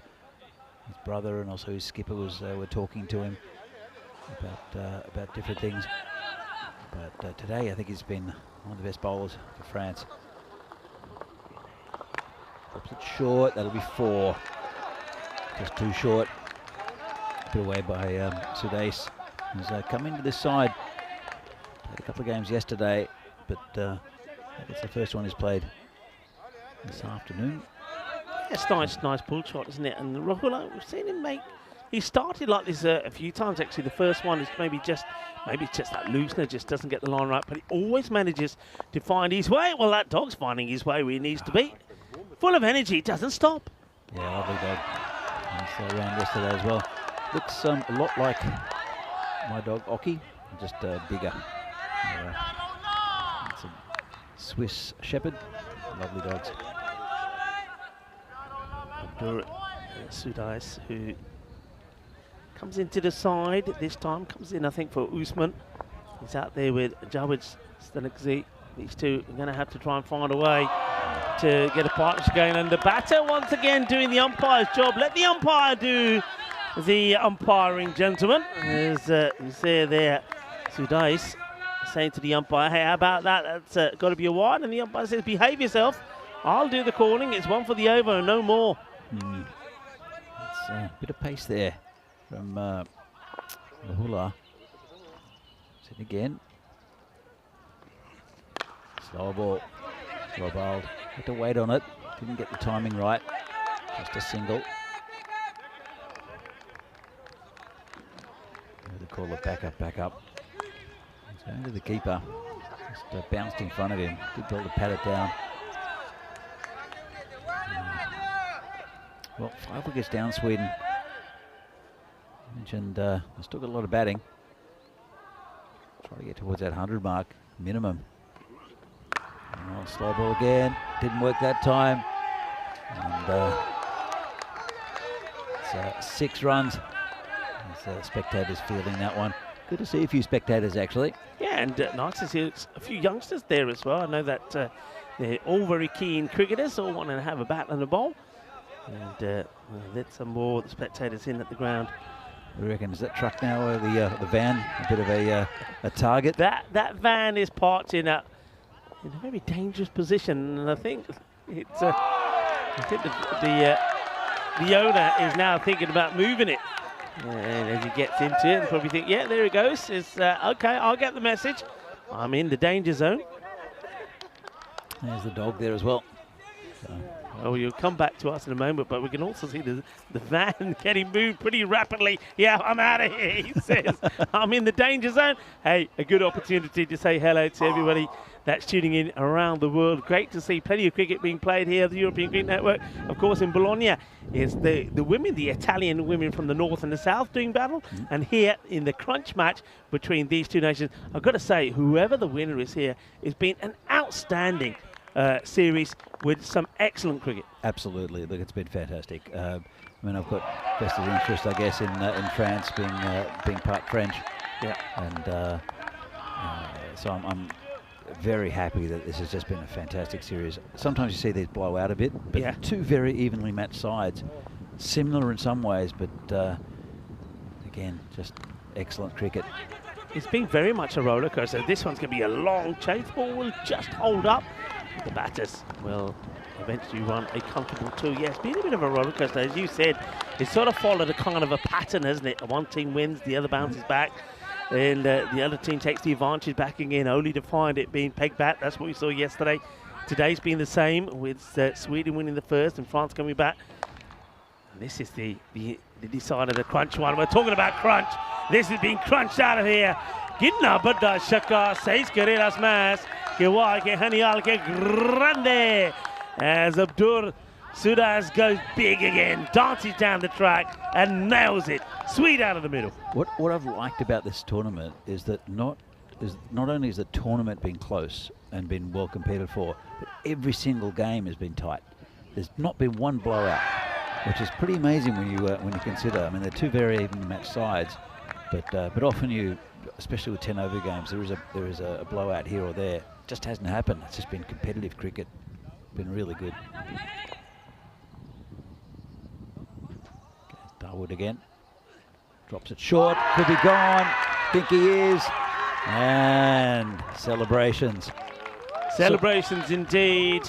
And are we looking at there, Danny, what do you reckon? Dawood Ahmadzai, that's wicket number 13 as he leaps well in front of the nearest rival. Are we looking at the MVP maybe for this T10 International Series here? Because he's just always come up with the goods. And just look how pumped up he is here. I wonder if we can see him as that man is still trying to find parking, but he knows that's a big wicket. It's his third. 3 for 40 with a ball to go. He was exceptional yesterday in day 1. And on day 2, there's been no exception. He has bowled so well. He has bowled really well. Good bowler. I think with both of these sides have got quality spin options. Well, not options. They've got one quality spinner in each side. It's all you need, really. But he's a live wire as well. Really, I mean, it's the type of play you really want in your side. Comes again.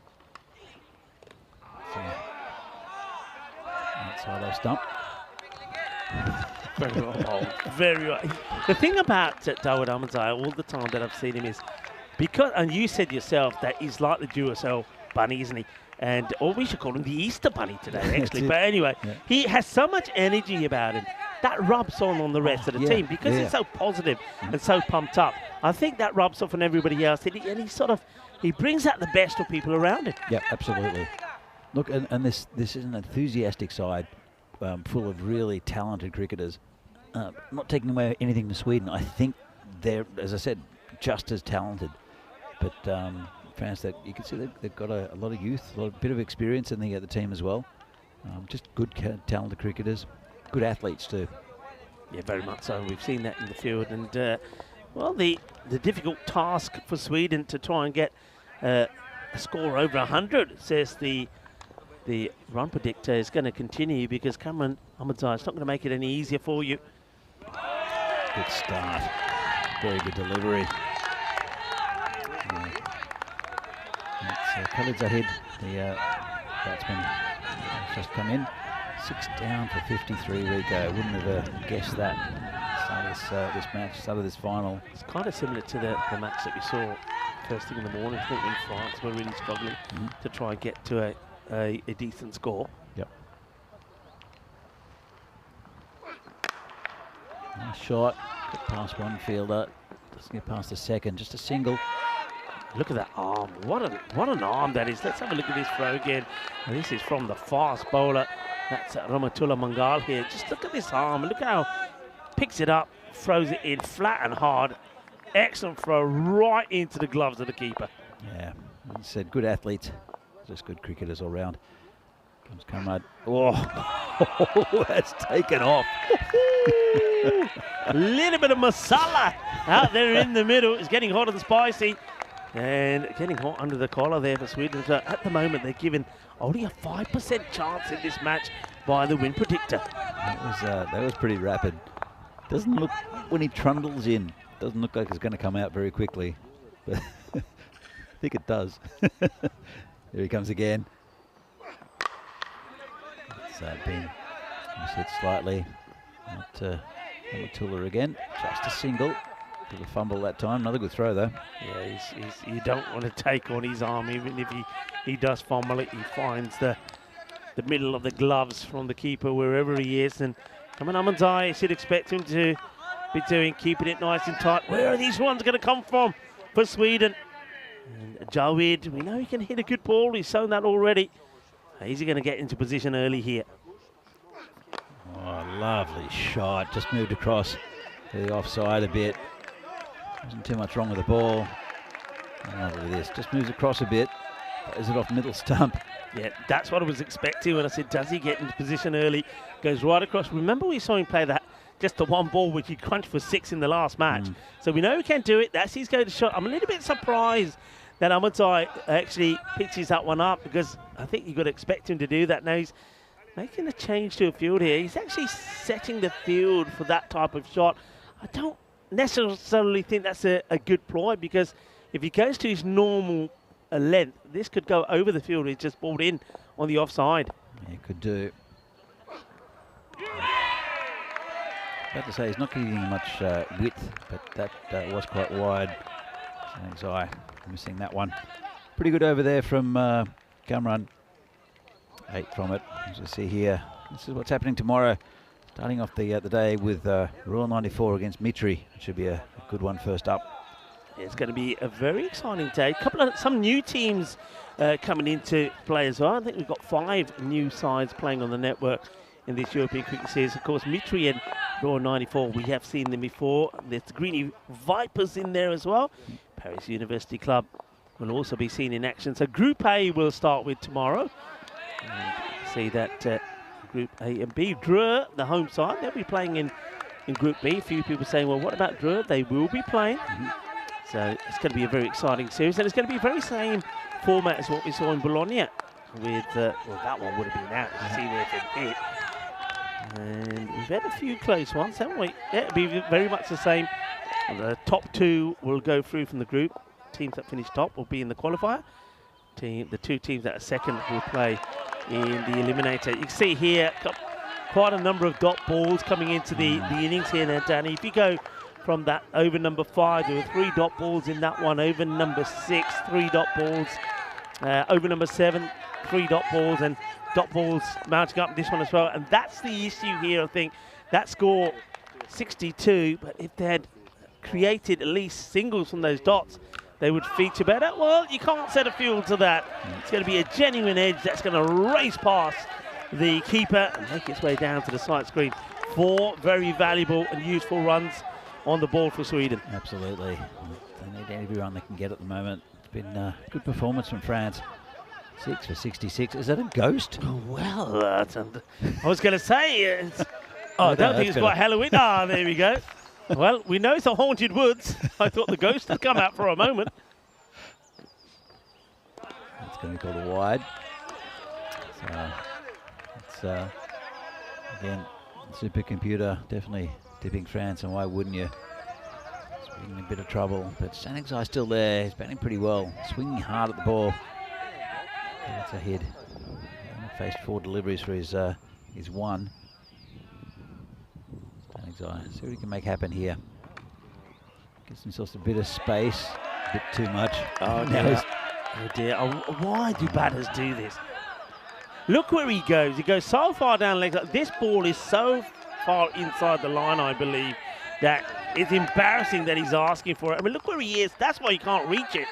And now he's asking, oh, I do wish that the umpires could turn around and say, well, for questioning me, 5 penalty runs. It was both. It was both batsmen as well. That's another good delivery. Super bowling, it really is. When you've got a batter that wants to give himself some room, then all you got to do is just keep that ball just inside that wide guideline. And Rahul Mangala has done that so well in this over. See if he does the same again. Often bowlers will just change things up because for no reason, but last few balls have worked well. Let's see what he does. Same again, perfect. Oh, caught it wide that time. I think, yeah, this is a good call by the umpire. I think there's no objections this time from the bowler. This one clearly misses the line. I actually would have liked to have seen him maybe try and do something different. Maybe just a slower, straight delivery, because the batter will probably be expecting it to be wide again, which I feel is what Statistical is waiting for here. So a slow, straight ball could work in his favour. Mangal looking to finish the over well. Oh, that's a wide as well. And well, it's not a wide because he's got a bit of bat on it. Would have been a big wide. Watch this. But the batter swings hard and says, why take one when I can get 4? So it's the second one that's sort of been edged away. That brings us to the end of the over. And just the 11 actually coming off that over. So 72 for 6 with 12 balls to go. Yeah, pretty good one there for both. I think it's Cameron will continue. It's a good spell, I think, from Rahul Mangal. Yeah, I was just saying, like, if you're getting a batsman playing and missing, why change it? Dot balls are golden in this format. So you see sometimes bowlers trying too much and they get slammed to the boundary. Oh, nice shot, just short of the fielder. It does well. Just get a single. It's Nasiri up there. Dives forward. They're always really tough. Does well, doesn't he? Because when he realises he's not going to make the catch, he then knows he's got to smother it. If he gets past him, especially on this outfield, it goes for 4, and he just manages to leap on it, pounce on it, gets a few fingers on the ball and stops it, keeps it to a single. They're attacking everything as well, the French. And a good ball. Come on, Ahmadzai. Sangze. He's playing okay, 27 of 14. Looks good, but he's missed a lot of deliveries recently. Yeah, that's been the issue. The pattern of dot balls continues, and at the moment there's been an average of about 3 dot balls per over, and they haven't been able to put away the extra balls that have come their way as well. That's been the story of this innings for Sweden. And just stops his shot, but he will get a single. There's an interesting one there from Statistical. I don't think he was expecting the fuller delivery. He was expecting it perhaps to be banged in short. That's what he was preparing himself for. But ends up stopping his shot, but he gets a bit fortunate, doesn't go to hand. Khalid Zahid, he's really got to do something here. He's had 5 balls, but just 2. I haven't seen an innings under 100 yet in this series. Big swing and miss. I think we might see one now. Do you retire him out? 6 balls for 2. You know that anybody else can come in here and fire a couple of boundaries, can change the way this inning goes. Yeah, I don't know who they put in. Galani's there. I'm not sure who else they would have, to be honest. I mean, he's in the order there for a reason, but he is struggling. It's, well, he's got a single out of it. I think best thing for Zahid is just to try to get Statistical on strike as much as he can. He's looking the most likely, or more likely out of the 2. I think we're going to see him play that trademark shot of his. I think he'd go early outside the off and just bank on this to be straight and try and whip it away. Let's see if he gets successful with that approach. He's got to do something here. Last ball of the over. I think it'll be short outside off. Yep, just like that. Not too short, but outside off. And well, another good over there from Kamran. He goes for 11 off his 2. Doesn't take a wicket, but that's okay. It's with the bowling figures. So not until there were 2 But Dawood Ahmadzai, I think he came on at the perfect time for him. And 3 for 14. That's excellent wicket for Amjad as well. Works really well, doesn't it? Because you've got those good seamers, and then once the power play's done, if you've got a good spinner, it's the ideal time to bring them on. Absolutely, especially after a couple of wickets have gone down, and there's pressure on the batting side to get quick runs, and then you've got a quality spinner like Dawood to come on. Nice, he's hit it in the air, and 6, just over the top of the fielder. Couldn't do much about that. Amjad is the bowler. And finally, Khalid Zahid gets bat onto 1, finds the middle, clears the boundary rope, gets 6 runs. They move into the 80s to Sweden. Can they finish the magical over of Numan Amjad? That's what they need here. Bowling again. Yeah, they've always been, that's the other thing I've noticed, not just from Numan Amjad, but from all the bowlers here. They've always been able to change up. So the amount of times we've seen a bowler go for a boundary first ball, and Rahula's done it, Rahmatullah, Numan Amjad, but they've been able to adjust, and that takes quality. You know, it's quite often bowlers can just repeat the same ball again, and they're not able to make the change up, but they've done it. They're making the changes.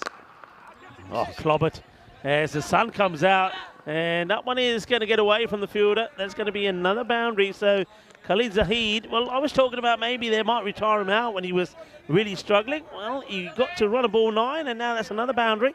He now moves to 13 of 10.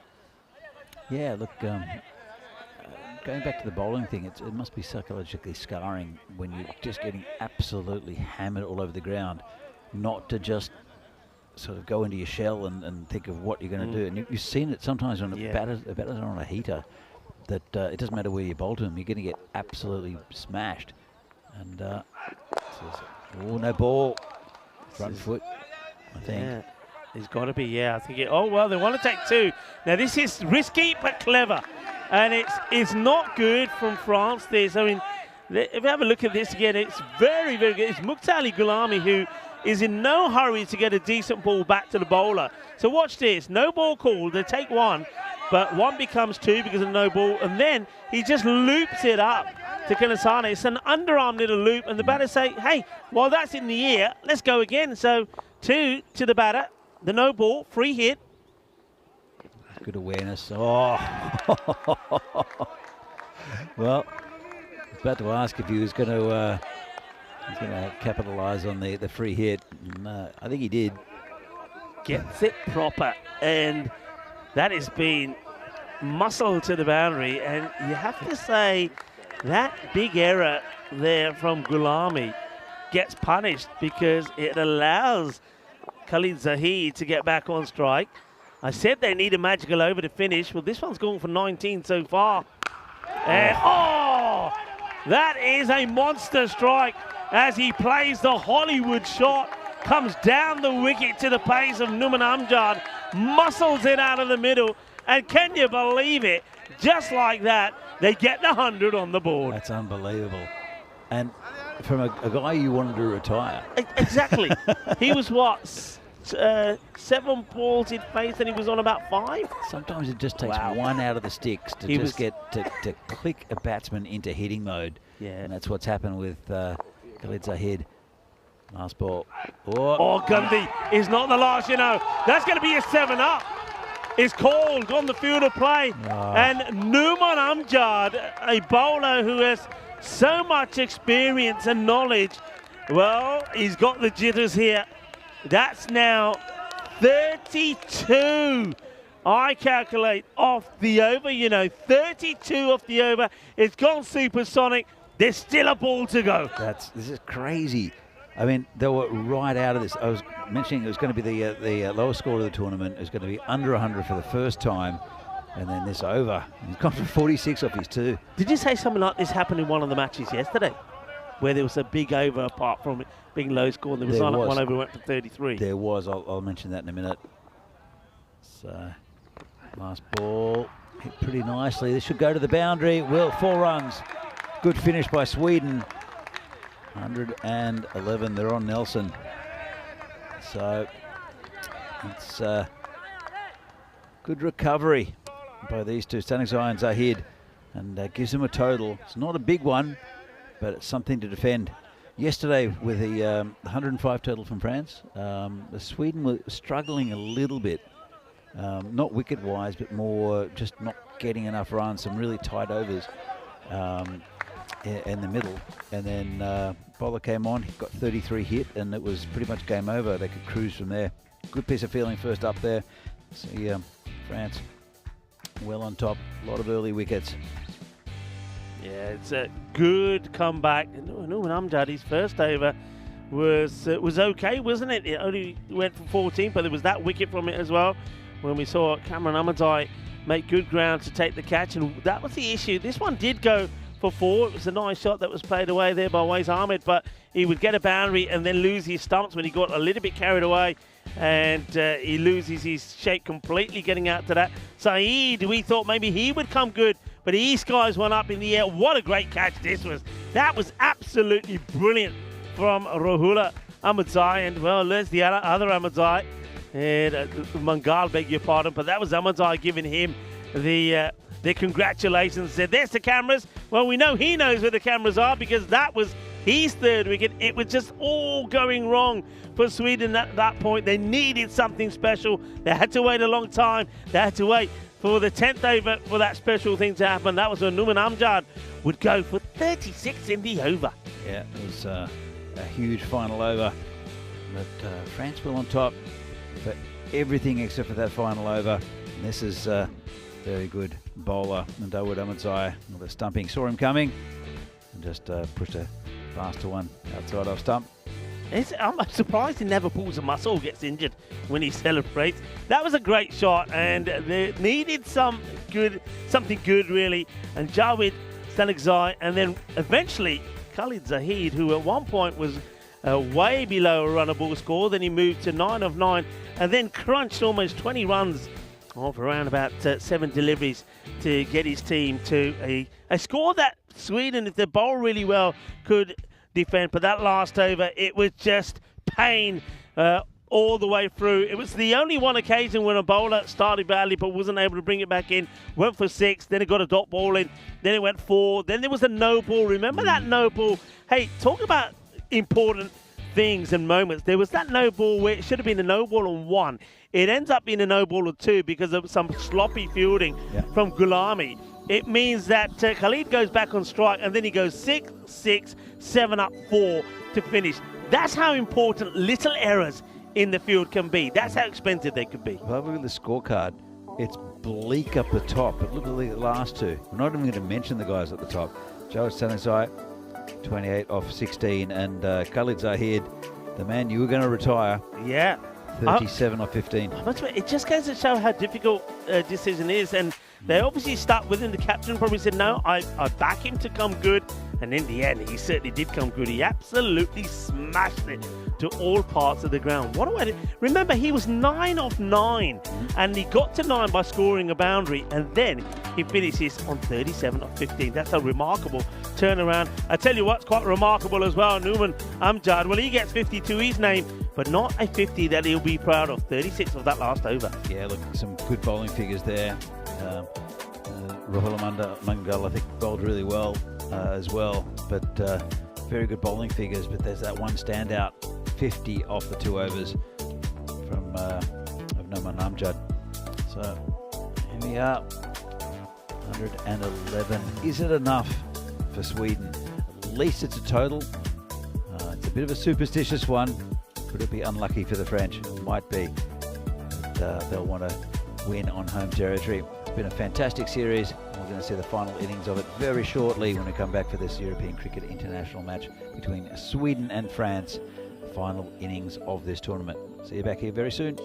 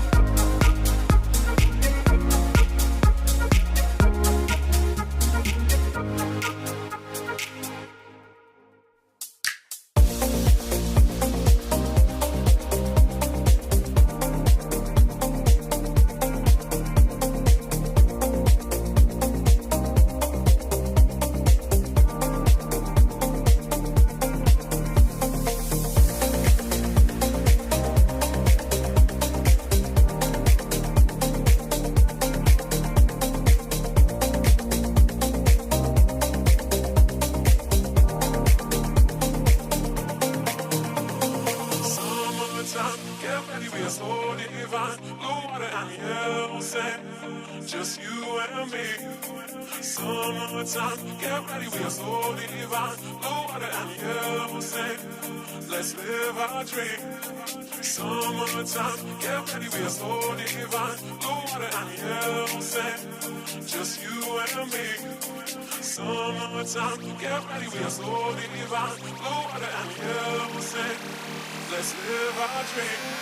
Summertime.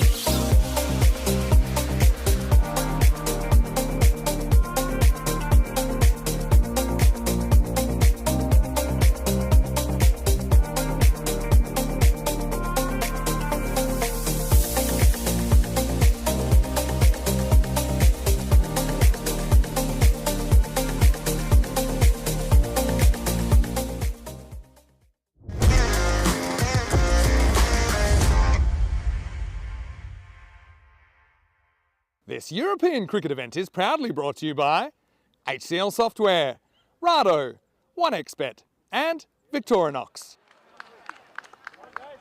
And welcome back to this final innings of the tournament. It's all down to this last 10 overs. Can France get the 112 they need to win? Can Sweden just restrict them or bowl them out for under that? So it was bright sunshine here when you left. Clouds are starting to come over. It's getting pretty dark as well in the distance. We're hoping that the rain stays right away, and it should. But let's see if the thunder and lightning can be brought by these French batsmen, or if Sweden can get the early wickets they need. And they're opening up with the young left arm spinner. Darbe. Interesting move. I know they need early wickets. And I think he might have troubled Mustafa Omar, actually. It's the logic behind it, because Omar was, well, blasted 50 in 2 overs. The first 2 overs of the last game, which really opened up the run chase for France and got them to victory. Gulami is the man at the other end. He'll be facing. Interesting move by the skipper. I think it's a good one as well. See some of the spectators here, just watching the game or looking at whatever it is on their phone. But good to see a few spectators. As we have the first ball, it's a good one to start with. Just it into the batsman, who clamps down on it. It's up by Darbe. Going again. A bit short. Gets an under edge. Goes past the keeper. Could have gone anywhere. Ended up just a single. And Mustafa Omar will face his first delivery. Interesting choice, isn't it, with the bowl? You're going with Darbe outside of inside the power play. It's a risky one, but they just feel that maybe that he might have the little Midas touch that gets them a wicket too early here. France, be interesting to see how they're playing. Will they still be super aggressive? They did open them a couple of times yesterday, and I think it's a really good move, especially as I mentioned. I think he troubled Omar a little bit, and the medium pacers did not. So let's see if it pays off for Sweden. Good start here from Darbe. And a perfect start for Darbe. That's the end of Omar. Goes for a duck. Oh, a little dance from the young man. And Omar is not happy with himself. So good tactical move again by the skipper. It's Yamal Zuvak, who let's have a look, just missed it completely. He's not happy with himself. And yeah, I like it. I like it. I like it from the young man, 17 years old.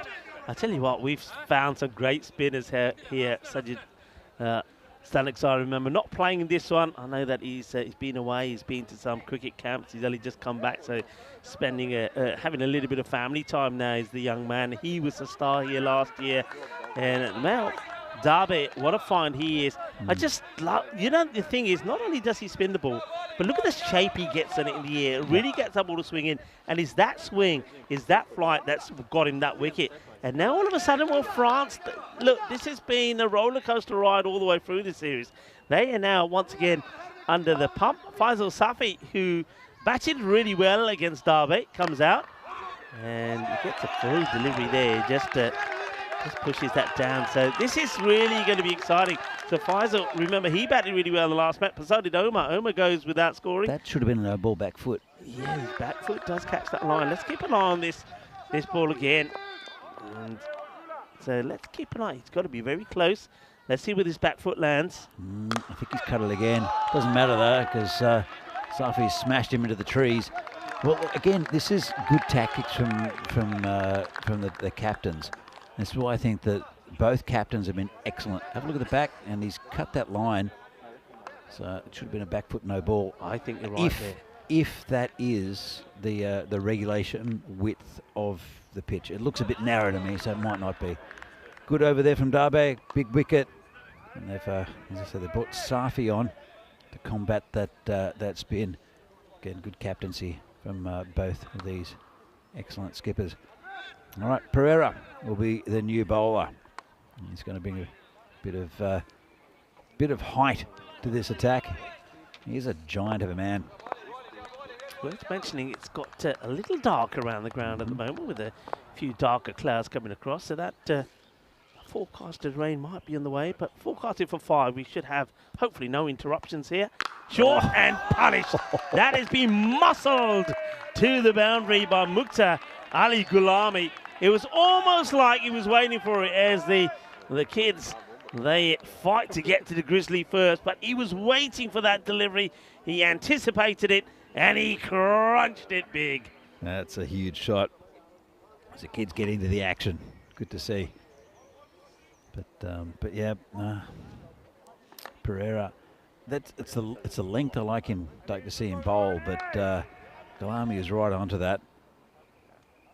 The ball eventually comes back. It went a long way as the kids found it and helped getting it back to the ground. Back to Pereira, who's got some thinking to do. Comes in. And that's another nice shot. That's gone all the way as well. Over a different part of the ground. That's over the cover region. Extra cover. Nice shot. And just leans into it. Keeps the head nice and still. Plays that beautifully. Just saw from that replay that the wind also picking up a little bit. So I think France might want to try and finish this off pretty quickly and not let the rain ruin a good start from them. And that's a great bit of fielding. Excellent one-hand grab. Keeps it to a single. That's nicely done there by Khalid Zahid. Yeah, it's a good piece of fielding. Brings the left-hander on just to play with the bowler's mind a little bit. Also changes the field.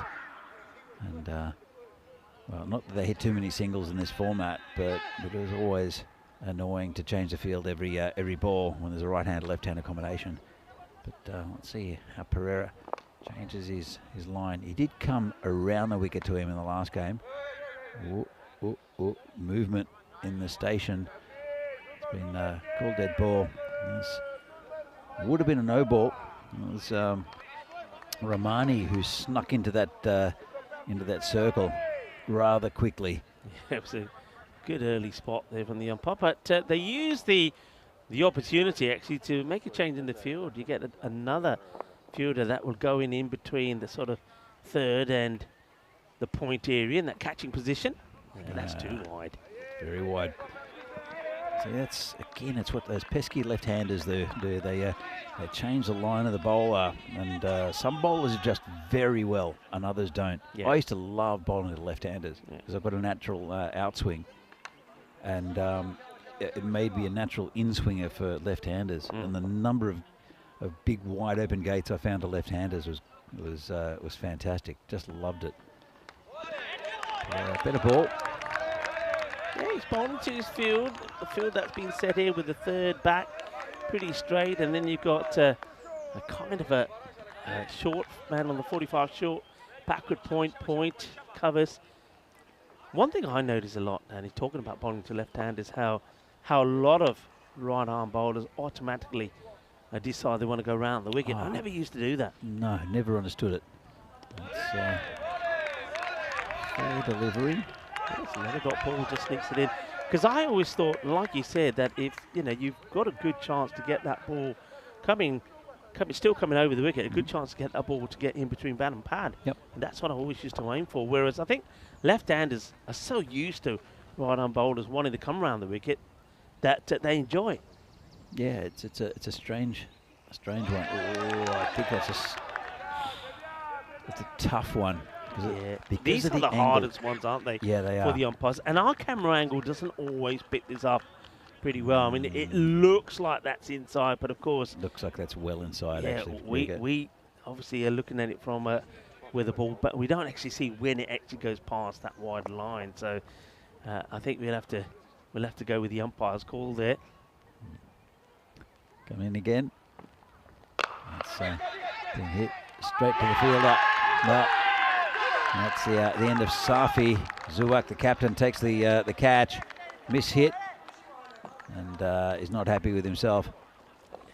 This is a poor dismissal, actually. I mean, from the over, they'd already picked up 15 runs, 2 sixes from it. Then you can see Pereira struggling with his line. You knew what he's trying to do as well. He's not trying to do anything different. He's trying to go across you. And I think Safi should have known what the plan was. He should have been looking to guide this ball out on the offside. Doesn't need the boundary. Doesn't have to try and go over the top of the fielder inside the 30-yard circle. Gives his wicket away and just puts a little bit more pressure on his teammates as France are 22 for 2 at the end of 2. Interesting move with the choice of batter. So look for just the one there. New batsman is Hussein Afzal, who I don't remember seeing in this tournament. Brand new batter. That's what it is. Another left-hander. Okay. Combating the spin of Dave. That's how much respect they've got for this 17-year-old. They've put another left-hander in just to combat the spin. They've still got a lot of batting in Kanasane and Ahmadzai, Nasiri as well. But they've just, I don't know if they've just picked him for this game. It's going to be called a wide. But yeah, I think he's very close again to this, the back foot no ball. We're not going to get a chance to see it again, but keep an eye where he starts and just, is that heel off the ground or not? That's what you got to watch. If it's off the ground, it's fine. But it just here gets very close. I think he just touches that line, you know. Maybe. The other thing is the pitch. Hang on a is the minute here. pitch the right width for that to occur? It's been called. It's been called. Yeah. So. Yeah, I think he's got close to this before, and now, yeah, we spotted it. We had the replay, and I think maybe the third umpire Niaz, has seen it as well. So, yeah, he's cutting that line. He got away. We thought we wanted to in the first over, but you see here that foot, the heel clearly catching that wide line. So free hit. It's been hit well. And the left-hander does the business. And I hope he hasn't thrown him too much, Darbe. He's not the most experienced of bowlers. He's only 17. He is very, very good. But may have just thrown his... thrown it. He could be a classic example of what we were just talking about. Stay with maybe what you do and try and just... Because he gets genuine swing into the right-hander. So to the left-hander, maybe say, right, I'm going to try and keep it the same action, and try and get that ball to swing in between bat and pad. I don't think he necessarily has to come over the wicket. They miss hit slightly. Won't carry though. I can see a little bit of rain here, Danny, Yeah, just me starting too. to fall. Hopefully it gets no heavier. Now, this is the third over, and once you get past this third over, there will be a result no matter what. So things like the run rate and the number of wickets you lose, etc., could become very important. Now, France, I would say at the moment they're probably slightly ahead of where Sweden were, and Sweden at this point, at the end of the third over, had lost 3 wickets, and France don't necessarily want to lose wickets here. If DLS comes into play, asking the question, I feel this is going down leg side. They're taking on the run. So while the whole team is a proper team appeal, while they're concentrating on the appeal, the 2 batters will take the leg bye. And I think that's always missing, actually. We're not going to see too, but that would have been out. That would have been out. How'd you miss from there? And I like that from the keeper. He misses it and then just says, oh, if I carry on with the LBW appeal, so he misses this, and then he goes back to the appeal. Look, how's that, he says. It was a pretty good appeal, I think, with the angle, because he's bowling left arm around. I think with the angle, there's a possibility it would have missed leg stump. So that saved the batsman. But then how did the keeper miss 3 stumps from about half a metre out? Well, if we are going bowling and these guys are taking part, you can have S.A. Mundra on your side because, yeah, you shouldn't miss from there. And if he hit, that could have been such a crucial wicket, by the way. That's going to be too wide. And it's just trying to finish this over. It's a wide ball called. So that's another one to go on the ball. 35, 2 down. It's France probably ahead on DLS if it comes down to it. But got to keep those wickets intact. Losing extra wickets could hurt you. Another wide.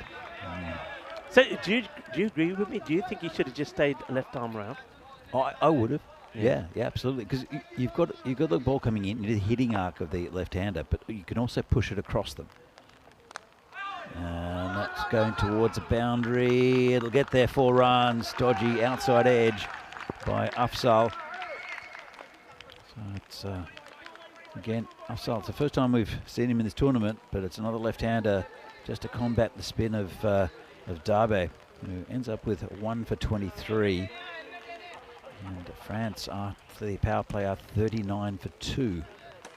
This time round, that going back to Darbe doesn't work. 17 come off the over, so it's gone 7-15 and 17, 39 for 2. So France, and we'll know that they're ahead here.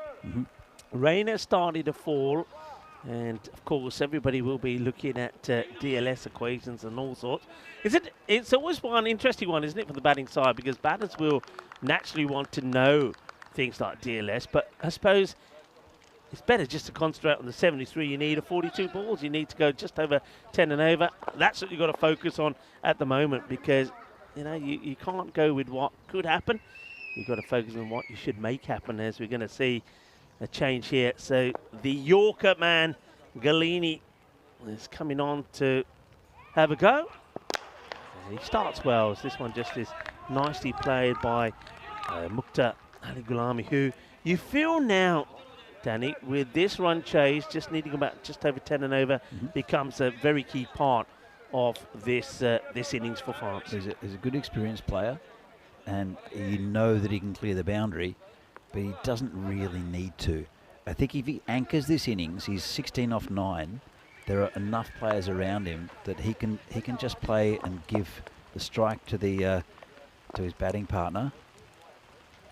As the rain is That's staying low, you know. Oh, he's given him. Well, no, it does stay low, but where's... It'd be interesting to say where this pitch is. I mean, just looking, I was watching the pitch level rather than watching the monitor. I thought it pitched outside leg, but we'll have another look as the rain is coming down now. Let's have a look. That's outside leg for me. Leg. Yeah, I'm with you. Outside leg, I suppose the height you give the call to the umpire. Well, watch where this ball pitches.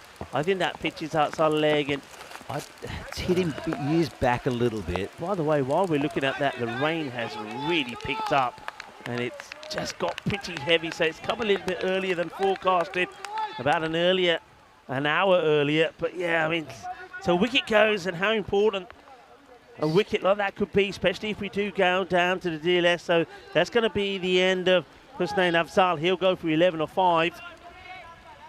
Well, Kanasane's the new batsman. And Gulami's still there. So 40 for 3. They're still marginally ahead of France with those 3 wickets. 3 wickets down. They'll look for 2. They won't get it. They just get the single at the boundary. It's Kasane off the mark. But we've seen, well, Kasane batted okay in the last game, I think, but Cameron Ahmedzai's gone off the boil a bit. Got 2 golden ducks. And didn't do much on the last game. Oh, did that hit him? I think there's a little bit of lid on this. This could have been bat onto lid. And I think the umpires are just going to have to make sure that the batter here, Glami, is okay. We might have a good shot of it here. I think it might have come off the bat, and yeah, definitely gets him on the grill. It's all right, he's checked it. He said it came off the bat, and I think it did. Came off the bat and then straight off the grill. It's good they've got helmets. I was talking earlier how as a junior and then growing up through playing seniors, no one wore helmets. It was a while ago. This is hit nicely down the ground. 6 runs. Oh, I'll tell you what, I'm glad it wasn't at us because that skidded a long way. It's a head height. Lovely shot straight down the ground from the captain, Kalasani. And when you hit straight like this, nothing looks better. It almost comes into the igloo. Well, I know you had a spot of bother. Yeah. In fact, I can see you had a spot of bother yesterday. Yeah. Your monitor doesn't look very healthy, I have to say. The evidence is clear to see. So I don't understand how you could hit such a small target. Hey, I have lost, as people will know, 2 laptops and a couple of monitors during my time, so I understand it. Short. And 1 for the over, say the umpires. Good news is, folks, that the rain for the moment has just slowed down. Just a little bit of drizzle at the moment, so we continue without any issues right now. That is the end of the 4th over in France, so 48 for 3. So just to give you an idea,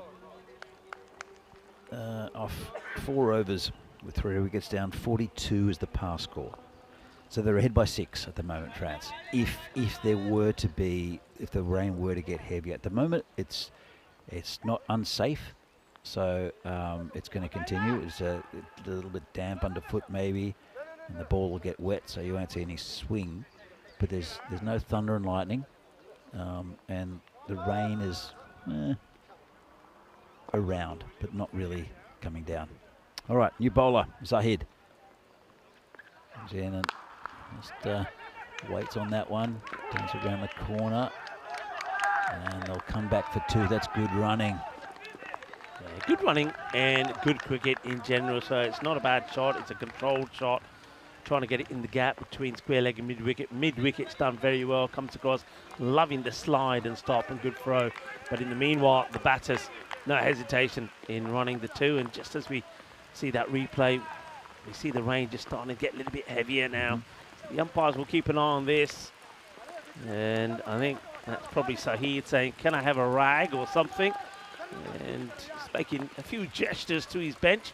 And he's probably going to be told, look, get on with it because we're behind here. And in fact, I can see that the 2 batters are not going to hesitate to come off because they know that they are in front here. So I'm quite surprised, actually, that Khalid Zahid starts to make a few gestures about the weather because Sweden needed to stay out there. So if we don't get back onto the field of play, you just mentioned it, then they are ahead 50 for 3 in the start of this 5th over. And France, as the teams come off the field of play, are ahead. And just as they're coming off, actually the rain does start to ease off a little bit. And I can see that the umpires... I don't really know what. I mean, the starts were taken out and they're being put back again now because it does slow up. It was a strange decision, wasn't it? Yeah. I wonder, do you get the feeling that the bowler started asking the question and then one of the umpires, square leg umpires, said to the batters, what do you want to do? And said, right, we're out of here. Well, it sort of felt a bit like that. Yeah, absolutely. And they're passing showers. There's not a steady rain. I've seen a lot worse, especially in this format. And we're not exactly playing on a turf pitch, so interesting decision. It wouldn't really be a nice way to finish this tournament either. Hey, it would have been nice. I tell you what, we can come into the comms the commentary igloo for a while. The igloo is keeping us dry. That is is. good. But I have to say, I was a little bit surprised because when I look at it out there now, it's a bit like what happened in the last over. We had about 10-15 seconds of a little bit of a downpour. Then it slows down. It's actually stopped in now. Yeah. It wouldn't surprise me while we're still on air that the umpires lead their players back out again. And Sweden have to want to go out there. But mind you, while we're on camera, I did say at the beginning, it is Easter Sunday. So look. Oh, thank One, you, Rico. 2. You can have those on me. Happy Easter, buddy. Thanks, it's mate. lovely to be with you here as well. We don't actually get too many gigs together because we're all over the place. So it's nice finally to catch up with you again. I know we had a wonderful time in Czechia last year. Yep. Are you in Czechia again this time? I am. I hear you're coming too. I will be there as well. So we'll get to reunite in Czechia. I know you offered to Jersey. Now we did find out why it's called the Liberation Series. Yes, we did. It's to do with the liberation of Jersey after I think it's their Liberation Day when in World they War became II. liberated, Yeah, which yeah. coincides with the time that we're there. So It that's was going to be occupied by the great. Germans, obviously. Yeah. So, but yeah. So Liberation Day, and it's on the same day as I think the tournament starts. Yeah. Well, we don't know what's going to happen right at the moment. I can hear some discussions happening to the left of me. Why don't we go to the highlights that we have of this inning so far, and maybe after that we'll have a bit more of a clearer idea of what's happening. Here's the highlights so far. They made a good start, I think, with opting to go with Debe, and he gets a breakthrough, and that was a big breakthrough because it was the man that scored the majority of the runs last time around, Mukhtar Omar, who just lost his head, lost his shape, and lost his wicket. So the young man, Omar, once again, or I should say, Dabe, once again in the wickets. But then there was a couple of big shots, wasn't there? And this was a great one-handed stop, but needed wickets did Sweden, and they did manage to pick up 3 of them before the players went off the field to play. There was one, of course, Zubat was absolutely pumped. Now this was the interesting one. Big appeal on this occasion, not out. And then how about this? How do you miss from here? Well, it would have been out, and then he continued the LBW appeal. I love that from Ajay. But then there was the LB that was given. First of all, let's look at this one. Is that sliced away to the boundary? We said at the time that was an important run. Now, this one here, I think myself and Danny, when we saw this given, we both suspected that ball probably just pitching outside the leg, but the umpire sees it differently. That was one that came off the bat and the lid. And this shot here, I think, is the one that puts them in the driving seat at the moment, Danny. I think so. It's they've lost 3 wickets. 4 wickets, sorry. 3 wickets? Well, they've lost 3 wickets. 3 Yeah, wickets. 3 wickets. And that was the start, of course, of that the 5th over. So still what we can see, as you'll see as you zoom out a little bit, is the players are, as we suspected, making their way back on to the field of play. Now, we don't know if there's, I would imagine, as it is the last match of the day, that there's no time lost. So I think we're still going to continue with it being a 10-over match. I'll just check if there's any information that's come through on my system on this. So no time lost is what Mars is saying. So I like that. And I do hope that we can finish this in, proper 10 overs and DLS doesn't have to come into play, because I still feel that there's going to be a few twists in this innings as well. Absolutely. And that pitch is going to be a little bit wet. Normally what it does, it makes a ball skid through a little bit, so it comes onto the bat a little bit quicker. And what it does affect sometimes is spin bowlers who get a bit of a strange skidding through onto the pitch, but there are no more spin bowlers available for Sweden. So generally, I think it's still a good surface. 50 for 3 at the moment, 4.1 overs. Not a huge total they're chasing. And dot ball. Good ball from Zahid. Yeah, very important over.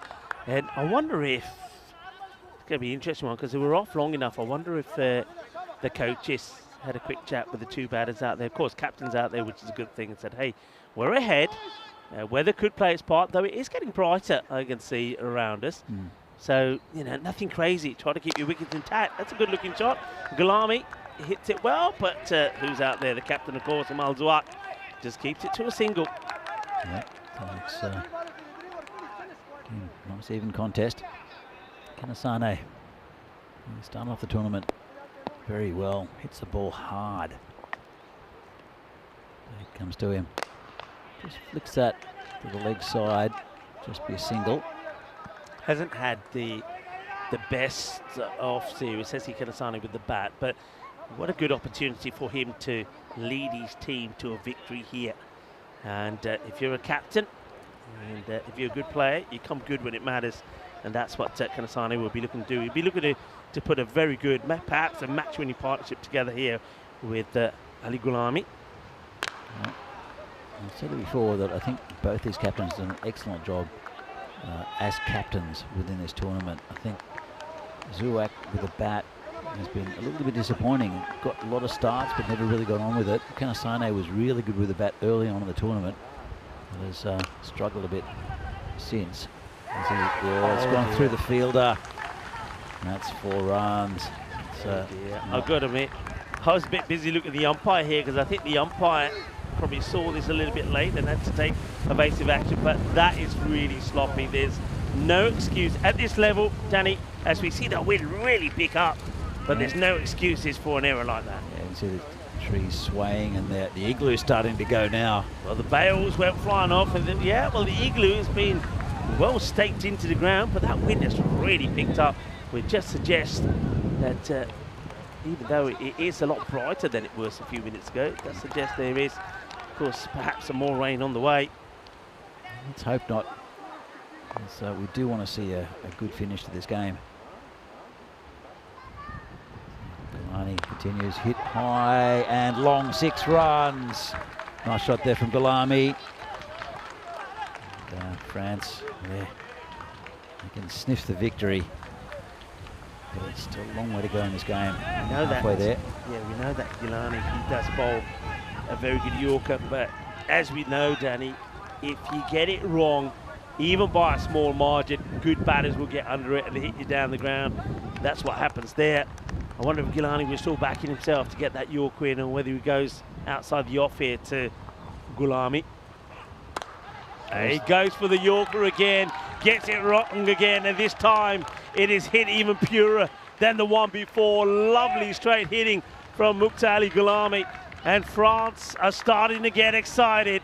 They're starting to feel that they're on their way to winning this series 4-3. What a series has been. It's swung around in roundabouts. It's been topsy-turvy, a bit like a roller coaster. Can Sweden find a way to get back in this? Gilani has gone for 6 and 6. The first 2 balls of over number 6. There's a bit of a serendipitous moment there, I think, with the 3 sixes. But you're right, Gilani. Well, he's tried to get those Yorkers going. He's had a little bit of a break. You can see here what's coming up. So we've got France for the next week, including next Sunday. That's going to be a great tournament out here with the 2 groups. Malta, the spring series in Malta, it'll be nice and warm there. And then I think there's Belgium, Czechia. There's a little weekend tournament in Czechia with some internationals, which we're looking forward to. Then I'll be in Jersey with Vinny for the Liberation Series. That's ECS and ECSWs, which is also very good. Looking forward to that. Small bowls, that sneaks that inside. Good areas. And Saeed Gilani had to do something different. We just saw a little break there as it was looked like Mukhtar Gulami needed a little bit of the freeze spray on his hand. That might have been the one. Remember one that came up and caught him on the lid. So it must have caught him on the glove. But he's had a bit of treatment. And Gilani probably get some advice about trying to keep this ball outside the off. Right. Has he got enough of this? Yes, he has. That's going to get mullered for 6 as well. He does try to go a little bit wider, a little bit shorter. And Mukhtar Gulami, well, you can see that he's still having a few issues with his hand, but the bat is going well. Right out the middle, 6 more. France getting closer to a famous victory here at the Drua Cricket Ground. Yeah, good shot there from Gulami. You see he's shaking his hand there. And it's been an expensive over from Gilani. It's been good this tournament, but just no answers at the moment to Gulami, who's on 39 off 18. Just gets a single as well. That's well played. the single. Yeah, thought about the second there as the fielders sort of ummed and ahed about who was going to get there. In the end, it was the captain, Imal Zuwak. He'll be going through a few motions here, won't he? I mean, this match is not done yet, but he's battled so well. We've given him so much credit for the way he's captain. He's batting in a way, hasn't really clicked. He's made starts and got out. But still, it's been a fantastic effort from everyone. This one's just going to drop short. The fielder watches the bounce well. There's Javid Staniczai, and then, oh, well, it's gets away from Gilani, and the batters will take another extra. So maybe a little bit of tiredness coming into play here. Here's the throw, and probably not the best and not the easiest to take for the bowler, and the batters will take full advantage in doubling up. It's the end of the over, 78 for the 3 after 6. Yeah, look at the scorecard. Galami up the top, played a good innings. Doesn't take too many risks. 40 off 19, and almost a homer. Filled with some good bowling by Darbe. And it's a good little partnership here between their skipper and Galami. Yeah, coming around, won't get there, will he? Does well, does the skipper. Cuts off the runs. They'll take 2. But no real chance for a catch. The score moves on to 80.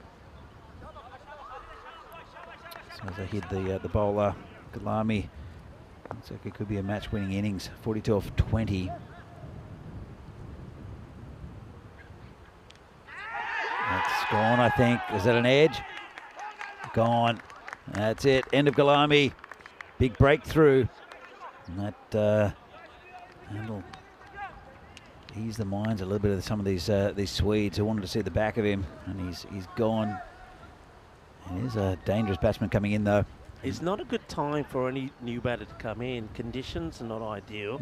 You've still got that little bit of pressure on you. Kanasani, the captain's still there, but you just mentioned there that Mushali Galami. Look, once you get into the position he does, 42-21, you've got to see it home. It's the old saying, isn't it, in the game? No matter what format you're playing, when a batter is in and you're closing on victory, it's your job to finish it. So Galami sort of lets his side down a little bit, but you can see he seems to be hampered by an injury to his hand there.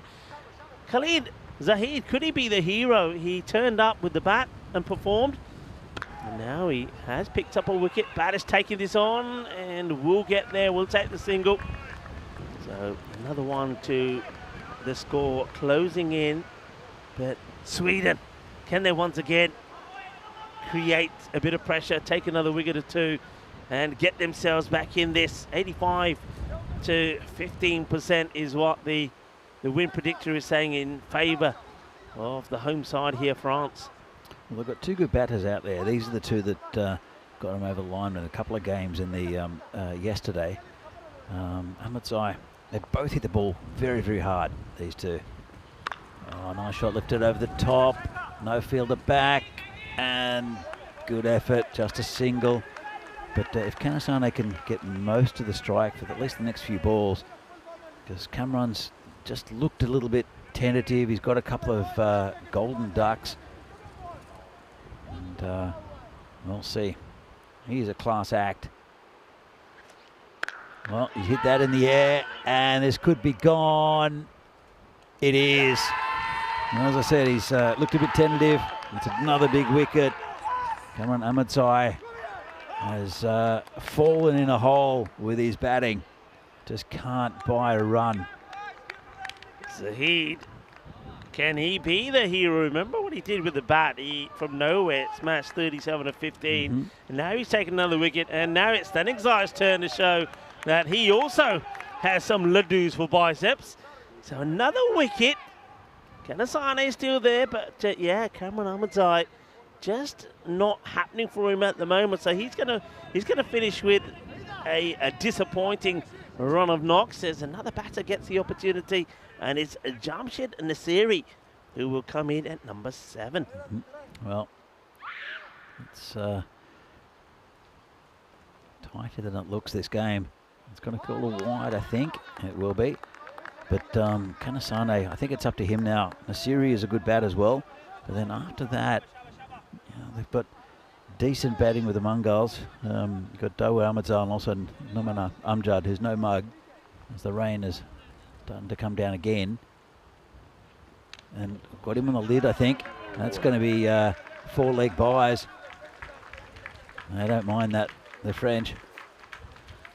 Leg buy signal. Always said interesting one when the ball comes off the head and the umpire calls leg buys, but of course it doesn't hit any part of the bat, hits the body. Leg buys is the call, and you can see there that's probably the DLS results on that bit of paper, and a little bit of the old the check to make he's okay. It says yeah, I'm fine, and he's saying yeah, I used my head there, and that keeps them ahead of the DLS rate as well. I think with 5 wickets down here, they needed to be 75, and you can see they are well ahead.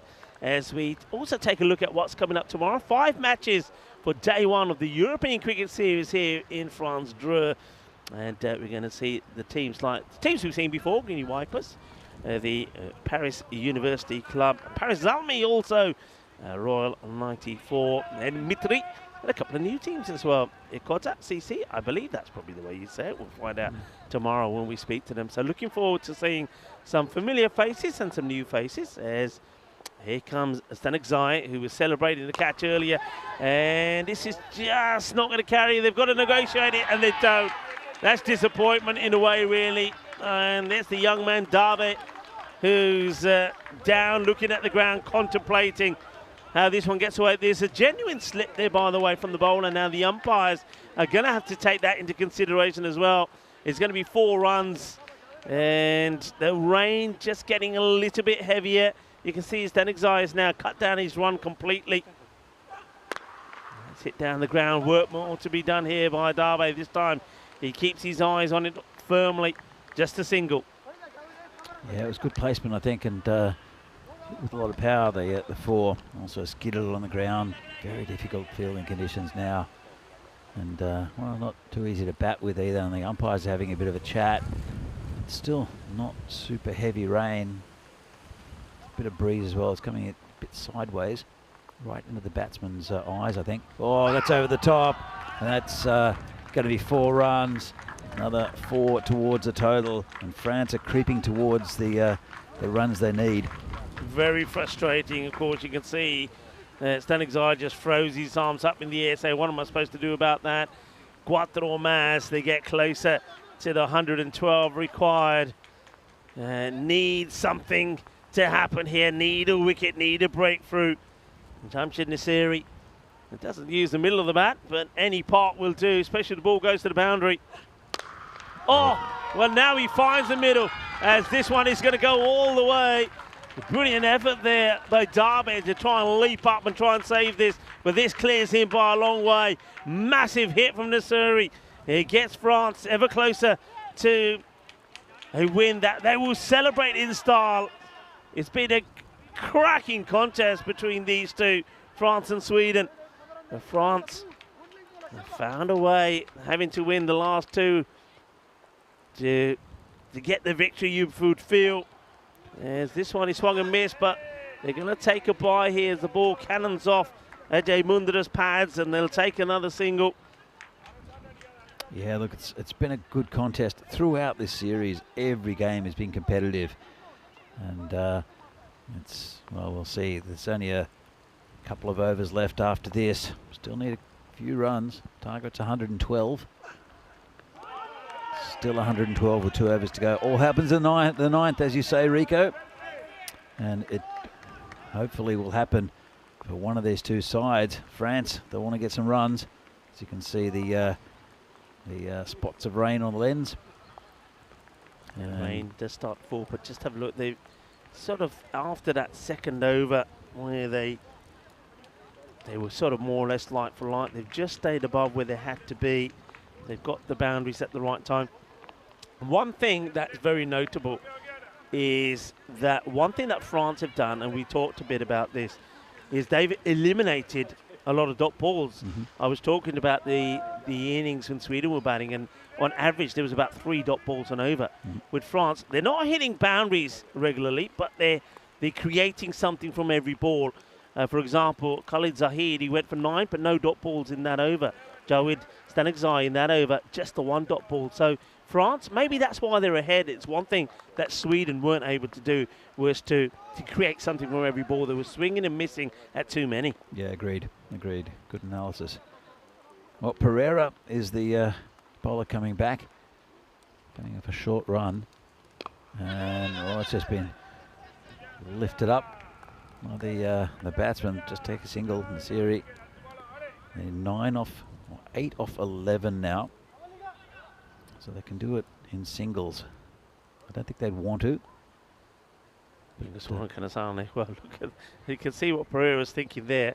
They're doing the best to keep the ball dry, and then the fielder just rolls it back past him. He was not impressed. No, I wouldn't be either in this situation. You're up against it anyway. Can they get the wicket of the captain here, Kanasane, and put some more pressure on France? Nope. Nope. Beautiful shot. Absolutely delightful. Lovely stroke. Kanasane has played a couple of shots straight down the ground like this. Just waits for it. And beautiful elevation and execution of that shot. 6 more. And they are almost home here. 110 now. Any boundary will do it. You feel that they'll look for a boundary. 2 required of 10. Kanasane is looking like he's finally going to find his touch in this final encounter, the all-important encounter between these two, and lead his team to victory. Comes Pereira, and that'll be it. There's no one home. 4 runs, France win, and the end of a very, very good tournament. Worthy winners, France, I think, but really competitive series between 2 good sides, and they're both up and coming in the rankings and in Europe. Kanasane, you can see a big smile on his face as they shake hands with the umpire. Now the 2 teams will shake hands, and though we know that France are victorious here, let's just reflect on what has been an outstanding series. We've seen some real talent on display out there in every discipline of the game, from the batting, the fielding, and also the bowling. And I've loved the way that this series has been played in as well. Very sporting. It's been a real credit to the way the game of cricket should be played. Absolutely, Rico. And look, we've had fine individual performances, we've had good team performances, but good captaincy. And look, it's been really played in the right spirit, as you said. But France worthy winners, and I'm sure they'll be celebrating tonight. This little mini tournament between these two, 7 games in all. And this was a very good bowler. I'm sure we'll see for many, many years to come in Advait Tabe with the celebration. I think he'll look back on in a few years and regret. Well, he doesn't have to work too much on his bowling, let's be fair. The celebration, yeah, maybe he has to work a little bit on that. But yeah, you see there at the beginning that Sweden, they did stay in it. They needed wickets. They got wickets. That was another one. That was a really strange shot there, played there by Safi. That one was given not out, and probably should have been out. Should have been run out actually in the end. And somehow Mundra managed to miss it. This one was given out. It's umpire's call in the end. We thought maybe it just pitched outside that leg stick, but it's a decision that Sweden would take. But then we saw shots like this from the captain, Kanasane. And Danny, I think it's fair to say that the captain, he certainly did perform when he had to. Yeah, he did. He's been good all tournament, as I said. He's started off the tournament very, very well, as did Cameron Amatai. But Cameron faded quite badly, whereas Kanasane was still pretty consistent and really did get his team over the line. Gulami was really good as well throughout this tournament when he came in. He only played 2 games yesterday. Scored a lot of runs and got quite a few in the final as well. Well, there was Stanigzai there giving his version of his celebration, and maybe he's trying to outdo Dawood Ahmadzai with that Mr. Universe celebration. There was a little bit of a concussion test there for the batter, who says, I'm fine. And then there was this one that's got away. And I suppose I did say, Danny, in my intro, that maybe it will come down to the team that is sharper in the field and holds on to the little half chances that come their way, and perhaps in this match France were better in that department, and that's what gets them home. They needed their captain to dig in and get a good knock, and that's exactly what he did, especially after Mukhtar Gulami had put them in a good position. He scored 42, and then the captain, fine 30 not out from him, 2 sixes and 3 fours. Yeah, look, here's the scorecard. And it's Gulami up top with 42 off 21, and Kanasane with 30 off 12, the two main contributors. There were 13 extras, a couple of leg byes there, especially one off the helmet, but and with the bowling figures. We have Darbe started off well, ended up getting hit a little bit by the left-handers. Pereira also taking a bit of punishment. Khalid Zahid did excellently with the ball, and really got Sweden with a total that well got them to be a pretty competitive one in the end. It's as you can see, 37 off 15 out of nowhere really, and that last over went for 30 odd. So excellent by Khalid Zahid with the ball and the bat.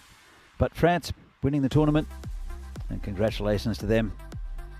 So as we see the overhead shot, I think we're going to cut to Rico in just a moment, and we're going to have a couple of little presentations.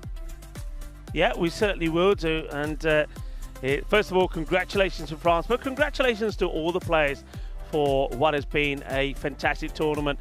And in the end, I think we knew it would go all the way down to the wire, and that's exactly what did happen. I've got two gentlemen that are standing behind me, and the first that I'd like to come forward is your MVP. Now, no surprises here, and I know that, Danny, you will do the honours here to, well, a man that we call Mr. Universe on the network. It's Dawood Ahmadzai with 13 wickets. And Dawood, congratulations. First of all, you can't have it until you do the Mr. Universe celebration. Come on, I want to see that celebration. One more time for the viewers. Look, he's rolling up there. There you go. Mr. Universe. Well done. Well played. Excellently bowled. Congratulations. Thoroughly deserved. And then, without further ado, the captain of France, Lingeswaran Kanasane, congratulations. It's been a fantastic victory for you. And Danny, please do the honours. The winning trophy to the winning captain of France. I'm just going to put my microphone towards you and maybe just talk us through what this tournament has meant to you. It's preparation for us for the next World Cup qualifier for us. We prepare the team, we train a lot and choose the guys with the coaches and president and CEO with Salama. And it's a tournament preparation for the T20 World Cup, and they played well these 2 days, and they show us a great performance, everyone. I think you're absolutely right. I know that Danny is standing here. So Danny, you'd agree, you were here yesterday, that we saw two teams that were very even in every department. And in the end, I think it was a team that perhaps had a little bit of the rub the green perhaps that would go away and win it. But the talent on show was excellent. It was excellent all round. I think both teams showed a lot of spirit, but good quality as well, and a lot of depth in the French team now. So it's nicely balanced and good performers. They're outside the 10 at the moment. They're going to celebrate. Actually, come Danny, come in the shot as well, Danny, because I know people can hear you. But yeah, a good performance. I think you were very well tested, weren't you, by this the Swedish team. A lot of good things to take from you. And yourself as well, when it mattered there at the end, you didn't have the best of performances with the bat, but when it mattered, you came good and scored the run. So once again, congratulations and well done to France for winning that trophy. Can we quickly do something? Come in. Well done to you. Well, everybody wants to come in, so come on in. Mind the don't knock the camera when you come through. Come on in, get in the background. And I know that they're very keen to get the celebrations in. So well done, well played. And how many people can we get into the igloo? Well, that was the question. Well, quite a few. Well, I tell you what, I'm going to move out the scene. You guys can continue to celebrate. Well, maybe I can't move now.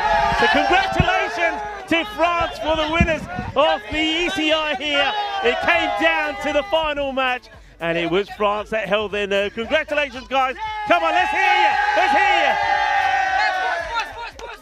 Well, we're going to say our goodbyes here, but we're going to leave you with, we're going to leave you with a little bit of back and forth. Here are the highlights of the day.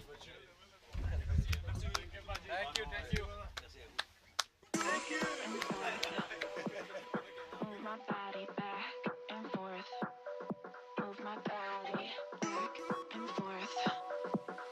Move my body back and forth. Move my body back and forth. Move my body back and forth. Move my body back and forth. Move my body back and forth.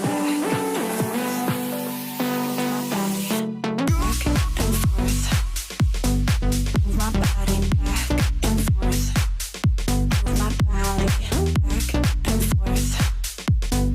Move my body back and forth. Move my body back and forth.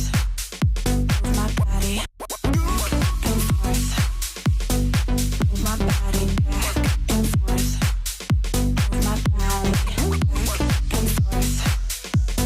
Move my body back and forth. Move my body.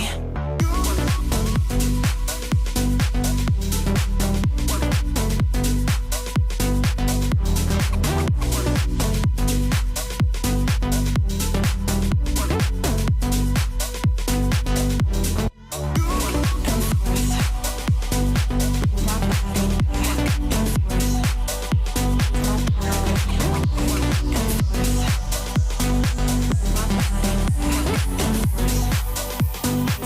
body and forth.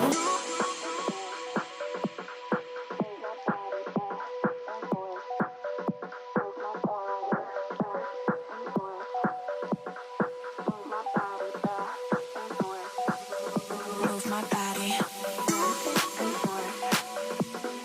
Move my body back and forth. Move my body back and forth.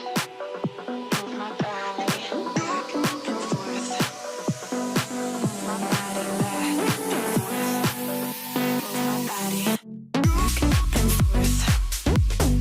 Move my body back and forth.